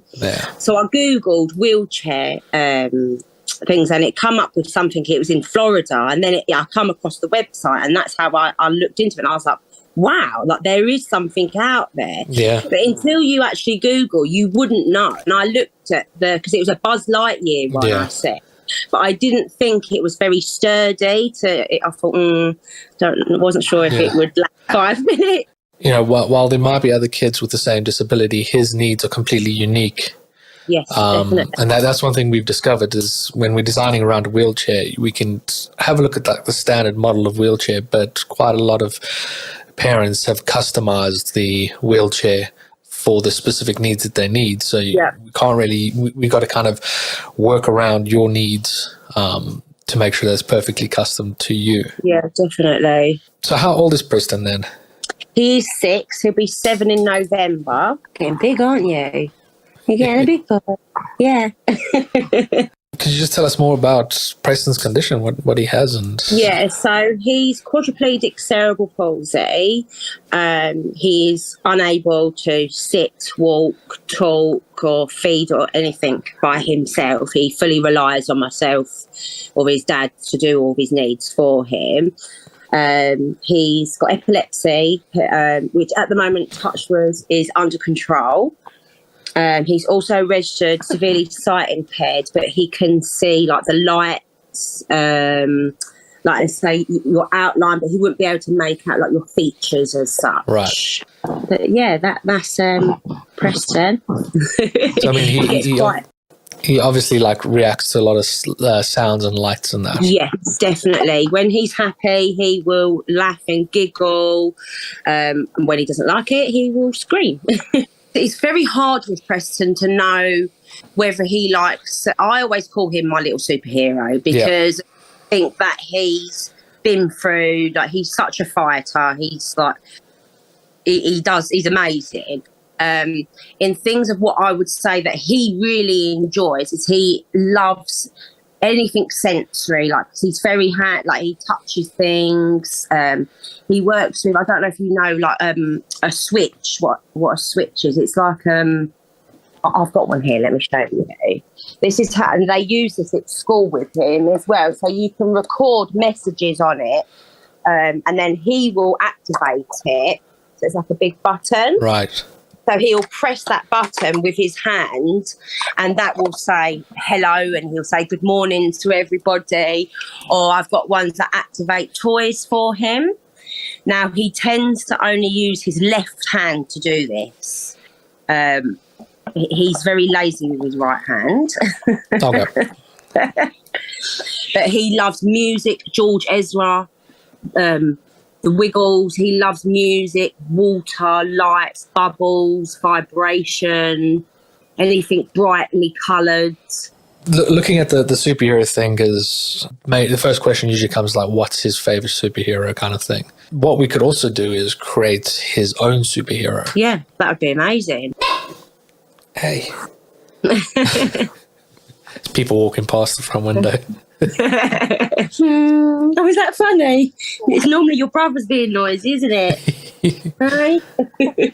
What are his needs on his wheelchair? The reason why we ask this is we need to know how accessible he needs to be for you. For example, if we're going to build a cage around him, will that work or won't that work? I hoist him so he sits on a sling and he's peg fed. So as long as I can get to his belly to feed him and then obviously be able to unstrap him to lift him up out of the wheelchair, that's fine. As long as it doesn't take me 2 hours to get him out. With the magic wheelchair, you're in control of the schedule. You're in control of everything. You say, you basically tell us whether you're comfortable with anything or you want to go in what direction you want to go with. The people are going to be making it for you. You mentioned that he has a surgery in September, a hip surgery, which might need a new wheelchair. Yeah, because his hips are going to widen. So they've said that he'll probably need to have it'll be a similar wheelchair, but it'll be a slightly wider seat unit. Yeah.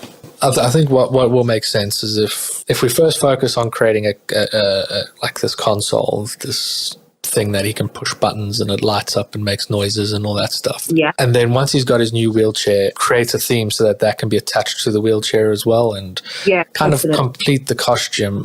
But yeah, we want to kind of introduce Preston in his story, build this unit, and hopefully we can get it to him before his surgery. Have him playing with it and that. And then once he's had his surgery and he has his new wheelchair, then we can come and look at taking measurements and actually completing the project. Because of Preston's health is the most important thing. It's just not like we're going to move on, not do a build for you. We're definitely going to do a build for you. Thanks. But it's all under Preston's timing, when it's right for him. Yeah, we look forward to building a magic wheelchair for Preston. Oh, lovely. Thank you so much. It'll be a lot of fun, and I'm sure he'll enjoy it. Yeah, he's happy. He's got a smile on his face. Excellent. We look forward to this. All right. Okay. Lovely. Thank you very much. You too, Stacey. Thank you. Cheers. It's a go. So it was a great meeting. Learned a lot from that one. Definitely. Because of the surgery, we obviously had to change plans and big switch up. Yeah, a little switch up, but it didn't stop us from creating something awesome for Preston. Yeah, going ahead and doing something fun. Johnny and I are quite creatively inept. That's one way to put it. Yeah. We follow instructions. We don't create instructions. Oh, we have our moments, but maybe this was time for someone else's ideas to shine. We needed a professional. Yeah, we need professional help. So we went into our connections with the SolidWorks Champions program and got hold of Jade, who helped us create this awesome concepts that we're about to show you. So it's always great to leverage the access to the SolidWorks Champions program, which is just a bunch of really cool people that are just passionate about SolidWorks and sharing what they can do in SolidWorks and the 3D Experience platform and the awesome things they create. And one of those is Jade Wilson. She helped us out with our logo design in the last build, but this year she got a lot more involved and she smashed out an awesome concept for us. We thought Jade would be perfect for it because, she's a 3D product designer and she does a lot of content for the SolidWorks blog. She's also self-taught in SolidWorks, which is really, really great. Those kind of people always have a different perspective to design. They've got about learning SolidWorks in a completely different way, and you can learn a lot from that. But what was more important that she specializes in the design of ceramics, home accessories, and wooden toy design. Toy design was the key part there, and she understood the assignment. So it was awesome to have Jade as part of the team, and she really helped us get what Preston needed. And we look forward to see what she can add to the second part of this project when we do the actual wheelchair. If you want to see some of the awesome designs that Jade works on, you can check out our website, designbyjade.co.uk. So yeah, once we had that logo and that design color palette and that, we got ourselves in SolidWorks, created some concepts, created some ideas. I for one never knew Kirby modeled this fast, but I know. I'm super quick. So yeah, we had our final concepts, and we had to decide which one we're going to go with and which direction we're going to go with. So yeah, we had a little meeting in Johnny's, and Johnny was in his little weird hotel room. I love my hotel room. Yeah, it was the best room I've ever stayed in. I'm telling you, it was a backdrop. He was somewhere else. Definitely somewhere else.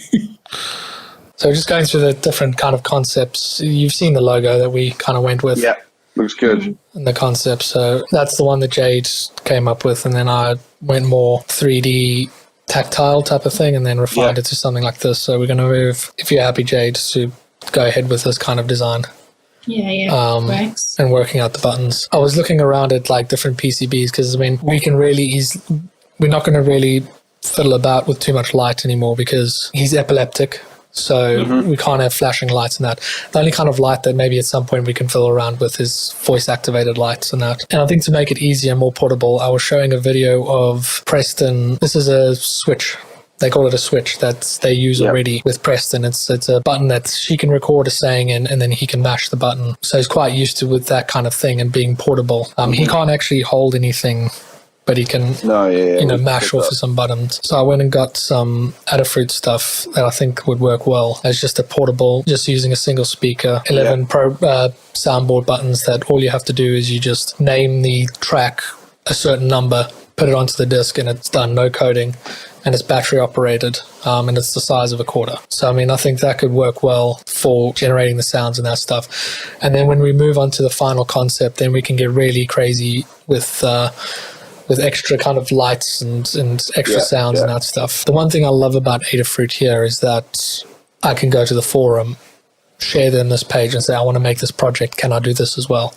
And someone smarter than me will answer. So, I mean, that's the concept. One of the things that Stacey mentioned is he likes bubbles. Yep. You can get decent little bubble machines that can fit into that cylinder, probably more flat because of the way that they work, underglow neons and that. And then we can do some extra things with lights and sounds and it looks good. And stuff like that. And it's quite it's a nice design, can easily be layered with, you know, a flat sheet of something, light wood or something, put like some chicken wire or some mesh underneath there, some PVC pipe, layer it with different layers of wood or something like that, or thin sheets of foam, or 3D print parts where they need it to be. You just add lots of rivets. Yeah, those are quite easy to do. You just use googly eyes. You just put googly eyes on, you paint over them, rivets. But yeah, I mean, that's kind of where we're at. The next stage now is just going to refine this so that it can be ready to be printed on Monday and then painted alongside this color scheme, this light blue on the outside. We're going to go with a black button on the inside, doing like quarters like that. So yellow there, green on these faces. Yellow's going to play songs that he likes, and green's going to play kind of familiar sounds, probably sounds that his mother records. No, sounds good. And we'll give that to him, and then once he's had his surgery and he's got his new wheelchair, and then we can go full steam ahead for the big magic wheelchair. I don't know if you know the kind of the story behind this logo that we chose. Preston turned 7 and he loves the colour blue as well. It's perfect. Preston turned 7 in November. His name has 7 letters. SLUGME7. Which is very clever. Yeah. Think about. So I mean, it's a good kind of bit of synergy coming together. Good logo. I like it. So we had our final design meeting and figured out which direction we're going to go with. And it's just populating it. Make sure everything fits. I was always going to say, is that a proper assembly by you, Kirby? Absolutely not. Or is it just a load of solid bodies whacked together? It's a bunch of solid bodies whacked together. I expect nothing less from you. No assemblies, you know. Design once, cut twice. No, that's not how it goes. Design once, mess it up once, budget together once. But yeah. I went off to 3D Print UK to get everything all printed on an HP MJF printer. Work Kirby. Yeah, work Kirby there, loading up one of my machines. And stuck in one of our rock polishers to get a nice smooth finish, which makes the painting process so much easier. Ooh, some heat inserts, very nice. I got a bit fancy with some inserts instead of captive nuts. Worst idea ever. Oh, really? Should just go with captive nuts all the way around. I thought I'd throw some slow-mo. Some rattle action. Yeah, I thought it would be great to put some really cool, like, epic music, but I think our voices work better. We can do the sound effects for this one.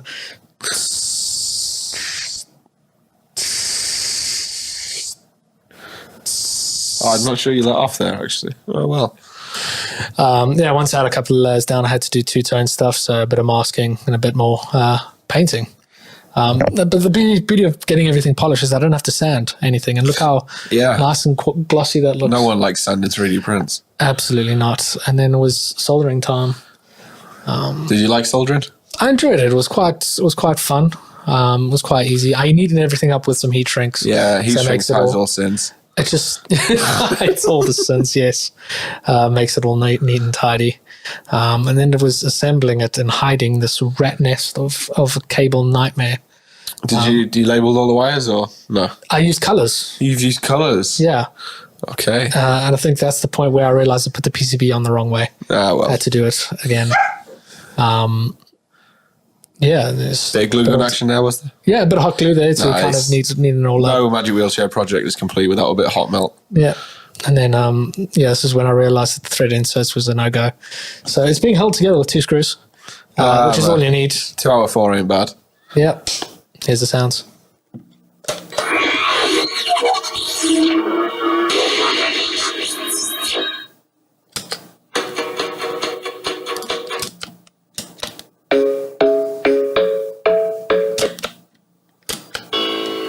There was a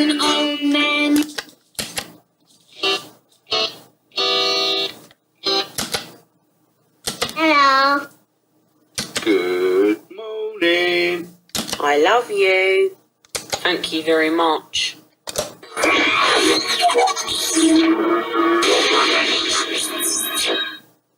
And that completes the board. And tomorrow morning, winner. We're off to go and give this to Preston. We got our shirts printed. We've got the model printed. So we'll be excited. We'll be excited to see how he reacts to it and that. And I'm Sure, I love it. excited for part 2 of this to complete this whole project. Let's get to this reveal. Let's go for it. Go ahead, Jenny. Oh. Hi. I've got some people come and see you. Yeah, we've been making this for Preston. Wow. As a starting point, obviously, until we finish his sort of magic wheelchair the way you guys want us to build it. We based it quite simply off the switch that you showed me. Yes. Yeah. Yes. So we thought it would be as sort of user-friendly for him as possible. Yeah, because he tends to use his hands quite a lot. Yeah, I think originally Kirby had sort of thought of more intricate buttons, but I think we said, obviously with Preston's needs, we wanted it to be actually usable for him, which is one of the tricky things about doing these builds. Is every one we do is completely different. So, yeah. Wow. So thank you. The one in the middle is your arm, which just does sort of like a Transformers sort of sound. And then the ones around the outside, the yellow ones, your different sayings. Oh wow, that's and the green really ones are some of the different songs. The green ones. You press the prize.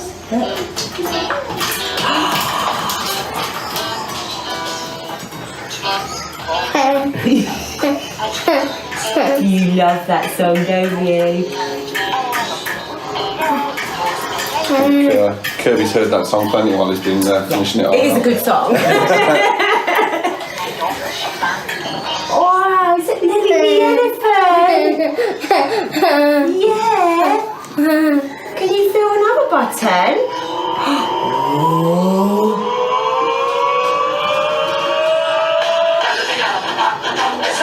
Yeah, that's your favourite bit, isn't it? Is that your favourite bit? Jump, jump, jump. Thank you very much. Who's that? Who is he? Thank you very much. Who is he? Is that Mason? I love you. That's Mummy. And what about this one? Ready? It's Daddy! Well, what about this one? Should we do the other one? Ready? Reach. Hello. It's Chester! Wow! Do you want to do it? Let me do it. I'm just going to be lazy today. Oh, you started your favourite song off. Very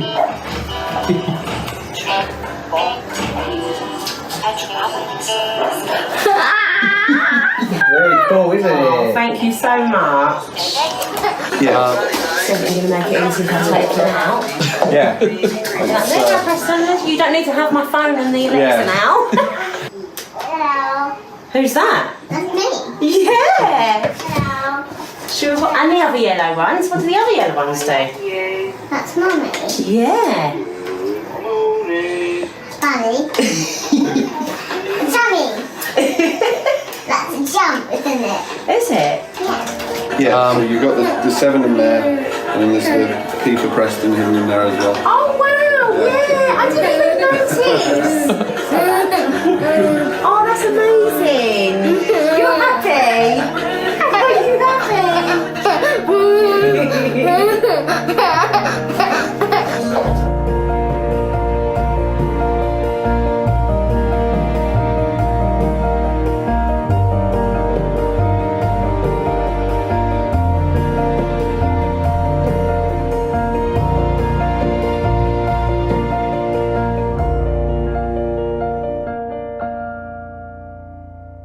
So that was great fun. That was a good little reveal. Halfway through a project now. So the first half feels like it's been quite relaxing so far for me. Yeah, it's been good fun, and I'm looking forward to the next part of it. Yeah, it's been good. I've really enjoyed the family being involved in the process and giving us ideas already on how to improve. Yeah, we've got some improvements to make. Yeah, on how to improve it, which that's exactly what you need. But Preston's going to be using it day to day, and it's the family's going to be helping him use it. So they're the ones that are they need to tell us what they need. Yeah, it was good to also see his wheelchair in person. Yes. So we think we've got some good ideas on how we're going to build off that. Good project. Good project. Do it again? Well, we still have. We kind of have to. We still are. No, thank you to Solidworks for giving us this opportunity, and thank you to Magic Wheelchair for organising Preston. Adafruit just make awesome components to do these type of they're great for little projects like these kind of projects. 3D Printing UK for letting me use my work printers to print the items. Who else is on my list? We'll thank each other. I would say we've got big thank you to Eric, Todd, and Cam. Yeah, the SLUGME7 SLUGME7 team for allowing us to be part of it yet again. Trusting us to do it again. Yeah, thank you. It's really awesome to use the SolidWorks Champions program to kind of help and assist with these kind of projects. Find someone who has the skills that you may be lacking, to help improve the project. Yeah, big thanks to Jade for the logo design. Logo design. Yeah, smashed it again. Just like last time. Yeah, it's been a great one. And hopefully we can have the second half of it built by 3D Experience World 2023. I'm sure we will. And we can talk about that soon and see where that goes. And see you guys in the next one. Bye. Bye. 7. That was the worst 7 I've ever done.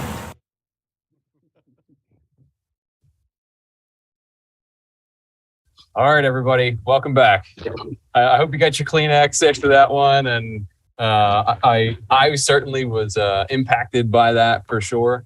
Dan, I think we need to contact facilities because I swear the pollen count in the room is just gone through the roof, man. When we put this event together, we all kind of make a purpose to not watch the ends of those clips, of the really impactful clips, the things like that we kind of want to react to it live. And holy cow, Kirby and Johnny. I mean, I think we actually have Kirby and Johnny. Yeah, we should talk to them. Right?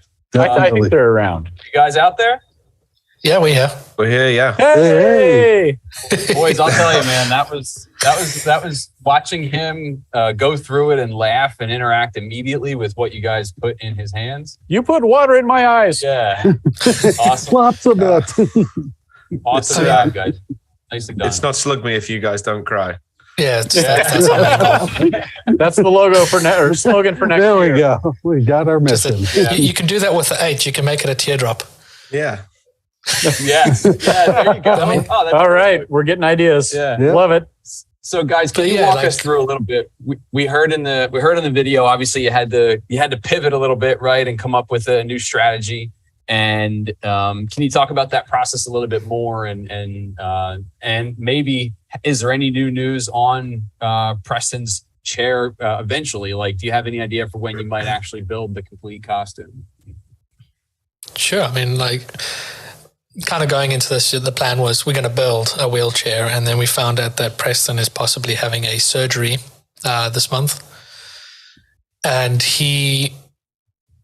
with that surgery, there was a possibility that they'll need to get a new wheelchair because they were going to be widening his hips, so he needs a wider wheelchair.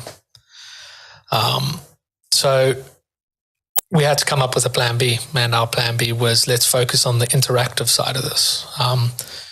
We needed to create a device that Preston can play around with. So we focused purely on that, and then we when we met them and gave the console to them, they gave us a little update on their surgery. Do you want to talk about it, Johnny? Yeah. So the good news is that Preston's surgery should be happening, I think, this month. They said Kirby, but all being well, it looks like he won't actually need a new wheelchair. So we spent a little bit of time, obviously, with his physical wheelchair while we were there, which has given us some great food for thought on how we can mount things. Once Preston's obviously through that surgery and on the sort of road to recovery from that, we're gonna well, Kirby obviously being closer is going to go visit, take some proper measurements, and we're going to start designing it up. But yeah, it was exciting being there in person, seeing the wheelchair, and we've got some great ideas moving forward. So as Kirby says in the video, we're hoping to have it done by 3D Experience World, and hopefully be revealing it. I mean, with this project as well, we're also going with a different approach, similar to the project with Jenica, where we're getting the family involved. I mean, as you heard, the sounds that we got Stacey to record were all members of the family, because Preston recognizes those voices. You know, I could have just recorded it, or Johnny could have recorded it, but I felt like it needed to be them involved, and they've seen the concepts already, and we've discussed, like, this is what we want to do. Will that work for you? How will this work? So this is a project where they're involved with it a lot more than we would usually just kind of keep it all hidden in a secret and then a big reveal.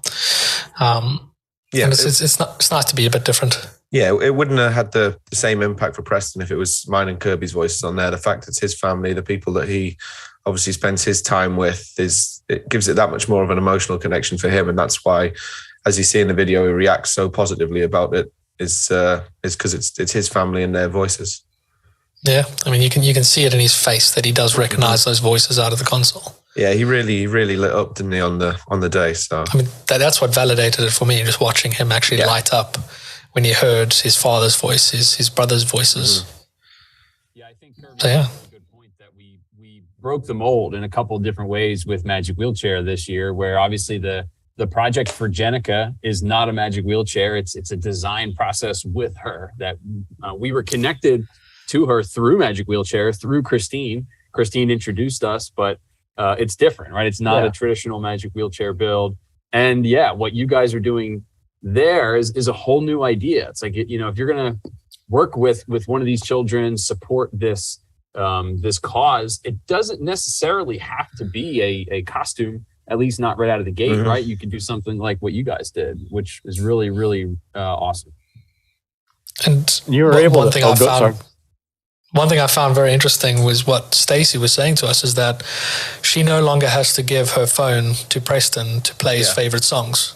Like, we didn't intend, like, we were just making a soundboard. We didn't realize how much this was going to change their lives. No. So that was quite exciting to see. Awesome. Well, guys, I wanted to touch on a couple things with you. One of which, Kirby, we saw some footage in that video, you working at your company, 3D Print UK, and I think they've been very supportive of you and of SolidWorks and SWGN in general. I have the website up just for kind of a visual here so we can see it. But Kirby, can you talk about this any further? Do they support you doing this kind of work? Yeah, they're very supportive of me doing SWGN stuff and things with SolidWorks. I mean, we're essentially just a bureau for 3D printing plastic bits for anybody. You just upload your files on there. So we work with a lot of engineering companies to produce batch production parts, end-of-life production parts, prototypes and that stuff. So, I mean, I have the technology to kind of make things like anything that I want. So why not leverage that and use that as part of the Magic Wheelchair build? So they did sponsor the kind of 3D printing aspect of this whole thing, and they are going to be looking to support the SWGN network in the future as well, and sponsoring like vouchers and that to get people to 3D, you know, to get some stuff 3D printed. Awesome. Yeah, obviously big thanks to those guys, and really appreciate all the support there. The second thing I wanted to chat about with you guys is you have a big event coming up later this month, right? This month is so busy, so crazy. Yeah. SolidWorks September. Can either of you tell us about this? Yeah, so Heather is traveling all the way to the UK. I thought, you know, this would be a fantastic opportunity to do another regional event. So we'll be hosting a SolidWorks user group meeting, an in-person meeting at the DriveWorks headquarters in Warrington, which is just outside of Manchester. So those that are watching that are in the UK and you're able to make it, it's next week, I think.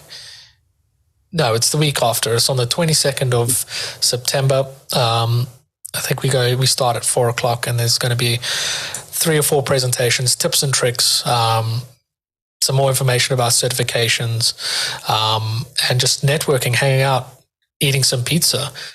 with pineapple, if you please. Awesome. Well, I think Josh Mays just booked a flight, it looks like.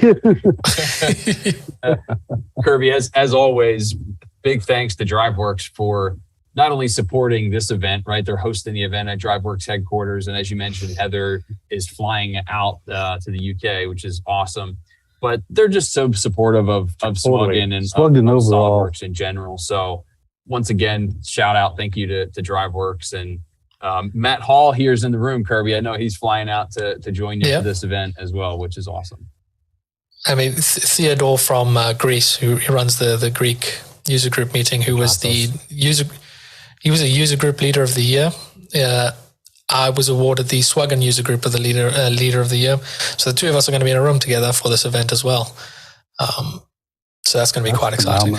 Yeah, that's great. Well, maybe after we disconnect here, Kirby, you can drop a link to this event in the YouTube chat. We'll make sure everybody can get out there and attend, or I'll do it as soon as we hop off here. But looking forward to that, man. And I think we were also impacted by this project. We can't wait to see what comes of the rest of the build here for Preston. Yeah, we're going to be chatting to Stacey soon and discussing with her what Plan B is going to be and the timings for that. And because we've had that discussion of how we're going to make it, we've got a good plan ahead, and we can just move forward. You guys got anything else for Kirby? I think Johnny might have dropped. He was just sick of us. He's just returned. The power in his house went out. Oh, no. Anything else for these guys, fellas, before we move on? Just for me at least, this is certainly, what they did last year was phenomenal. This year, I know it's a baseball analogy and not cricket, but they've really knocked it out of the park. Correct. And, have fun at, the DriveWorks facility. It's an amazing place. I've been there, and they have just the best team. They're amazing. So shout out to Heather Haas for helping you guys, and, have fun. That's the whole thing. Yeah. I had two quotes for you guys before we let you go. Two things I just noticed in your video. And one solid quote was just a bunch of solid bodies whacked together. I really like that phrase. We're going to keep that one. And I also noticed you guys there's something wrong with the way you're saying soldering. I don't know. Soldering is coming out a little different from you. Maybe that's something we'll have to figure out. Like when you were younger, did you try soldering aluminium? Yeah. Yes, that's where I went with it. Yeah. I thought maybe someone had failed to teach you the correct pronunciation when you were younger, but nevertheless you soldered on to. Oh, boo. Yeah. Not my best. I would say the Queen's English, but I think it's the King's English now. Yeah, King's English. There you go. Well, I like it's not a SLUGME until they're crying. Yes. We give you so many ideas for next year. Thank you guys again for hanging out with us. We appreciate you being on a Saturday night with us. I hope you're having a good time, and we'll catch up with you guys soon. Excellent. Thank you very much. Thanks, guys. Hi, guys. Cheers. All right. Well, fellas, do you believe it's time for another Keystone? Yeah. Oh, right on. I, for one, really enjoyed these Keystone presentations, these Keystone projects. So we saw a bit last year from Shreyas, right? Going through simulation, giving feedback to Jordan and the rest of the team. And we're happy right now to welcome Shreyas back and see some analysis, see some, basically design insight to what they've already created. So Shreyas, are you with us? Okay. You gotta make sure the desk is safe. No, I'm gonna watch this render because I never know when it's gonna air out, and okay. Make sure I have it. I can hear them. Thank you so much for doing that. Yep. Yeah, no, it's good. I gotta save it. I gotta import the sequence in Premiere and then save out a exported movie. So hey, Jason, can you hear me? Later. Bye. Great. Yep. Bye. Thanks, man. They're Shreyas, I'm sure. I think we're currently getting merged with our friends on the design team. Oh, yeah. Okay. While we're waiting for them to get set up, as we work our way around the globe, we were hitting continents. And one of the funny things early on when I suggested this. I mentioned it earlier that Yaya said, what about Antarctica? Yeah. And, challenge accepted. I'll take care of it. And so I started digging in, and you think of Antarctica, you think of research stations, so you hit National Geographic, and I found someone with an email address on there, so I emailed her and kind of started. And this is me talking about SLUGME, so I'm very passionate about it. I'm like, and we could do this, and we could do this, and she's like, whoa, wait a minute, what are you talking about? And we bounced a couple of emails, and her name's Amy Levanter. She's a teacher at Colgate. And she says, you should probably talk to David Harwood. And, he's in your area. He's in my town. He's a teacher at the University of Nebraska Lincoln. It's crazy. Well, I met up with David and we started talking about this. And a lot of the University of Nebraska Lincoln was involved in this because what they were doing is they were drilling to an underground lake. And I say underground, but it's under ice. And not just a little bit of ice, right? It's like 4,000 feet of ice. So it's almost a mile of ice that they're drilling through, not knowing what's there, but they think there should be a lake there. And they wanted to study the species, the microorganisms that are in that.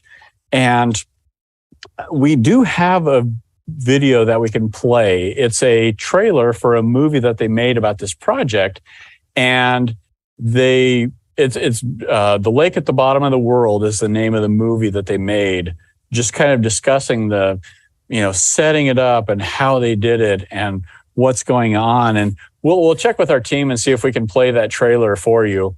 But just, there was so much that I unearthed when I started talking to him, and it was so crazy, the research stations and how all the different countries came together, because Antarctica isn't really owned by anybody.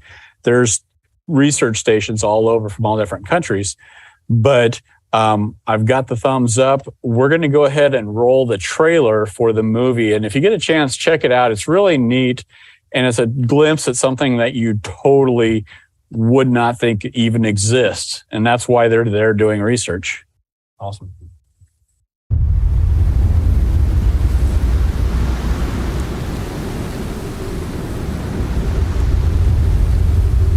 It just doesn't make sense that a continent this big has no life.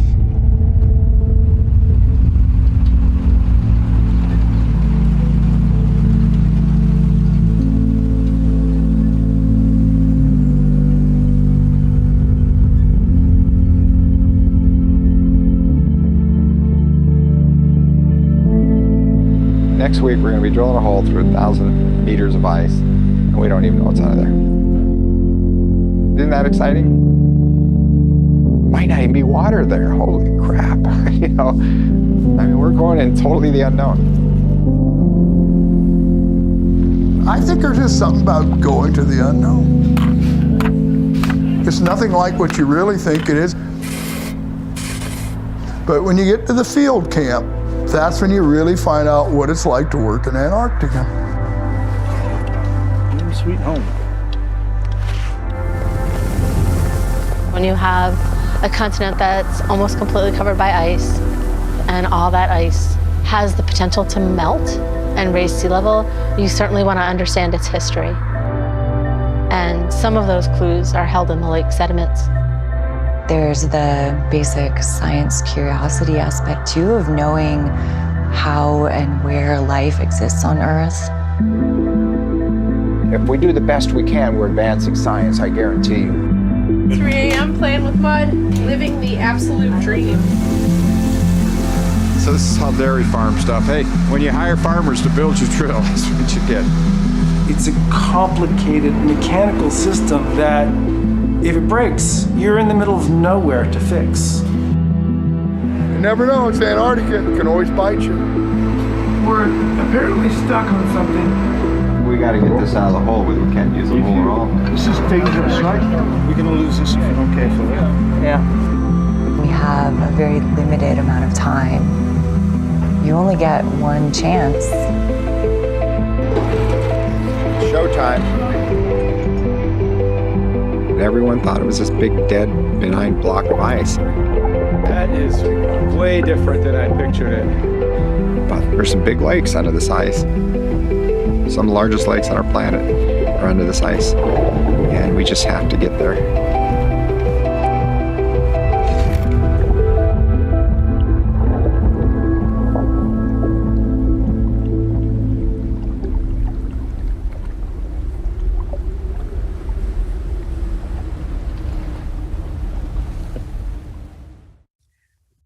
Well, welcome back. So I think we threw the production crew for a loop by trying to jump to the sim. I was just so excited for Shreyas. I just couldn't wait to get there. But when it comes to simulation, it's the real deal. Yeah. And Antarctica was kind of the forgotten part of this where, we had big things planned and it just didn't pan out. It was one of the things when you are the lead on all these drilling projects.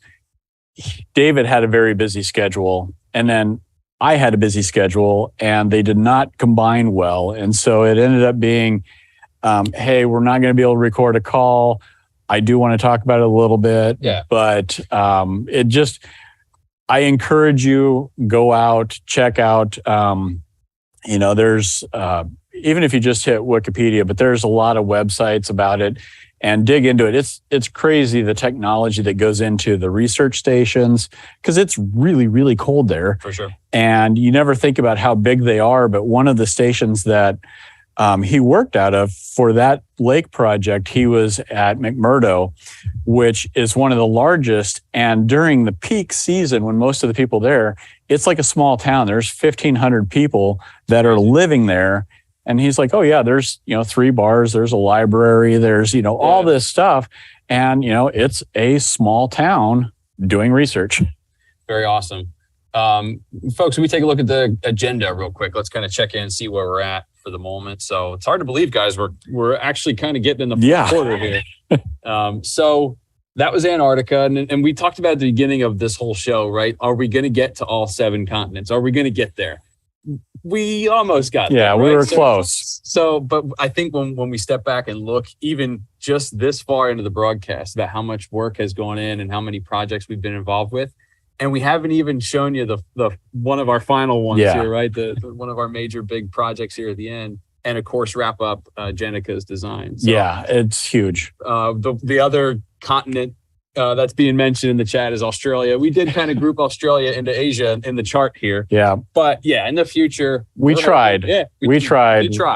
But again, just the overall package and how much we put into this. I don't think anybody will say like, oh, we didn't get to 7. Yeah. We put quite a lot into this year for sure. And we didn't want to go 24 hours. So right. Yeah. So let's take a look at the agenda here. I think now we're going to check in with Shreyas, right? Yes. So I'm sure he's ready this time. And again, apologize. I was just so excited to get to Shreyas before. So Shreyas, are you with us this time?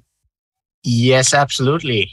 Right, awesome. Good to How's see everyone you. Andy, doing there? Jordan, welcome. And welcome whether you back. ask for us or not, Andy and I are back as well. We can't get enough. Well, guys, we're looking forward to Let me just say seeing... before Shreyas gets started that he is in the toughest position to be in, because to run simulation, you need geometry, and to run simulation on geometry, you need people that don't procrastinate as much as Andy and I do.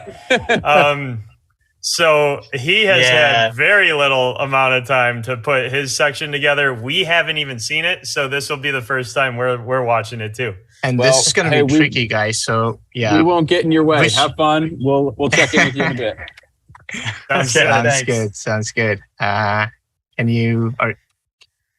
We're live, Shreyas. We're ready to go. Okay. So hope everyone sees my screen. Yep. And what dude, do we have here?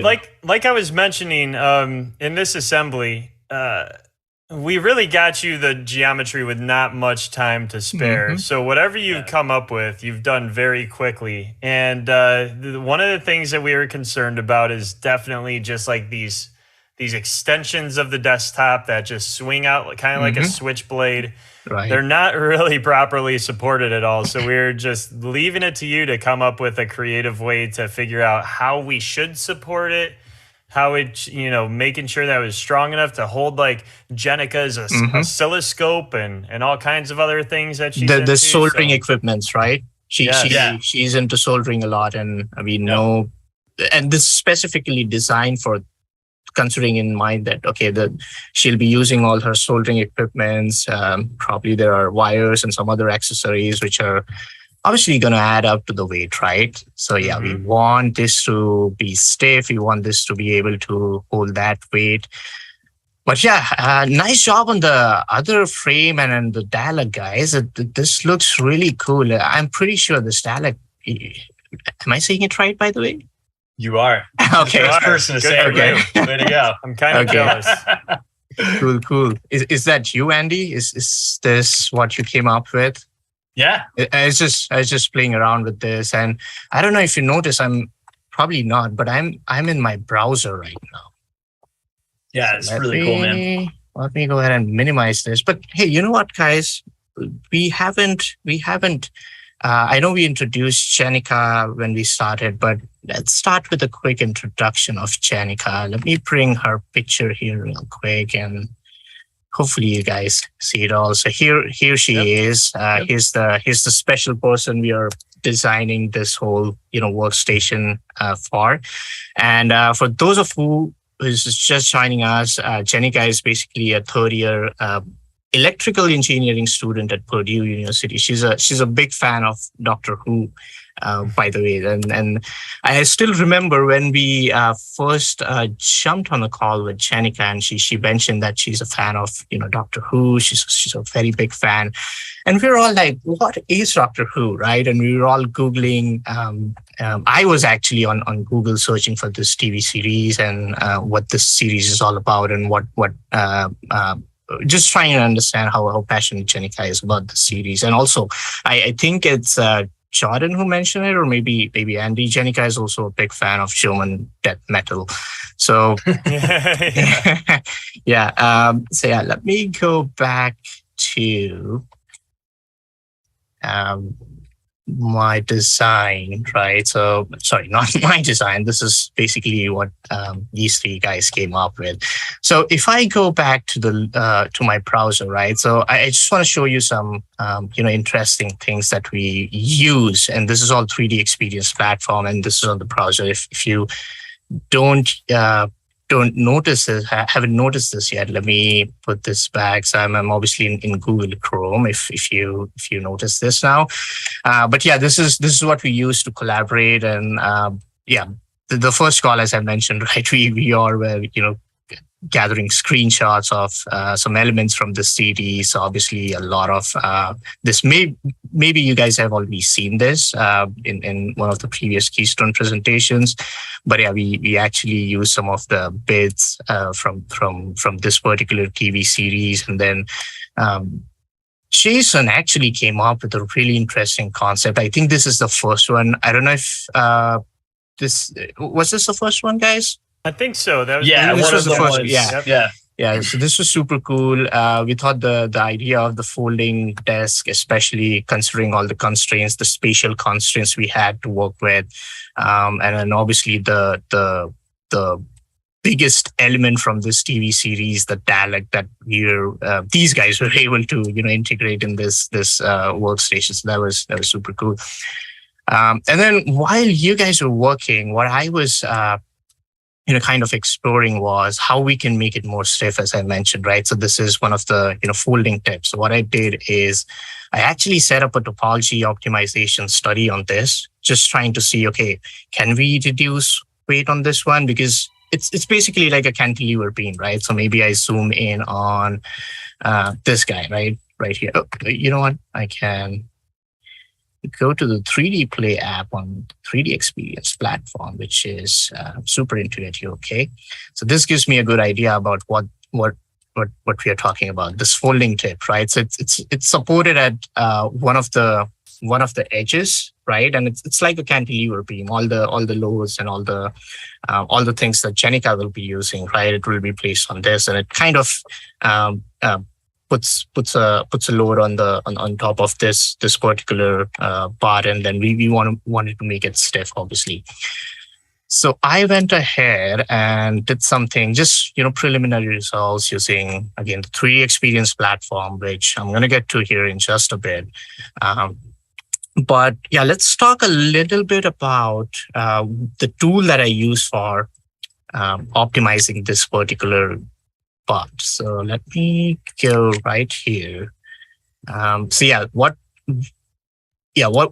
I use for this is the function-driven generative designer role on the 3D Experience platform. Okay, and as I said, I'm going to get to what the whole concept of 3D Experience platform, and just to let our audience know that what this is all about and how powerful this is. But the function generative designer role, it's basically a very integrated end-to-end solution for all your topology optimization and generative design needs. To start off with, yes, obviously it has a very intuitive, simple, very well laid out workflow that you can follow. And I'm going to show the exact workflow that we can follow, and we're going to look at it in just a bit here as well.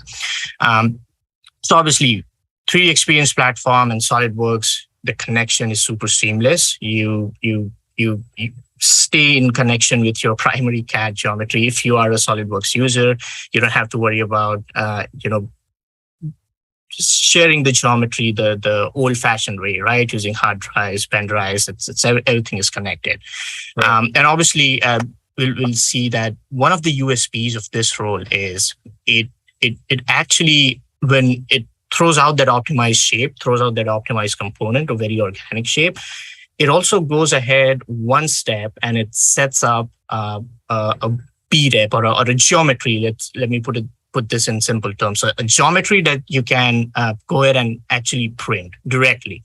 So that's something super cool about what this particular role that we're talking about. And obviously best in class detailed modeling tools. Some of the tools we have on the platform and in this role are from SolidWorks and then from CATIA. So everything is very well laid out, and you're obviously going to get the best in class detailed design modeling tools. And then, yes, obviously seamless collaboration with some of the other apps on the platform, some of the apps that you saw from Jordan and Andy, that those are the web-based apps. And this one that we're using is basically the native application, right? So there's always going to be a seamless, super seamless collaboration between these two. So as I said, coming back to the 3D Experience platform, but hey, you know what? Let me just give you a quick overview of if you're already wondering, okay, how do I use this? Where do I use this tool, right? So let's say you obviously have in this scenario, what you see here on the screen, you have a legacy part, right? And then if you want to optimize this part to a certain manufacturing process. In this case, I'm saying that, okay, I have this particular component, I'm giving you a certain design space, and then, I want the software to optimize it because my manufacturing process in this case is going to be milling. And one other USB of this particular role is, and probably some of the SolidWorks users who have already used topology optimization, we know that, okay, you can only optimize one component at once in SolidWorks. Maybe Andy, you're aware of this. I know we worked on a project I guess last year. And the good thing about this tool is you basically can optimize multiple components at once, right? So if you have let's say 3 or 4 components in your assembly, this is obviously going to help you and help you optimize this component at once. So yeah, if you're also want to design parts from scratch, so in this case you have a design space here. So you have a design space which doesn't really have any fastener constraints, but this tool basically will tell you, okay, these will be the optimum locations for all these fasteners, and you can basically use that info to further improve the efficiency of the optimized part. And then obviously, conceptual design and coming up with some innovative designs that we are seeing right here. So yeah, coming back to what the 3D Experience platform is all about. So some of you are probably aware of the different brands within Industrial Systems, right? So we obviously SolidWorks, CATIA is another super interesting CAD tool. SIMULIA is a brand in the so which is basically focused on all the simulation related tools, which is what we'll be seeing in this presentation.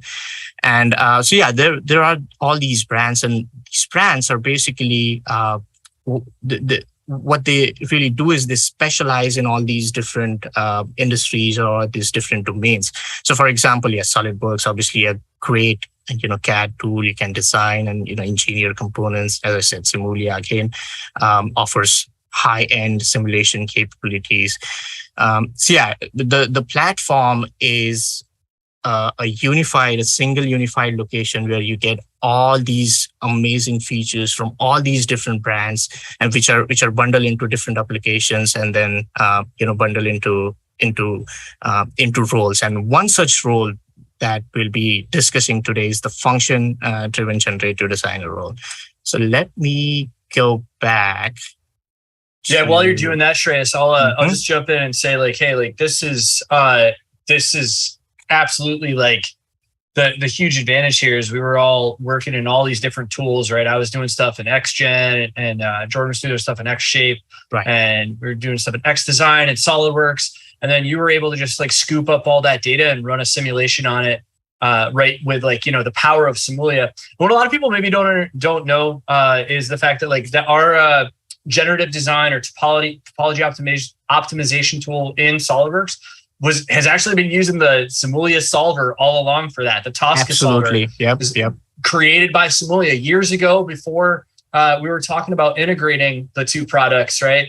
So we've been pulling tools here and there, but there are some limitations on the SolidWorks one, but basically limitations in that you can't do as much. You can only do it with one part, but when you see the cool stuff that Shreyas is creating, remember if you have SolidWorks Simulation Professional, you have access to topology optimization, which gives you the ability to utilize this Tosca solver to create these wild shapes. It's super cool, man.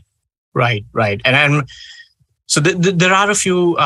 There are a few differences, although the solver is, as Andy mentioned, right? It's a top of the line, best in class Tosca solver that the SolidWorks users has access to, right? But then we'll talk about some of the key differences, especially the advanced features that are available with some of the SIMULIA tools, some of the 3D experience platform rules, right? Yeah. And this is just a quick slide on what are some of the key highlights of the 3D experience platform. And as Andy mentioned, super integrated, a very easy to use UI, a very end-to-end comprehensive tool, right? And it's just it is just crazy to know the amount of physics that you can solve, right? You can obviously scale your problems. There's a cloud compute option, which I'm going to get to in just a minute here as well, which you can use to run your simulations on cloud up to 144 cores, or in some cases 288 cores as well.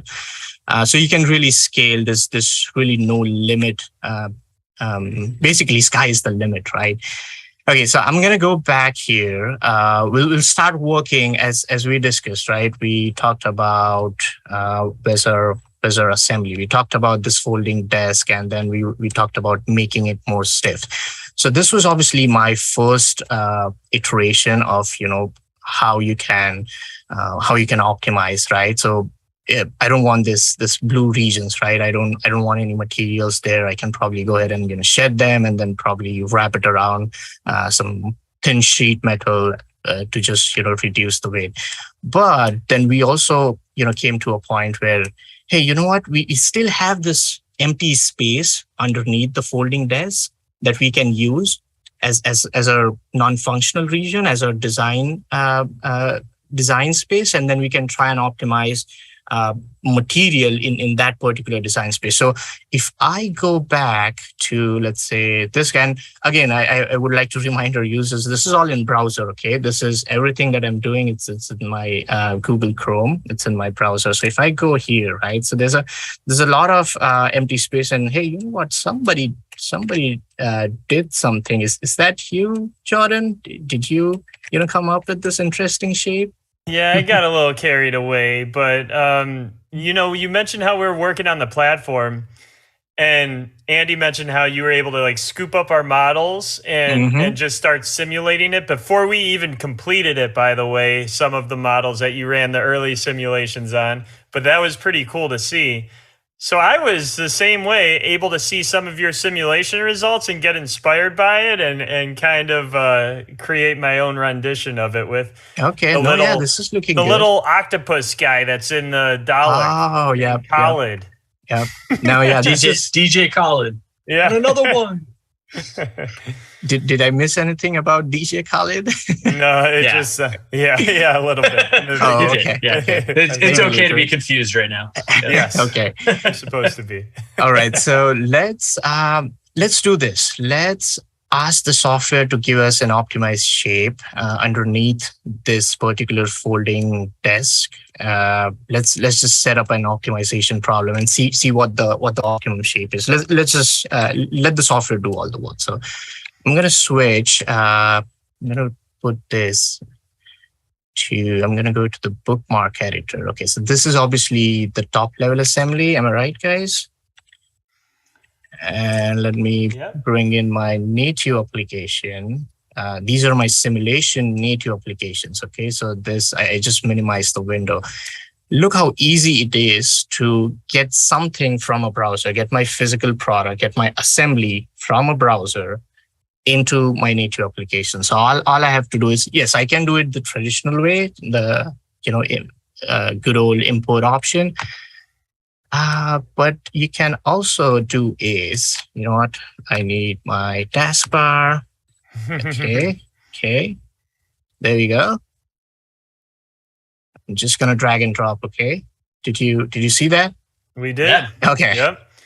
Straight from a web browser right into an app. Nice. There we go. And this is by no means a single part or small geometry, right? This is all super complex, and you guys know it, right? You guys know it, how complex this is.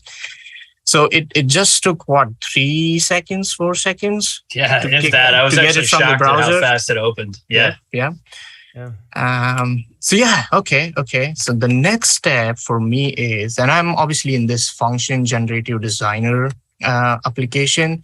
So different than xGenerative design, which we were talking about earlier. And I tried to remind everybody that although the names of the programs are similar, they're totally different, completely different. Yeah. And what they do, right? Yeah, that's a good point, Andy. So this is basically the function-driven generative designer role that we are looking at.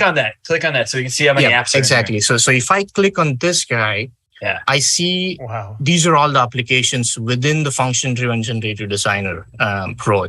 And what these applications do is they help me from point A to point B, or my last point, right? So it helps me through the entire workflow, right from the point where I'm bringing my geometry to the point where I have those organic shapes that we're already talking about, right?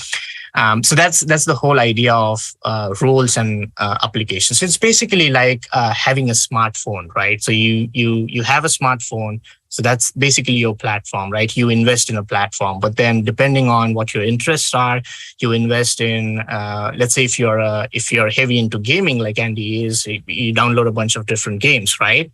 But then if you're, those are basically your applications. So that's the whole concept of the roles and of applications. Okay, so let's do this. So I'm gonna switch to another tab. So what I have done is, while these guys were working on some of the other elements, what I did was, let me go back here. So I grabbed that part and I just extruded some material underneath it, considering the design constraints, right? So we don't want material to go all the way down, because then that is coming in some of our functional regions, right? So we don't want that. So what I did is I went ahead and extruded just a little bit of material from probably more than half the section of this folding table. Okay. Right. So the first thing I'm going to do here is let's try to partition this guy in such a way that I want my functional regions to stay intact, right? So I don't, for example, if I go here, this is basically where the folding table is going to rotate, right? So I don't want to mess with that geometry. I'm pretty sure you guys are going to be mad at me if I do that. But what I want is I want to partition the additional material that I have created. Okay, so the first thing I'm going to do, let's create a plane. Okay, pretty simple. I already have a few planes, so I can use one of the planes as offset. Let's see if this value work. Okay, it does create a plane at a distance where I'm gonna split this guy, and you'll basically get to know why I want to split it in such a way. So I create this plane, hit OK. Okay, so this is it shows me, it's super smart. It shows me, okay, where exactly is this split gonna be? Okay. Gonna go ahead and hit OK. So now what happened is, if I expand this, I see a plane here, which basically has helped me split that front portion. So that is where I'm going to apply all my loads and all my forces, because it's just going to be rough estimation at this point of time. We talked about all these equipments, the soldering equipments, different wires, and all the weight that is being applied on this particular folding, drawer or the folding table. So so this is like a worst case scenario where you're applying exactly the load furthest away from the. Yep. Absolutely. Okay, this is going to be your worst case scenario. Yep. And then let's do this. So the next two partition, I'm going to speed up the process a bit. So yeah, we obviously don't want this. Okay, so create plane. I'm going to select this guy. Okay. And then I'm going to select. Those are the options for Reference. planes in xGenerative design. I've never seen them before, but those are just like the CATIA options for how to create a plane. Love it. Right. So these are basically on the fly options. They're super cool too. Yep. They're like there's some in there that you can do that you can't do with SolidWorks that I really like. You can grab like a bunch of as many points as you want and give you the mean plane between those points. That's pretty neat. Yeah. Like it's just awesome. I thought you were being facetious and you don't really have to select through a drop down list of what points you're selecting. You just pick the references and it starts filtering down to like what plane could fit through there in SolidWorks. Well, in SolidWorks, no, but with those powerful selection options, some of them, that's pretty cool. Yeah. Okay. So I do have the second split. So basically, if I go back, I have the second partition. So I have one on this surface, and then I have this. So now what I want to do is go ahead and split about this tiny little line. Do you see it? Yep. Okay. So let's try that. I'm gonna go partition again. Nope, not that one. Okay. Back away slowly. Yep. Split by element. I'm going to go ahead and create a plane. So I want my plane. So yeah, again, the same option basically on fly plane creation. Well, I can go ahead and create it manually, but why not just do it right here? Yeah, totally. Okay. So let's see if this works. So this is my axis of rotation, and for plane I can use probably one of these guys. Okay, there you go. Okay. You just put in an angle and you're good. Sweet. I see. Okay. Maybe I missed something there, but no, this is exactly what I wanted. So I have 3 splits. Okay. Let's start with an optimization strategy. What do you say? So we have 3 different optimization strategies. Maximize stiffness for a given mass is what I'm going to go with for this scenario. This one based on frequency, and then this one basically says that minimize mass while respecting constraints. We'll go with the easiest one. At least I feel it like working with this strategy is super easy. So I'm going to create a new optimization in the current simulation. So let's do that. And since we mentioned that this Tosca solver functionality kind of exists in SolidWorks too, do you get those 3 same goals inside of SolidWorks as well? Yep. That's a good question. Yeah, we do get the same strategies. Yeah. There's some key differences, obviously, on the geometry preparation side of things, and the other aspect of the 3D experience platform, better controller meshing, and as I just said, advanced geometry preparation skills and features and things like that. But what you see on the right hand side, guys, is an assistant panel. So it's basically like an expert sitting right next to you. So if you observe closely, so there are 10 different steps that have been laid out in this assistant panel. And if you follow these steps, you should be good. And that's basically all you have to do is just follow all these steps and you should be able to, cover the entire workflow. So the first part I'm obviously going to do is, what do you guys think? Should we go ahead and apply any materials on this one? I think that'd probably be smart.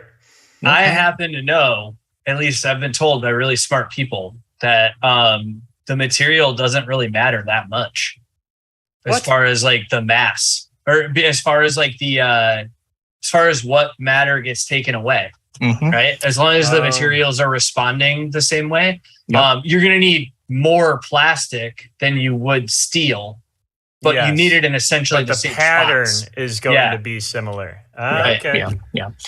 So just for the sake of demonstration, we probably will go with acrylic. I think acrylic isn't it PMMA, which can be printed? I think so. Okay. I believe you. Okay. Yeah, I know you can print. Say it more confidently, and I would have been of course. Totally. I knew that. Yeah. We can definitely do that. We can definitely print ABS and nylon and PET, but yes. Yeah. So I just went ahead and applied that material, which you can obviously see here. This is, as I said, this tool is super smart. It already picked up what part I look forward to optimize, right? So I already had another part which again had the same solid geometry, but this already picked up the ones that had partition in it. So I guess we don't have to do anything then. Okay, it did pick. It does give us a warning, but I know what the warning is about. We are not considering any thermal constraints here, and that's basically why this is complaining. Okay. Regions to preserve. I said, right, these are all functional regions. The region that are dark, these are all functional. We don't want to mess around with those, right? So these are required. The ones that are striped out is basically what is going to be considered in the optimization process. So that this is the region where the mass is going to be taken off from. Okay, so if I check this box, that region goes away. But if I uncheck this box, we still have that. And that is exactly what we want. Okay, connections. We can obviously, define different types of connection, rigid, spring. You have a lot of control over different kind of couplings as well. But let's just keep it simple. I'm going to apply, some loads. Let's do a remote load. Okay, so let's say my the weight that I'm applying, let's say it's not flush on the surface. Let's say it's at some height. Okay, so that's basically why I'm selecting this remote load option, and it's totally flexible, right? Let's say I have to apply at a distance of 50 millimeters.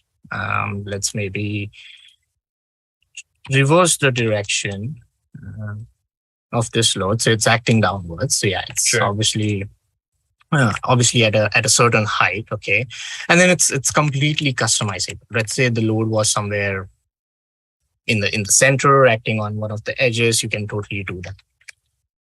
All right, so that's that. How about we mix things up a bit? How about maybe let's try and twist this? What do you guys think?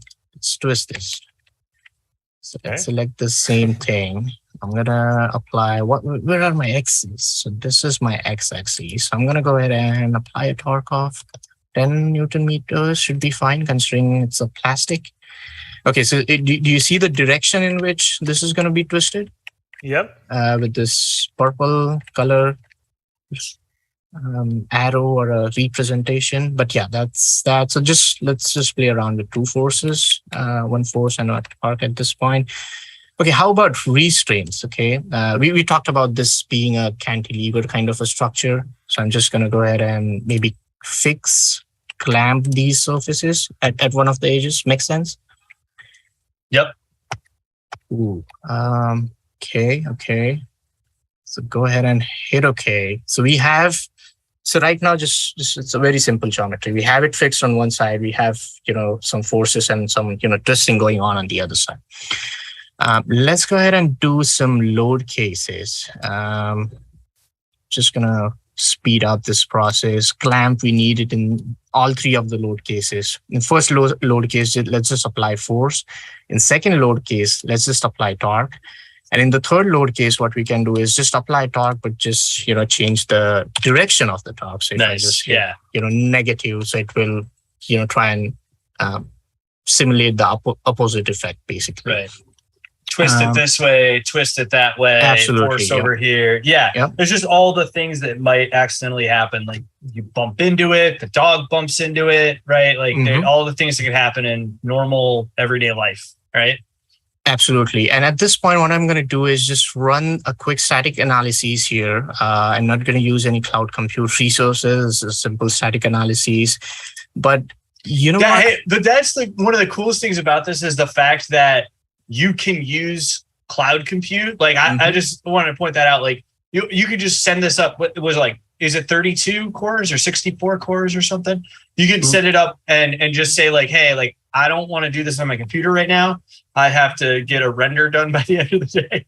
So I'm going to send the simulation up to the cloud, right? And I can run it, in a simulation that might take, a couple hours on my computer, right? I can send it up to the cloud and have it run on like 32, 64, 128 cores, and it's done in, 15 minutes, which is right. Now that's a big difference. That's a differentiator. That's yes, absolutely. So basically, it depends on what role you have. I think with the latest update with this role, users now get up to 144 cores. Earlier it was 36. I mean, even 36 is crazy, right? I've never had a computer with more than friggin' 12 cores in it, and that's kind of crazy, Yes, absolutely. Yep. I agree with you. And you just mentioned something about a dog bumping into this, right, Andy? Yes, I had a quick question, and I actually asked you guys in the chat as well, but no one kind of responded me.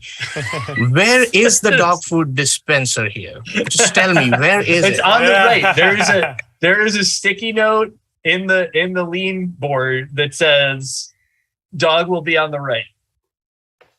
Where's the sticky note? He's gonna call you out on that. Oh, it's right there. Wait, go over to that. Yep. No. To the right. Zoom in right there. Okay. There you go. Okay. Oh, I would never lie to you, Shreyas. Wow. Okay. I didn't even remember that, and I apparently made that note. But for some reason, I actually just saw it in the beginning when Shreyas was like going around the lean board. I was like, oh, that's a useful note. And for some reason, I posted it on the left side of the. I know. Anyways, okay. Sorry. All right. So I guess I missed a step or two, but yeah, that's not important. What is important is what are some of the key differences that come in with this this particular role. Okay, so if I go to optimization constraints, right, some of them, if you have used SolidWorks topology, you're probably familiar with some of these constraints, right?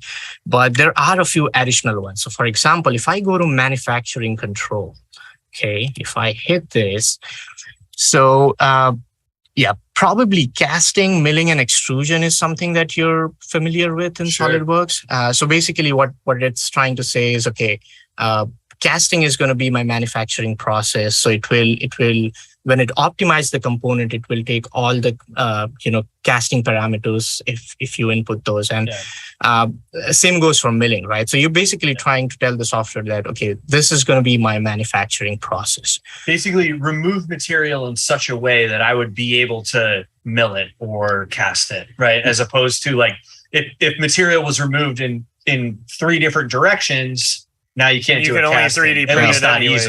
Right. Yeah, that is correct. Yeah. But then if you notice closely, there's something called overhang, and this ribs and an overhang. So let's focus on overhang here for a bit. So if you are printing something, you're probably aware that, okay, you cannot print a overhang structure beyond a certain angle, right? Let's assume 45 degrees your threshold and is the capability of your printer. So anytime you'll probably want to go beyond 45, either it's going to fail or you're going to need additional supports. With additional supports comes additional materials, and with additional supports also come additional post-processing time. So anytime you have the option to, let's say, reduce the number of material being used or the amount of material being used and number of supports being used, I think this option is going to come in handy, super handy. And the RIPS option is also something. So it basically gives control to the user or the RIP structure if you plan to go that route. Something similar to the sheet metals components, right? If you have multiple RIPs, basically stiffen things out a bit. So that's basically how it's going to optimize. So yeah, in this particular scenario, what I'm going to do is not worry about all these optimization. I do also want to just point out, I love the fact that there is a center of gravity constraint. Yep. How important is that? Especially if you're doing stuff that's in a car or in an airplane, your center of gravity matters a lot. Or if you're designing some big thing that needs to be lifted at some point, it needs to be picked up and put over here. Where your center of gravity is matters a lot. Right. So it can remove material so that the center of mass stays in a specified location. Exactly. So that's what the center of gravity constraint is going to give you control about, right? Cool. So that's cool just for design, not even doing the simulation, just using that feature to use topology optimization, just to center mass here, boom. Right. Yeah. Awesome. It's basically going to respect your original center of gravity, and it's going to reduce all the mass respecting that particular constraint. Okay. That's super now, cool as a designer, you've got me intrigued because I'm thinking about the cool things I could 3D print and stack and balance and all that stuff wildly. Yeah, that is neat. Yep.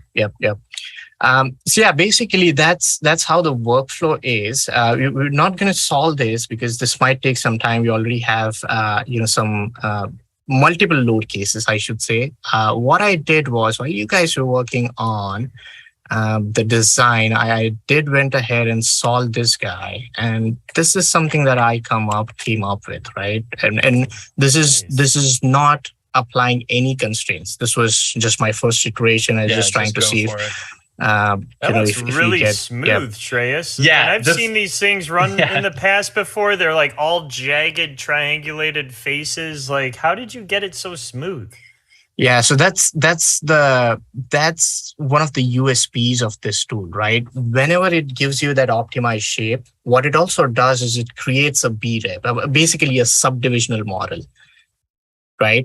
And you obviously have the option to go ahead and refine all of this, but if you tell me that, okay, I'll have to spend, let's say, a whole day smoothing things out, or the other option is just take this particular shape, which is being generated automatically. I'm going to take this and then, generate as many concepts as I can, right? Obviously, to evaluate, let's say I have 50 different concepts. What I can do is go ahead and evaluate all of those, right? Let's say I have a few KPIs. I assign priority. So you know what? I have a nice video to show this particular capability of the tool as well. Okay. So yeah, let's say I have 4 different concepts. I've generated 4 different concepts. I don't know which one is the best performing one, but you only have to, pick the best performing one of them all, right? You cannot go ahead and print all these, 4 guys. So what I'm doing here is I'm saying, okay, these are my KPIs: mass, stress, displacement, reaction forces. Can be anything, okay? Right. What do I do with mass? I obviously have to reduce it, but also I have to make sure that the component is stiff enough. So I apply priority ratings to all these KPIs. And what the trade-off study tool does is it gives you a rating. So if I that is so cool. If I may do you see the score right here? Yeah, we see the little red dot. Yeah. So this is the score, 66 for, let's say, first design configuration, 60 for the second design configuration, and so on. So it basically ranks all these different design configurations. So ultimately, what it does is it makes your life a lot easier to choose between all the concepts that you may have come up with, right? And again, I mean, users probably are wondering at this point, okay, we got this, we have the trade-off study tool, okay, we have all these smooth shapes, right? Do you see my screen? Do you guys still see my screen and the video playing? Okay, cool. So this is something that we recorded, and this is again in just a little bit sped up, but you see what he's creating, Jordan? Whoa, dude. Yeah. He's just drawing lines on the screen, which is creating mesh cages. And those are subdivisional meshes. So now you have a sub D that's totally modifiable that he just creates on the fly. Yep. And this is directly on the optimized shape, right? So you use all these tools, right? You use tube drawing, you use surfaces, and you use all the tools that you guys have showed up until now, right? And there are some advanced additional tools here as well, right within the same UI. And then you come up with a super smooth, design that is basically ready to be printed. Okay. That's Jordan's mind just got absolutely blown. Yeah, as soon as you were like, and then that could be my start shape. Yeah.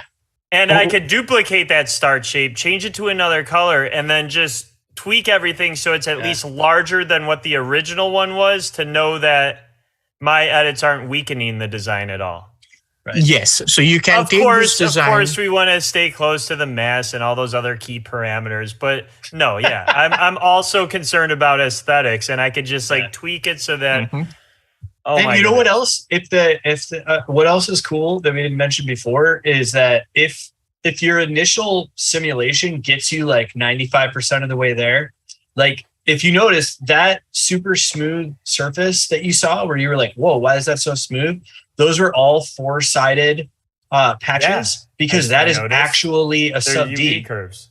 That is a sub D, and you can modify that sub D. So if you're like 95% of the way there, and you're like, man, I could do like tube drawings and create the shape, but I'm almost there. You could just grab a few of those nodes and push them around, and you're good, right? So like it's and that's why in this role, like one of those, like a bunch of apps was CATIA Imagine and Shape, which is the top of the line, like industry leader on subdivisional modeling. That's what like all the cool cars and airplanes are built with, is that program. So Monday morning, you're going to schedule like 3 hours or whatever it takes, and you're going to teach me how to use this tool. And, hey, you know what? Andy's the expert. Why'd you let me design the whole frame from scratch? I'm never going to start like that again. Hey, you know what, Jordan? Andy's the expert in this. Yeah. I know we worked together last year, and he's the one who came up with all this. I'm absolutely not an expert. I don't believe you. Let's schedule a call with Andy. Nice. All right, guys. Now I'm conflicted between my technological curiosity and my ego. So, how are we doing on time, by the way? How are we doing on time? I just have one quick slide to cover. Yeah, let's see it, man. You're good. Yeah. All righty. Or you could just put that one video on loop. I'd be happy. Still digesting it. Yeah, so just some key highlights of this function-driven generative designer role on the 3D Experience platform. As Andy mentioned, it's obviously the top-of-the-line task solver that DASA system has to offer, which is also something that you get in SolidWorks. But yeah, this is on the platform, and then with of course some additional features as well. Now, since this role is available on the 3D Experience platform, as I mentioned, we can leverage the cloud compute option. We can leverage the power of cloud. I know this is you see 32 cores highlighted, but I'm pretty sure with one of the new releases, we have bumped it to 144 cores. So users can use up to 144 cores to solve, their optimization problems. Wild. And yeah, the biggest, one of the biggest, I would say, USPs of this role is ability to. What do you mean by USB? Unique selling point, is that? Oh, okay. Oh, USP. Okay. All right. Yeah. So user benefits, basically. Benefits. Yeah. Okay. Yeah. So multiple components in an assembly. SolidWorks, yes, we can obviously optimize the component using the same solver, but you have to do it one component at a time, which means you have to make some assumptions about your boundary conditions. But here it's pretty much if let's say you have 10 different components in an assembly, you bring that entire assembly, and if let's say you want to optimize 2 or 3 components in that, you should be able to do it really easily. Yep. Wow. Yep. So yeah, obviously we saw this could be like a design update to like an old legacy design that wasn't designed with optimization in mind.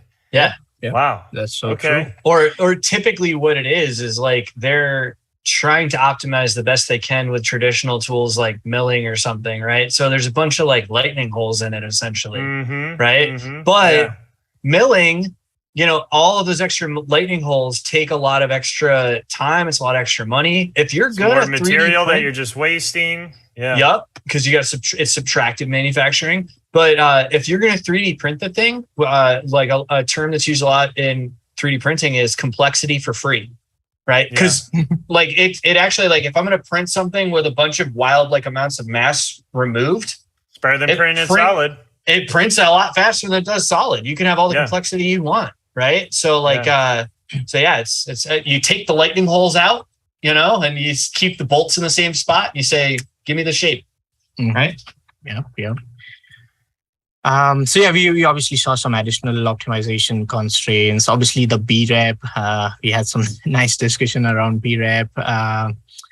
This is, I guess, one of the important ones that we need to highlight here, how important it is to have a BREP, how important it is to have that geometry after it has been optimized to straight up go ahead and maybe plug it in some of your other assemblies and then, do a very comprehensive analysis. So this is again, super, super important. Obviously the trade-off study, we only saw 4 different components, but imagine guys, you have like 50 different components, right? How do you kind of determine which one is sort through that all on your own. Absolutely. Yep. So this comes in super handy, the trade-off study tool. And then we obviously saw the free shape design tool. By far my favorite. And everything is integrated within one single UI. So you don't have to jump between different interfaces. You don't have to jump between different tools. And you saw, right, how easy it is to get something that is in my web browser, get something that is on the platform in a browser that is stored on the cloud, and get it on your computer. And again, this is not a simple file, right? This is basically, that was a whole assembly, a very big assembly with multiple components in it, complex components. So yeah, that's pretty much it from my side. You are right on time because we have like 30 seconds left for your session. Perfect, so perfect, that's amazing timing. Yep. So yeah, that's pretty much when it comes to topology. I do have a couple slides. Well, this was one of the roles, right, for topology optimization and generative design. We obviously have a role which is more geared towards CFD and solving CFD problems, flow and thermal as well. So these are some of the key highlights. I know we're almost done with my time slot, I guess, but yeah, I'm not going to go into too much detail. But if you this was optimized in Fluid Dynamics Engineer, actually, so you can see all those like strings there. Yeah, and I can watch that. I can watch that little like fluid flow into the tank. Like I know, yeah, yes, amazing. Yeah. So we have this role, and it's again super advanced when you're comparing with some of the other roles that or other applications that the competition has, obviously. And then we do have some on the structure side, and it depends what your application is. Let's say you're a designer or an engineer. only focused on setting up a linear static or a frequency or a thermal analysis. You obviously go with the structural designer, but then if you go a step above that, structural engineer, you get some additional options. Yes, you're going to get the options that you have with the structural designer, but then you're getting some advanced meshing features, ability to set up a harmonic analysis. And then as you keep climbing up, right, as you go towards the right-hand side on your screen, you're basically going to get, additional features, fatigue analysis with structural mechanics engineer, which is one of our top-level offerings. You're getting the top-of-the-line explicit solver from Abacus. You're getting model preparation tools. You're getting material calibration app, right? So if you're working with custom material, so there's a lot of advanced features, advanced capabilities available for SolidWorks users that they can leverage on. So yeah, that's pretty much it from my side. And yeah, again, thank you very much for attending this user group meeting. Super excited to have everyone, and honored to have got the chance to present to all of you, and it was fun working with Jenica. Thanks Jenica, if you're listening to us. This would not have been possible without your help, so really appreciate it. And yes, we'll hope to catch up with you soon.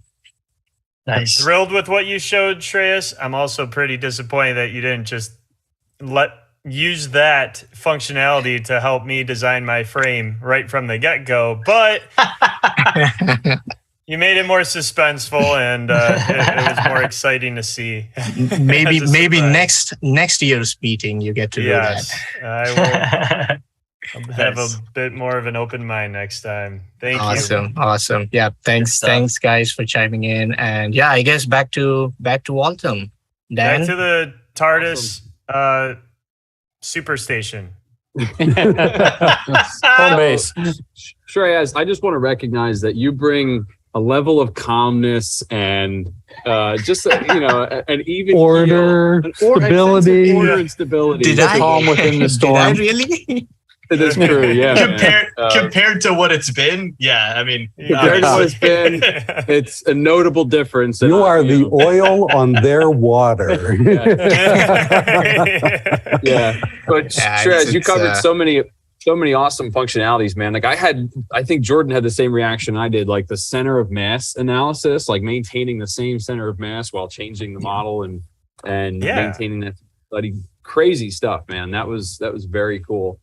So thanks again, guys. I mean, that's actually our last Keystone design session. We're going to bring you back one more time to kind of recap the whole project, talk about next steps with Jenica, and talk about what we're hoping to do in the future. But we'll catch up with you guys in just a little bit.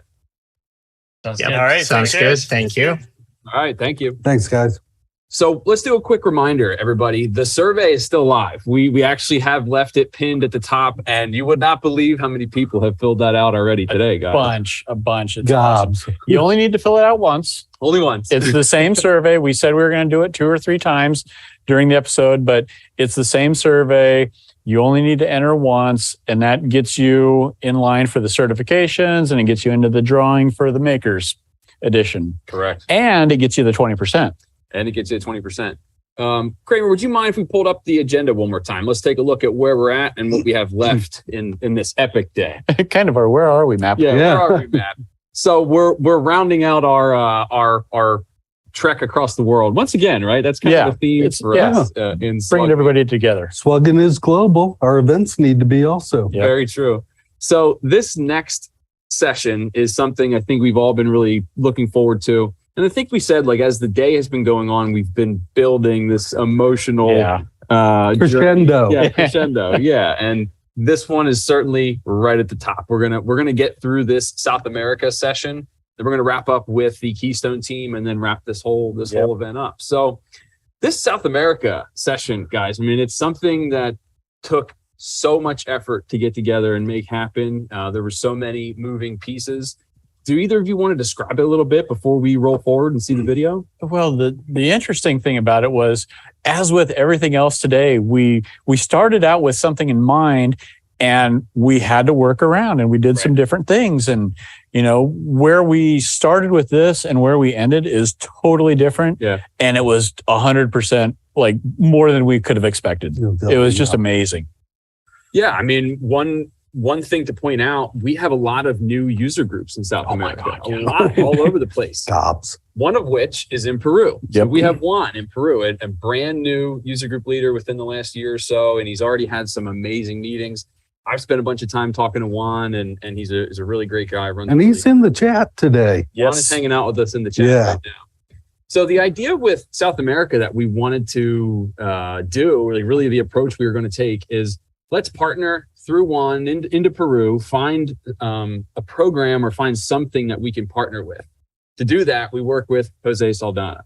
So Jose is our Western U.S. Committee leader for SWGN. He helps us grow SWGN in any Western part of the United States. Yep. He's my committee rep. Exactly. I'm up in Washington State. He covers the whole West Coast. Exactly. And he also helps us with any Spanish-speaking region and actually some Portuguese-speaking regions as well, which is really helpful because certainly one thing I've experienced in the last couple of years is as SWGN grows globally and it's well beyond my language capabilities, right? You need backup. We have Ahmed in Egypt, and he's actually helping in any country where they speak Arabic, right? Not just in Egypt, not just in Africa, but really any country where Arabic is spoken. And same thing with Jose. And that's why it's been so great to partner with him and begin this project in Peru. So we're going to take a look at this video, but one thing we want to do afterwards is wrap up what happened and everything we did. We sent Jose to Peru. Jose went to Peru and focused on this project, and it was just such an epic journey. So kind of what I'm hoping to do is we take a look at the video, we'll come back and we'll kind of recap his entire trip and talk about what an epic journey it was, really. Yeah, because I mean, the video itself is great, but there's so much to expand upon that, you know, we're going to let that do its bit, and then we're just really going to unfold it. Awesome. Let's take a look at the video.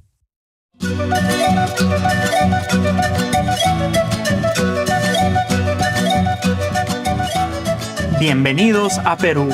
Peru is South America's third largest country, with a population of 33 million and boasting over 1 million tourists per year.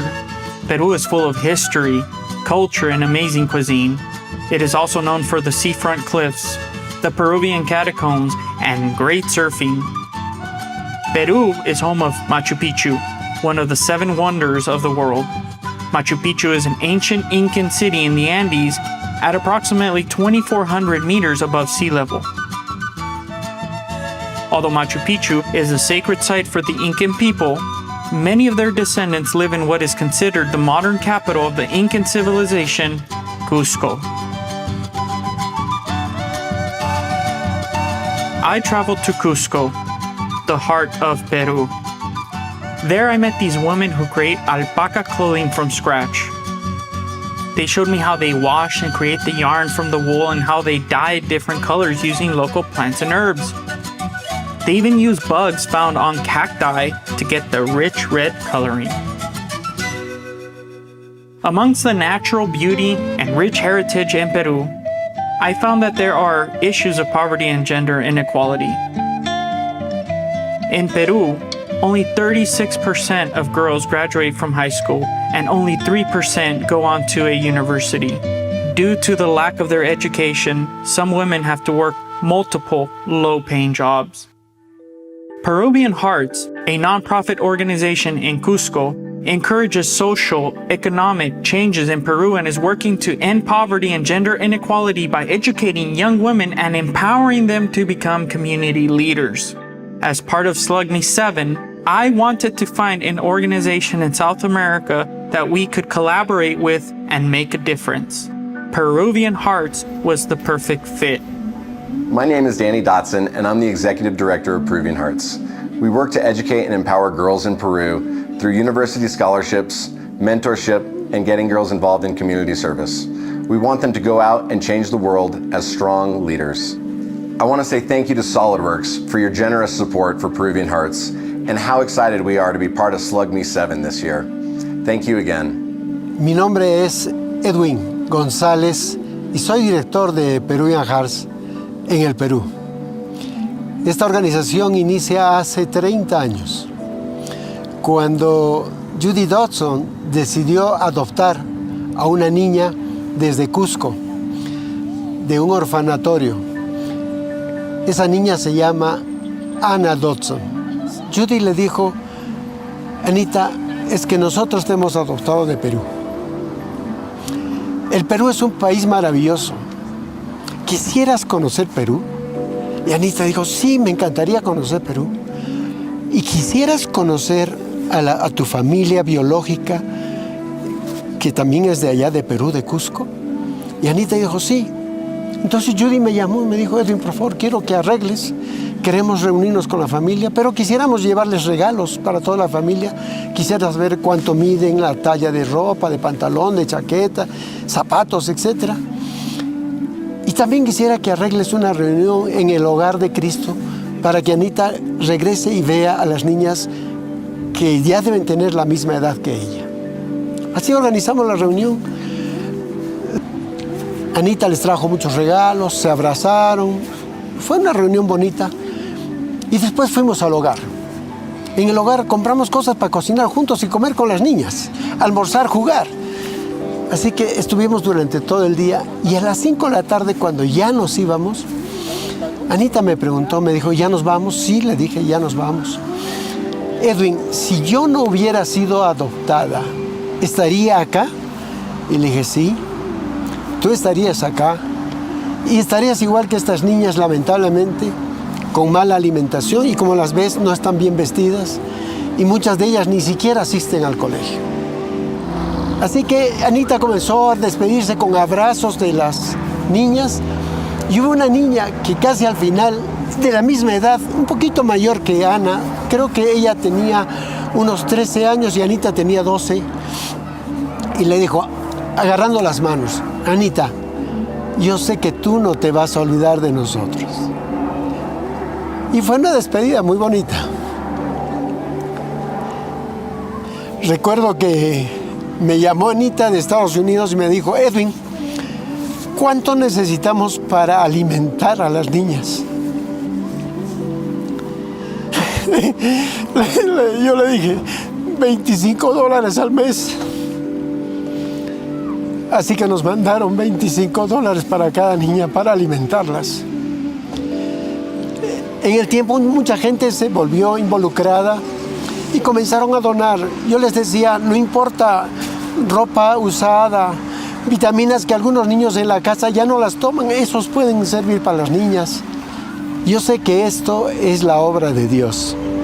Solo Dios nos está ayudando a cambiar vidas, vidas que en el futuro van a cambiar vidas de familias, y que sabemos con toda seguridad que nuestras chicas, nuestras becarias, que están siendo empoderadas y estamos ayudándolas a soñar, a tener un futuro distinto, también harán lo mismo con sus hijos. Esa es una tarea que Dios nos ha encomendado, que Dios nos ayuda. Y ahora Solidworks se suma a la tarea y les agradezco de todo corazón. Un gran abrazo. Gracias. When we at SolidWorks reached out to Peruvian Hearts, Danny suggested that I work with Aldani Gonzalez. Aldani is one of the 3% of girls who is continuing her education. She is studying to become a systems engineer. Hola con todos, mi nombre es Aldani y el día de hoy les doy la bienvenida a mi hogar. Vengan conmigo para conocer un poco más. Pasen, por favor. Bienvenidos a mi cuarto. Este es el cuarto que Peruvian Hearts me ayudó en la remodelación el año pasado, en el mes de octubre, con la ayuda de 2 grupos de voluntarios. Antes el techo era de calamina y siempre entraba la lluvia y teníamos que cubrir todo con plásticos para que no se moje nada aquí dentro. También entraba el agua por la puerta y se inundaba todo completamente aquí dentro, y después teníamos que trapear y limpiar. Ahora también tengo una gran ventana por donde entra la luz para que pueda estudiar. También ahora tengo la ayuda de 2 luces que son fundamentales para que yo pueda estudiar en las noches. Tengo la ayuda de Peruvian Hearts con este escritorio porque antes solía poner una silla aquí y utilizar la cama como una mesa para estudiar. Gracias a Peruvian Hearts también tengo esta nueva laptop para poder estudiar en mis clases y hacer mis clases de la universidad. También gracias a Peruvian Hearts ahora me encuentro en el 7º semestre de mi carrera. Hace poquito he culminado el 7º semestre y en agosto comienzo el 8º. Mi carrera es de 10 semestres, este es mi 4º año de educación universitaria. Al próximo año termino mi carrera. Me siento muy feliz porque es un gran paso que estoy dando gracias a la ayuda de Peruvian Hearts. Uno de mis grandes sueños es ayudar a los niños de las comunidades que se encuentran alrededor del Cusco a través de la tecnología. Porque si nosotros comparamos a un niño de la comunidad con el niño de la ciudad, el niño de la comunidad no sabe cómo manejar una computadora o cómo acceder al internet. Yo quiero cambiar esa realidad de mi país, en especial de mi comunidad. Quiero darles una mejor calidad de vida a ellos también a través de la tecnología, porque gracias a la tecnología encontramos nuevas oportunidades y conectamos al mundo. Otro de mis grandes sueños es culminar mi carrera. Después de ello, quiero darles una mejor calidad de vida a mis padres, a mi familia. Ahora soy la inspiración para mi familia también, ya que mis hermanos mayores también han ingresado a la universidad. Yo antes era la única persona de mi familia que había ingresado a la universidad, pero gracias a Peruvian Hearts soy ahora la inspiración de mis hermanos. Mi hermano mayor tiene 40 años y él ha ingresado a la carrera de Derecho el anterior año. Mi hermana tiene 36 años, es mamá e ingresó este año a la carrera de Administración. Estoy muy feliz y agradecida con Peruvian Hearts por toda la ayuda que ellos me dan. Muchas gracias ahora a Solidworks porque son gran inspiración y ayuda para mi educación y para toda mi familia. Muchas gracias por todo el apoyo que nos dan. Les presento a mi papá. Su nombre es Valerio, tiene 64 años de edad y trabaja como obrero de construcción. Trabaja todo el día desde las 6 de la mañana y retorna a casa a las 6 de la noche.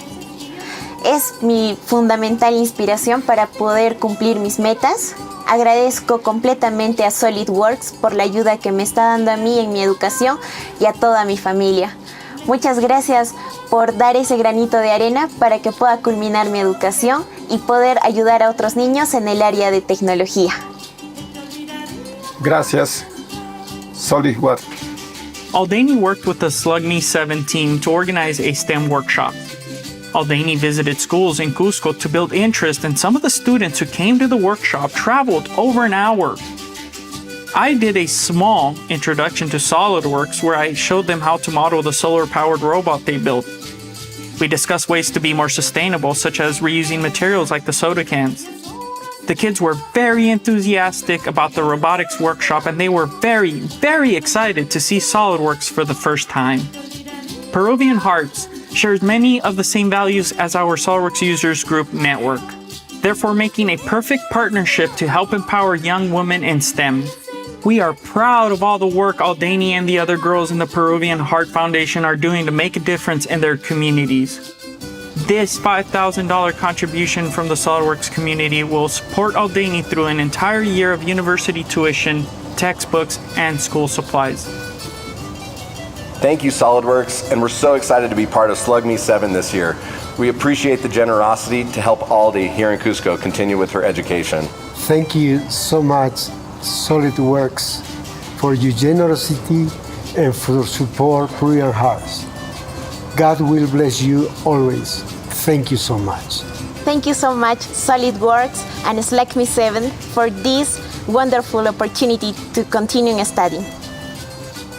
I also want to invite everyone from SolidWorks and from SLUGME7 to come down, get involved, meet our girls, volunteer, donate, or find a way to become part of the Peruvian Hearts family.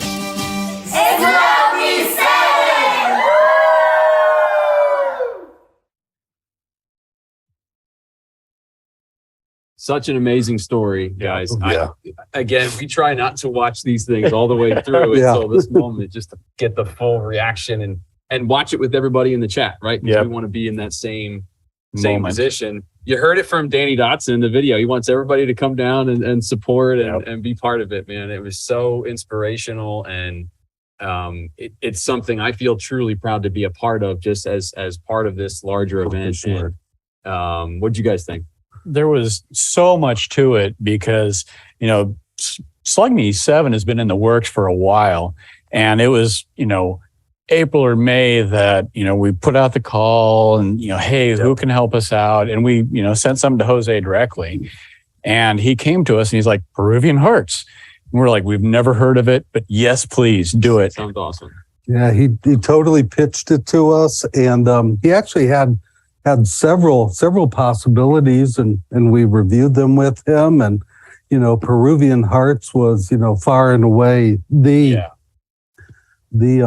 project that we wanted to pursue, and getting to talk to Danny was amazing. Got to talk with Danny and meet just about everyone involved online. And really, this was Jose's baby right from the get-go. I mean, Dan, I know you, and the community team supported him a whole heck of a lot. Made things happen, but he was it. Start to he like, totally did. He literally booked the plane ticket. Yeah. He said, I'm going. Yep. This is it. This is the one. Here's what's going to happen. I'm going. And we were on board. So we're just like along for the ride and enjoying every minute of it. I mean, we're talking so much great things about him. I'm looking at the chat, and it's just dripping red with all the hearts and everything. I really wish he was here, that we could, share all this love with him. Thank him in person. Totally. Indeed. Hello, hermanos. What? Hello. What? Hey, Jose Soldado. Jose is here. Hello, guys. This was actually a surprise to us because Jose was like, I'm going to come out. What? Let's make sure we're framed in camera. Yes. For, All right. for Jose. Yep. So I'll move over a little bit, Jose. You want me to move this way? There you go. There you go. Perfect. Hello. Saludos. Honestly, we were planning to interview Jose just like we did with Johnny and Kirby. Right? Yes. In California. He literally called me the other night and said, "Hey, I think I'm just going to come out, man. I really want to tell the story," and we fully agree. So we need to ice this cake. Yeah.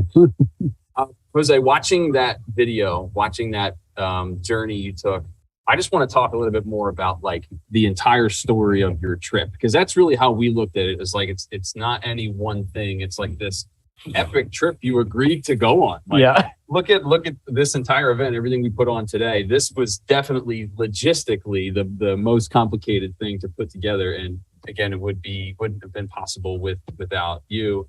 Jose, just give us a little bit more. Like you got on the plane, you went down, you landed in Lima first, I think, right? And then where'd you go from Lima? Right. So yeah, it was an amazing trip, right? I flew from Dallas to Lima, and then you have to catch another flight from Lima to Cusco, and then if you want to travel even farther, and make your way to Machu Picchu, it's a long journey. Yep. It's another hour and a half in a car. I want to say about 2-hour train ride. Okay. And then you get to Aguascalientes, and then you've got to then take another 20-minute bus ride to actually get into, to Machu Picchu. Right. But it was an amazing journey, an amazing trip. I've been to Peru before for work, and love the people, love the food. It's an amazing country. But this time it just was so much. It was a lot more special, right? Yeah. Because I was going to work with Peruvian Hearts to help Aldani, and I'm just honored to be a part of it. It was amazing. It was so, there was lots of emotions there, and so happy to be a part of this. That's one of the things I wanted to ask you a little bit more about. We were watching that video back of Edwin speaking and kind of going through the story of like the money was being sent individually in small amounts, right? And then ultimately it leads to Peruvian Hearts. That's kind of like the progression. Yeah. But as he's telling the story, he's kind of choking up. And one thing you shared with me was Aldani was there, right? She was with you during the interview. Can you tell us a little bit more about that? Yeah. So I set the camera on an angle where, Edwin's not looking directly at the camera. Okay. I'm behind the camera. But I asked Aldani to help, and I told her, you stand here, right? And Edwin, you tell the story to Aldani so that you don't look at the camera, right? And so he's telling the story, and then he starts breaking up, and I'm behind the camera, and I'm like breaking down too. So I'm trying to be tough guy, tough guy face. So I'm not going to cry, And so he gets through it. I stopped the camera. Edwin, you did an amazing job. Awesome. And then I turned around to look at Aldani, and she was like a mess. Oh, wow. And I'm like, I'm glad I didn't see her, because I would have been, oh my God. It was just very emotional, very touching. It's just Peruvian Hearts is doing an amazing job helping these young women. So yeah, I mean, if looking at SLUGME, right? We talked about the progression of SLUGME as originally a very big user group meeting. In the last couple of years, it's transformed into this platform where we can support things like this. And I'm certainly grateful for that, because it's legitimately a channel for which we can support something like this that otherwise we wouldn't have known anything about. So totally. You also mentioned like the trip wasn't without issue, right? There was a day, actually, hiccups. I was on vacation at the same time you were going, so we couldn't even talk. And then like on the last day, you reached out, and I got home, and you reached out and you said, well, I sprained my ankle today. And I also got food poisoning today. And I'm like, oh my gosh, that sounds like the worst day ever. Can you tell us about that a little bit? Yeah. So, normally flights get delayed or your luggage gets lost. All that went well, right? And so I worked my way to Machu Picchu first, because I wanted to get some of that amazing footage that you guys saw. Peru is mostly known for Machu Picchu, right? Or Cusco. Okay. And so I've only seen it in pictures. Okay. So it was my first time going, and it's beautiful. It's amazing. It's just mesmerizing. Like it's hard to explain the beauty. And so I did one tour, which takes me to the upper portion of Machu Picchu with a guide. But then I came back out, she left, and then I came back in by myself to do a lower portion and also climb one of the low mountains, Uchi Picchu. Huayna Picchu is a bigger mountain, but that I wanted to do that one, but they only allow so many people to go up there, and I didn't make the cut. But I did the little one. Do you realize why I'm here? Don't you know who I am? Who's sponsoring? Well, I did the little one, and then worked my way back out. And so in order to get back into town to Aguascalientes, you've got to jump on the bus. And I already had a ticket. I had a round trip ticket, because I took the bus there. And now I could just get on the bus and go back. It's like a 20-minute, bus ride. Or you could take the Incan Trail back into town, right? And that's about an hour and a half of hiking, walking, whatever. And it's early. It's about 2 or 3. And I'm like, well, I could jump on the bus, or I can just, experience the full thing. And I was like on this Machu Picchu high, right? I was just like so mesmerized. And I'm like, I'm walking this. So, it's not even that dangerous. They're big steps. It's all, you're going downhill. You're going down. And I'm just like feeling great. The world is great. And I'm thinking about getting back into town and having dinner, some taku, which is my favorite, or lomo salteado, because the food there is amazing. Right. And so I take a step, my left foot, tiny rock, but wasn't straight. It had like an angled cut. My ankle completely twisted, did a 90-degree, hit the ground. Everything was buzzing. At that point, I'm like, I think I broke something. And it took me a while to put myself together. I get up and I'm like, okay, I could stand up. And then I put pressure on it. I'm like, okay, it hurts, but I could put pressure on it. That's good. So then I'm like, okay, well, at this point I was too far into it to go back. That's what I was going to ask. Yeah. So I'm like, well, and you're in the middle of nowhere, and cell phone signal's not very good either. And so I'm like, okay, I got to keep going. Yep. So now I'm like, I still had about another mile to go before I can get to a part where I can ask for help. So there I am now, slowly going like this, downhill, and taking it step by step, and finally got to one of the bus crossings and flagged one of the buses down, and they let me on to the bus, and they drove me back into town. iced it, went to the hotel room, iced it, took some Advil, right? Yeah. And so the next day I felt a little better, but it's still, I was still in pain.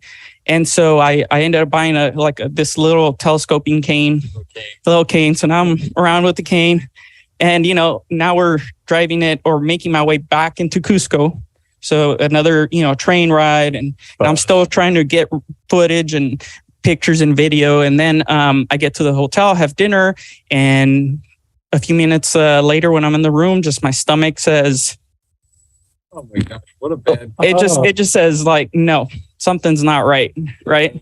And so I got some food poisoning, I guess, and it completely took me out for a whole day. The next day I was in bed, didn't have the energy to do anything because I was up all night, because that night or the next morning. Yeah. So, but it in a way kind of helped for me to stay off my ankle, right? True. And then I want to say thank you to Danny Dotson. He was prepared. He had some antibiotics with him, and he sent some to my room, and I started those right away, and it helped. Danny's our representative from Peruvian Hearts. Yes. He's the director for Peruvian Hearts. It's like your stomach told your ankle, hold my cervezas. Right. Well, oh man, Jose, such an epic journey, man. Again, I can't thank you enough for doing it as part of SLUGME7 and supporting Peruvian Hearts. And I hope it's something we can build on in the future with them. I'd love to continue to work with them and see what we can do in the future. To transition a little bit, to change gears just a little bit, that's not the only thing you did while you're down there, right? Well, yeah, no, we did. We were able to do a lot. I'm like, let's make the best out of this, and let's pack a lot into this, right? Yeah. So, one of my favorite parts was the STEM workshop. Yeah. Right. Sure. Aldani put this event together. Yep. It was like a mini SolidWorks users group meeting, but with kids. Right. And these kids were amazing. They're so smart. They knew about 3D printing and rendering, and they're asking me questions, and they've never seen SolidWorks. So, there's so much potential there, right? So we got to get SolidWorks into Cusco, into the schools in Peru, get it into younger kids, right? But, in a way, I told Aldani, it's kind of like you were a leader. Yep. And you just put a meeting together. Here's your group. Exactly. Here's your group, right? It ended and they didn't want to leave. They're still talking and asking me questions. And the kids were like, "Hey, I want to learn more. How do I use the program? Where can I find it?" It was just, to me, that was my favorite part, working with the kids, right? For sure. And building these little robots, which also taught them about sustainability. One of the kids said, "Hey, can you 3D print a house?" And I was like, I've seen it. It's a machine that adds a material, comes back and adds another layer, and you build your house. And he's like, "What if we take the garbage or the waste and make that into the material that builds the houses?" Genius. And I was like, "Yeah, you're genius." And I'm like, "You're gonna design it." And he's like, and I'm like, it was a very touching moment for me. So yeah, that was amazing. And there's a few other things that we did in Peru, right? Yeah, even just like watching that video, like seeing Aldani talk about how her bed was her desk at one point, and like just how much the quality of her life has improved from working with Peruvian Hearts, and just those little things that we take for granted, right? And the ripple effect that's going to have on so many lives of children that she works just inspired a whole room full of kids. Yeah. And, they've got ideas of what they want to do. Yeah. And, now we need to make it happen for them. Yep. Help them realize their dreams. Very cool. Yeah, who knows? Maybe we'll have a future users group leader there in Cusco. Maybe. For sure. Yeah. We've got a new user group leader nearby. Yeah. I was going to say, so can you tell us how we ended up in Peru? Because of trying to narrow it down where we were going to work, right? What's one of the reasons I think we ended up working in Peru and getting connected to Peru? Well, it was because at the time when you guys called me and said, "We're doing this," Juan, he's in Arequipa, Peru. He contacted us and says, "I want to start a group." And I interviewed him. I talked to him. He was an amazing person. And I said, you have all the qualities to be a really good users group leader. Yep. And so I said, hey, we've also have this one project in South America. And I'm just thinking maybe we could do something together here. Like maybe we help a foundation in Peru. Right. And also I can support you. And we have, you can host your first SolidWorks meeting in person in Peru. Kickoff. Yeah, a big kickoff. And he said, yeah, let's, sounds great. And he he was on board right away. And he's like, I think Cusco would be a good spot because it's the heart of Peru. Mm-hmm. And so, and that's what led me to start Googling. And I found Peruvian Hearts and reached out to Danny. Okay. Danny Dotson called me back, told me about their mission. And I just thought, this is perfect. Awesome. And at the same time, I called Juan and I was like, Juan, you need to organize a meeting now, right? In person. This is happening. This is happening. I booked the flight. When I'm in Peru, I'll be in Cusco doing working with Peruvian Hearts. But on my way back, I have to come back to Lima anyways because I have to catch the plane from Lima. I was like, I think that he's in Arequipa, which is a little bit south of Lima.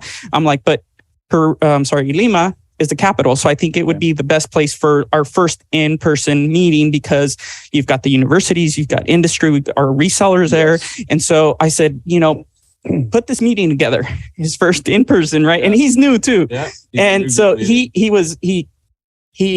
amazing, right? We have a little bit of footage from that, I think, right? So can we roll that 30-second video of the Lima meeting real quick? Let's see. Yes. It's an amazing meeting.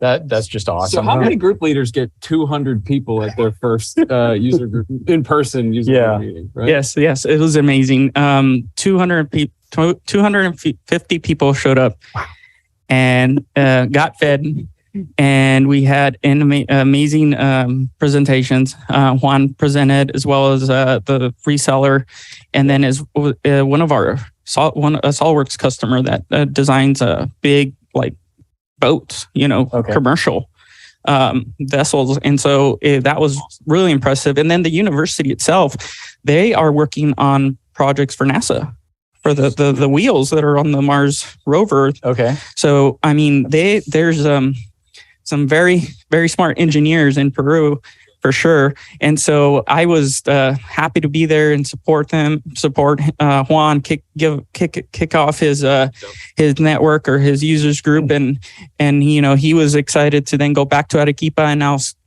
put another meeting together over there in person, and hopefully that I put it out there. I said, hey, Juan's our user group leader for first one in Peru, but he's in Arequipa, and obviously Lima is a big city. I took the opportunity to be like, hey, anyone want to start one here in Lima?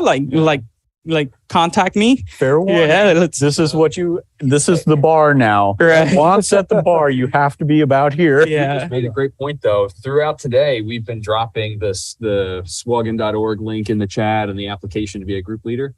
Just today, I've been checking my email. We have 4 or 5 new applications to be group leaders all over the world, new people who were just watching today. That's fantastic. Which doesn't usually happen on a Saturday. No. They don't get 5 at once, so they're all coming from today. It's really cool. So I know Peru's in the house. So again, we need some more groups in Peru. We do. Yes. And shout out to all the people in the chat. Danny Dotson's here again from Peruvian Hearts. I know you have some friends and family in the chat too. So The thanks. doggo's been lighting up is in the Yeah, chat. Doggo, Swagin Doggo. Yep. Yeah. So, thank you to everybody for being here. Jose, you have anything else for us? Any other details? Again, it was an honor, and I hope that we can continue to work with South America. There's many foundations doing great things. Peruvian Hearts is amazing. And like Danny Dotson said, hopefully this will motivate people to get involved, going and visiting, even helping, just going out there to perhaps teach the girls how to speak English. Mm-hmm. That's a way to help. There's many spread the word. Yes, that too. There's many ways to help. So hopefully this will get more people involved, and before I leave, I just want to say, obviously, hello to everyone Yes, watching. please. Yes. Saludos a todos. I want to send a shout out for, saludos a Mexico, obviously Peru, Chile, Argentina, Brazil, right? Puerto Rico, Helga, I hope she's watching too. Yep. So it's There's somebody in the chat that you need to thank. Of course, yes. My family's on the chat. My wife, very supportive during this whole thing. It was thanks to her, I was able to make this trip. And as a matter of fact, she had a lot of help in producing the video. Like, she gave me a lot of ideas. She helped me with the translation, with the captions at the bottom, with me doing the voiceover, the narration. She coached me, and because she's been in the media industry, she's done some work there, so she helped me get through it. So that whole thing is thanks to her support and her help. So thank you, babe. Yes, thank you. Yes, yeah. Well, Jose, thank you, man. Appreciate it. Thank you, guys. Gracias. Completely blown away, and I think everybody on the line is. We've maintained like nearly 200 people for the longest time doing the stream, and way more earlier, guys. I mean, this has been amazing. This has been quite the journey, and we're going to wrap it up here pretty soon. Yep. All right, guys. All right. Thank you. Man, thank you. Saludos. Cheers. Bye. All right, folks. Can we take a look at the agenda and see where we're at? Yeah. Let's do it. So now that we're all recovering from that emotional, A little bit weepy about Peru, but I hope it lived up to the hype, because man, Yeah, it was just amazing. It was way more. I was like this excited from like that first email where he's like, I really want to do this. Yeah. And then it just kept getting better and better and better. And then today we finally got to see the full video. And it was just like, okay, waterworks. I'm serious. For me, the moment was when he booked his flight. I was like, well, he's going. This is apparently this is happening. Stuff's getting real. Yeah, that escalated quickly. Yeah. Well, I think now we're going to move to our final talk with the Keystone team, the wrap up. Are the Keystone fellows ready to roll? Yes, sir. They are. Hey. Gosh, we got the whole dream. All team right. here, Right on. guys. I have to ask, did you catch any of the South America video? Did you hear any of that story that we just went through? Just a little bit, but I'm gonna have to rewatch it for the full effect. Exactly. Me too. I'll tell you, it was very, very worth it. So we were trying to build the energy today and build to a point where we could really tell some awesome stories here. And I think you guys have been doing the same thing, going through this whole process today and talking about your work with Jenica and the time you have all put in. We saw every individual section today. We heard from individually all of you guys today. And I think we also just kind of wanted to thank you for all the effort. And just get some final thoughts from each of you, and kind of think like, hey, is there anything we could do additionally? Is there anything we could do differently next year? Anything like that? Well, and thank our wives too. I just heard him thank his wife. Yes. Thank all your wives. I feel like kind of a chump for never doing that before. She's watching my 3 kids while I'm doing this today on a Saturday. Well, I do recall, Jordan, that last year you and Andy both took off time in the evening to put your kids to bed. So I think maybe it's a little balanced out. Yeah. We do what we can. That's right. It's kind of like accepting an Oscar. If you don't thank that one important person, thank you, Jade. Yeah. That's right. It's true. So I think today went pretty well. Pulling pieces together like down to the last minute, as we always do with user groups. Like, oh man, maybe we could do this too and that. And just like today, we were like, hey, we realized halfway through the presentation that we didn't have a render, so we assigned Jason that task. I'm sure he didn't get it done, but I'm sure he could share something with us like in another few weeks or It'd be just crazy to think that, like, Jordan, you could set me up with a task that I would just walk away from and not accomplish. And it changed up my afternoon a little bit. So I'll give you I owe you one there. I do have wait till next year. To show you guys. You got something to share? I'm more Jason, excited to share this with Jenica. But yeah, can you guys see my screen? Yeah. Yes, we can. Yes. Yeah. It's Jenica right now, right? Okay. My bad. Yeah. So this is Jenica, and this is the quick rendering put together. And Okay. This is done using SolidWorks Visualize Connected. And you got the pink brain color for the little callid that's inside the Dalek. Hey guys, I just said both things correctly. Right? Nice job, DJ Khaled. Yeah. And I threw a little bit of red just on the back of this to get some color to pop through. And then we'll need Jenica to approve the final colorway, right? Yeah, and it wouldn't be complete without Eric Beatty. On the screen. Nice. So you have them on the screen. I put a decal on the screen, right? And then and then I was like, you know what? I think we can go a little bit further here and crank out a quick render because, why not? I got this Box Technologies the appearances workstation with a lot of things running on it right now. And I'm fortunate that I have 2 NVIDIA graphics cards running. So I put together video. Hashtag humble brag. Yes. That is so cool. Wow. Nice. Jason, that's awesome, man. So, it's no Steven Spielberg camera action, but it's something. And I think I'd make Mike Sandy proud, or I hope I did. Exactly.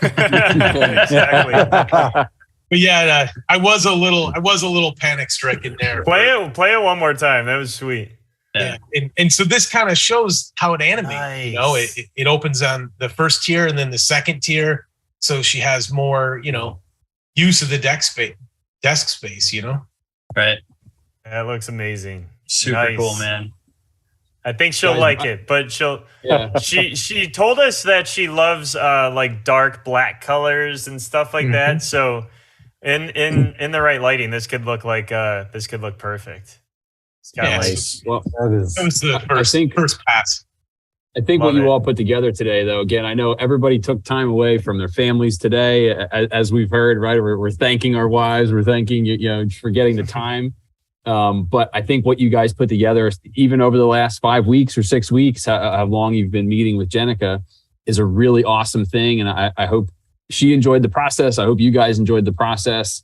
And I hope you think it was worth it, because we think it was awesome. and guys, it was really cool. Nice. We loved it, and like working with Jenica was the best part about it. I, especially being like an electrical engineer, I was so surprised like how much like she like really influenced the aesthetic design of it, and like the mechanisms, and had so much feedback and so much ideas and creativity throughout the whole thing.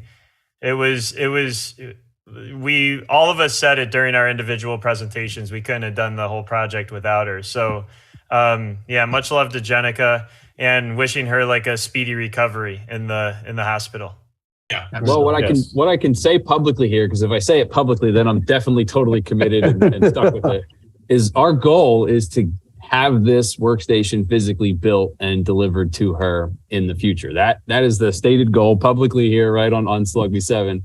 We're going to work over the next few months to try and make that happen. We've been having conversations with a lot of really capable builders, a lot of people who would, I think, do a fantastic job. So you could see your design physically in the future. Realized, yeah, we'll just say that. So it could end up being a really awesome thing, and I agree. I hope she makes a speedy recovery. I hope she's able to watch back today's webcast as well, because it was for sure. It was awesome, guys. It was a lot of fun, as all always. the love for her in the chat. Yeah, most definitely. Please send it her way, because she'll be able to see it once she watches and catches up on the stream. It's amazing, and of course, many thanks to you guys for setting this up in the in the TARDIS command station. Is that right yet? TARDIS console. Yeah. TARDIS console. It's a TARDIS. It's a TARDIS console room. TARDIS console room. I got it. Our time, Binks. You were so close. Your We have guys' so many organization close- of this whole event is ridiculously amazing. You're going above and beyond every year. And I just ask that, like, can we just like not like just pump the brakes a little bit, you know, guys? Like, we don't have to go to outer space I don't think next so, year. Jordan. We don't have to like, you know, travel to Mars. What are brakes, Jordan? Yeah. What are you talking about? No, like I think we got to go bigger now. I mean, the bar's been reset. Sure. We're doing higher quality now. I mean, we cut the time down. We could have kept you guys around for another 18 hours, but Yeah, we cut it down. We're grateful for that. But we're going to have you make something really cool next year.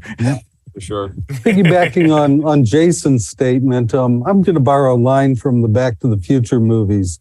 Where we're going, we don't need any brakes. Yeah. Yeah, right. There you go. Well, when you guys have a chance, go back and rewatch today's, definitely the South America video, the effort in India. I know you guys were working all day doing rendering, hammering stuff out, but yeah, this whole thing really came together, and it just, I think it exceeded all expectations for sure. Also, just the pure volume of people who were tuned in today, the live chat, the people watching the stream, just amazing. The number of people signed up for the certifications in the drawing for the model, for the makers.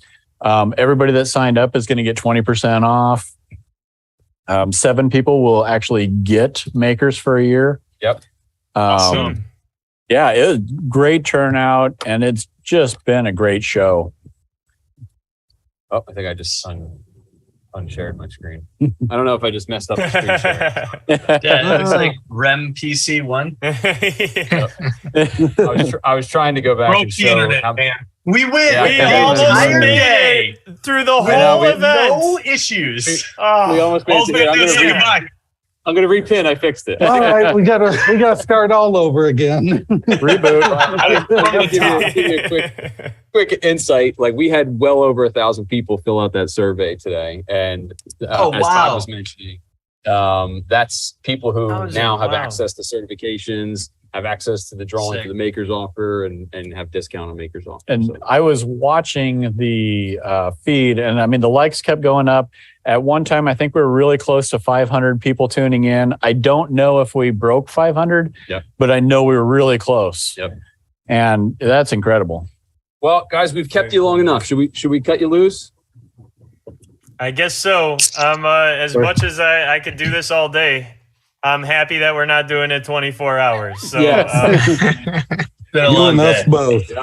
Well, from myself, I certainly appreciate it, from the whole team here as well. Thank you all for all the time you put in. Todd, any final thoughts of the team here? Oh, man. Thank you. As always, we couldn't do it without you. We will try to make it a little bit easier on you next year, but no promises. Keep it I coming. mean, if you guys didn't do awesome work, we wouldn't be tempted to push the limits. Exactly. I was just thinking, they are victims, and we are tried to blow it this benefactors year. of their we success. tried. You tried. We tried. To not do it. Yeah. Yeah, we really There's tried. no way. Not with Jenica's desk on the line. We couldn't. Yeah, Yeah. For sure. that was just so- awesome. Well, guys, thank you so much. We'll let you get back to your families, and we'll catch up with you soon. But thanks, guys. Really appreciate it.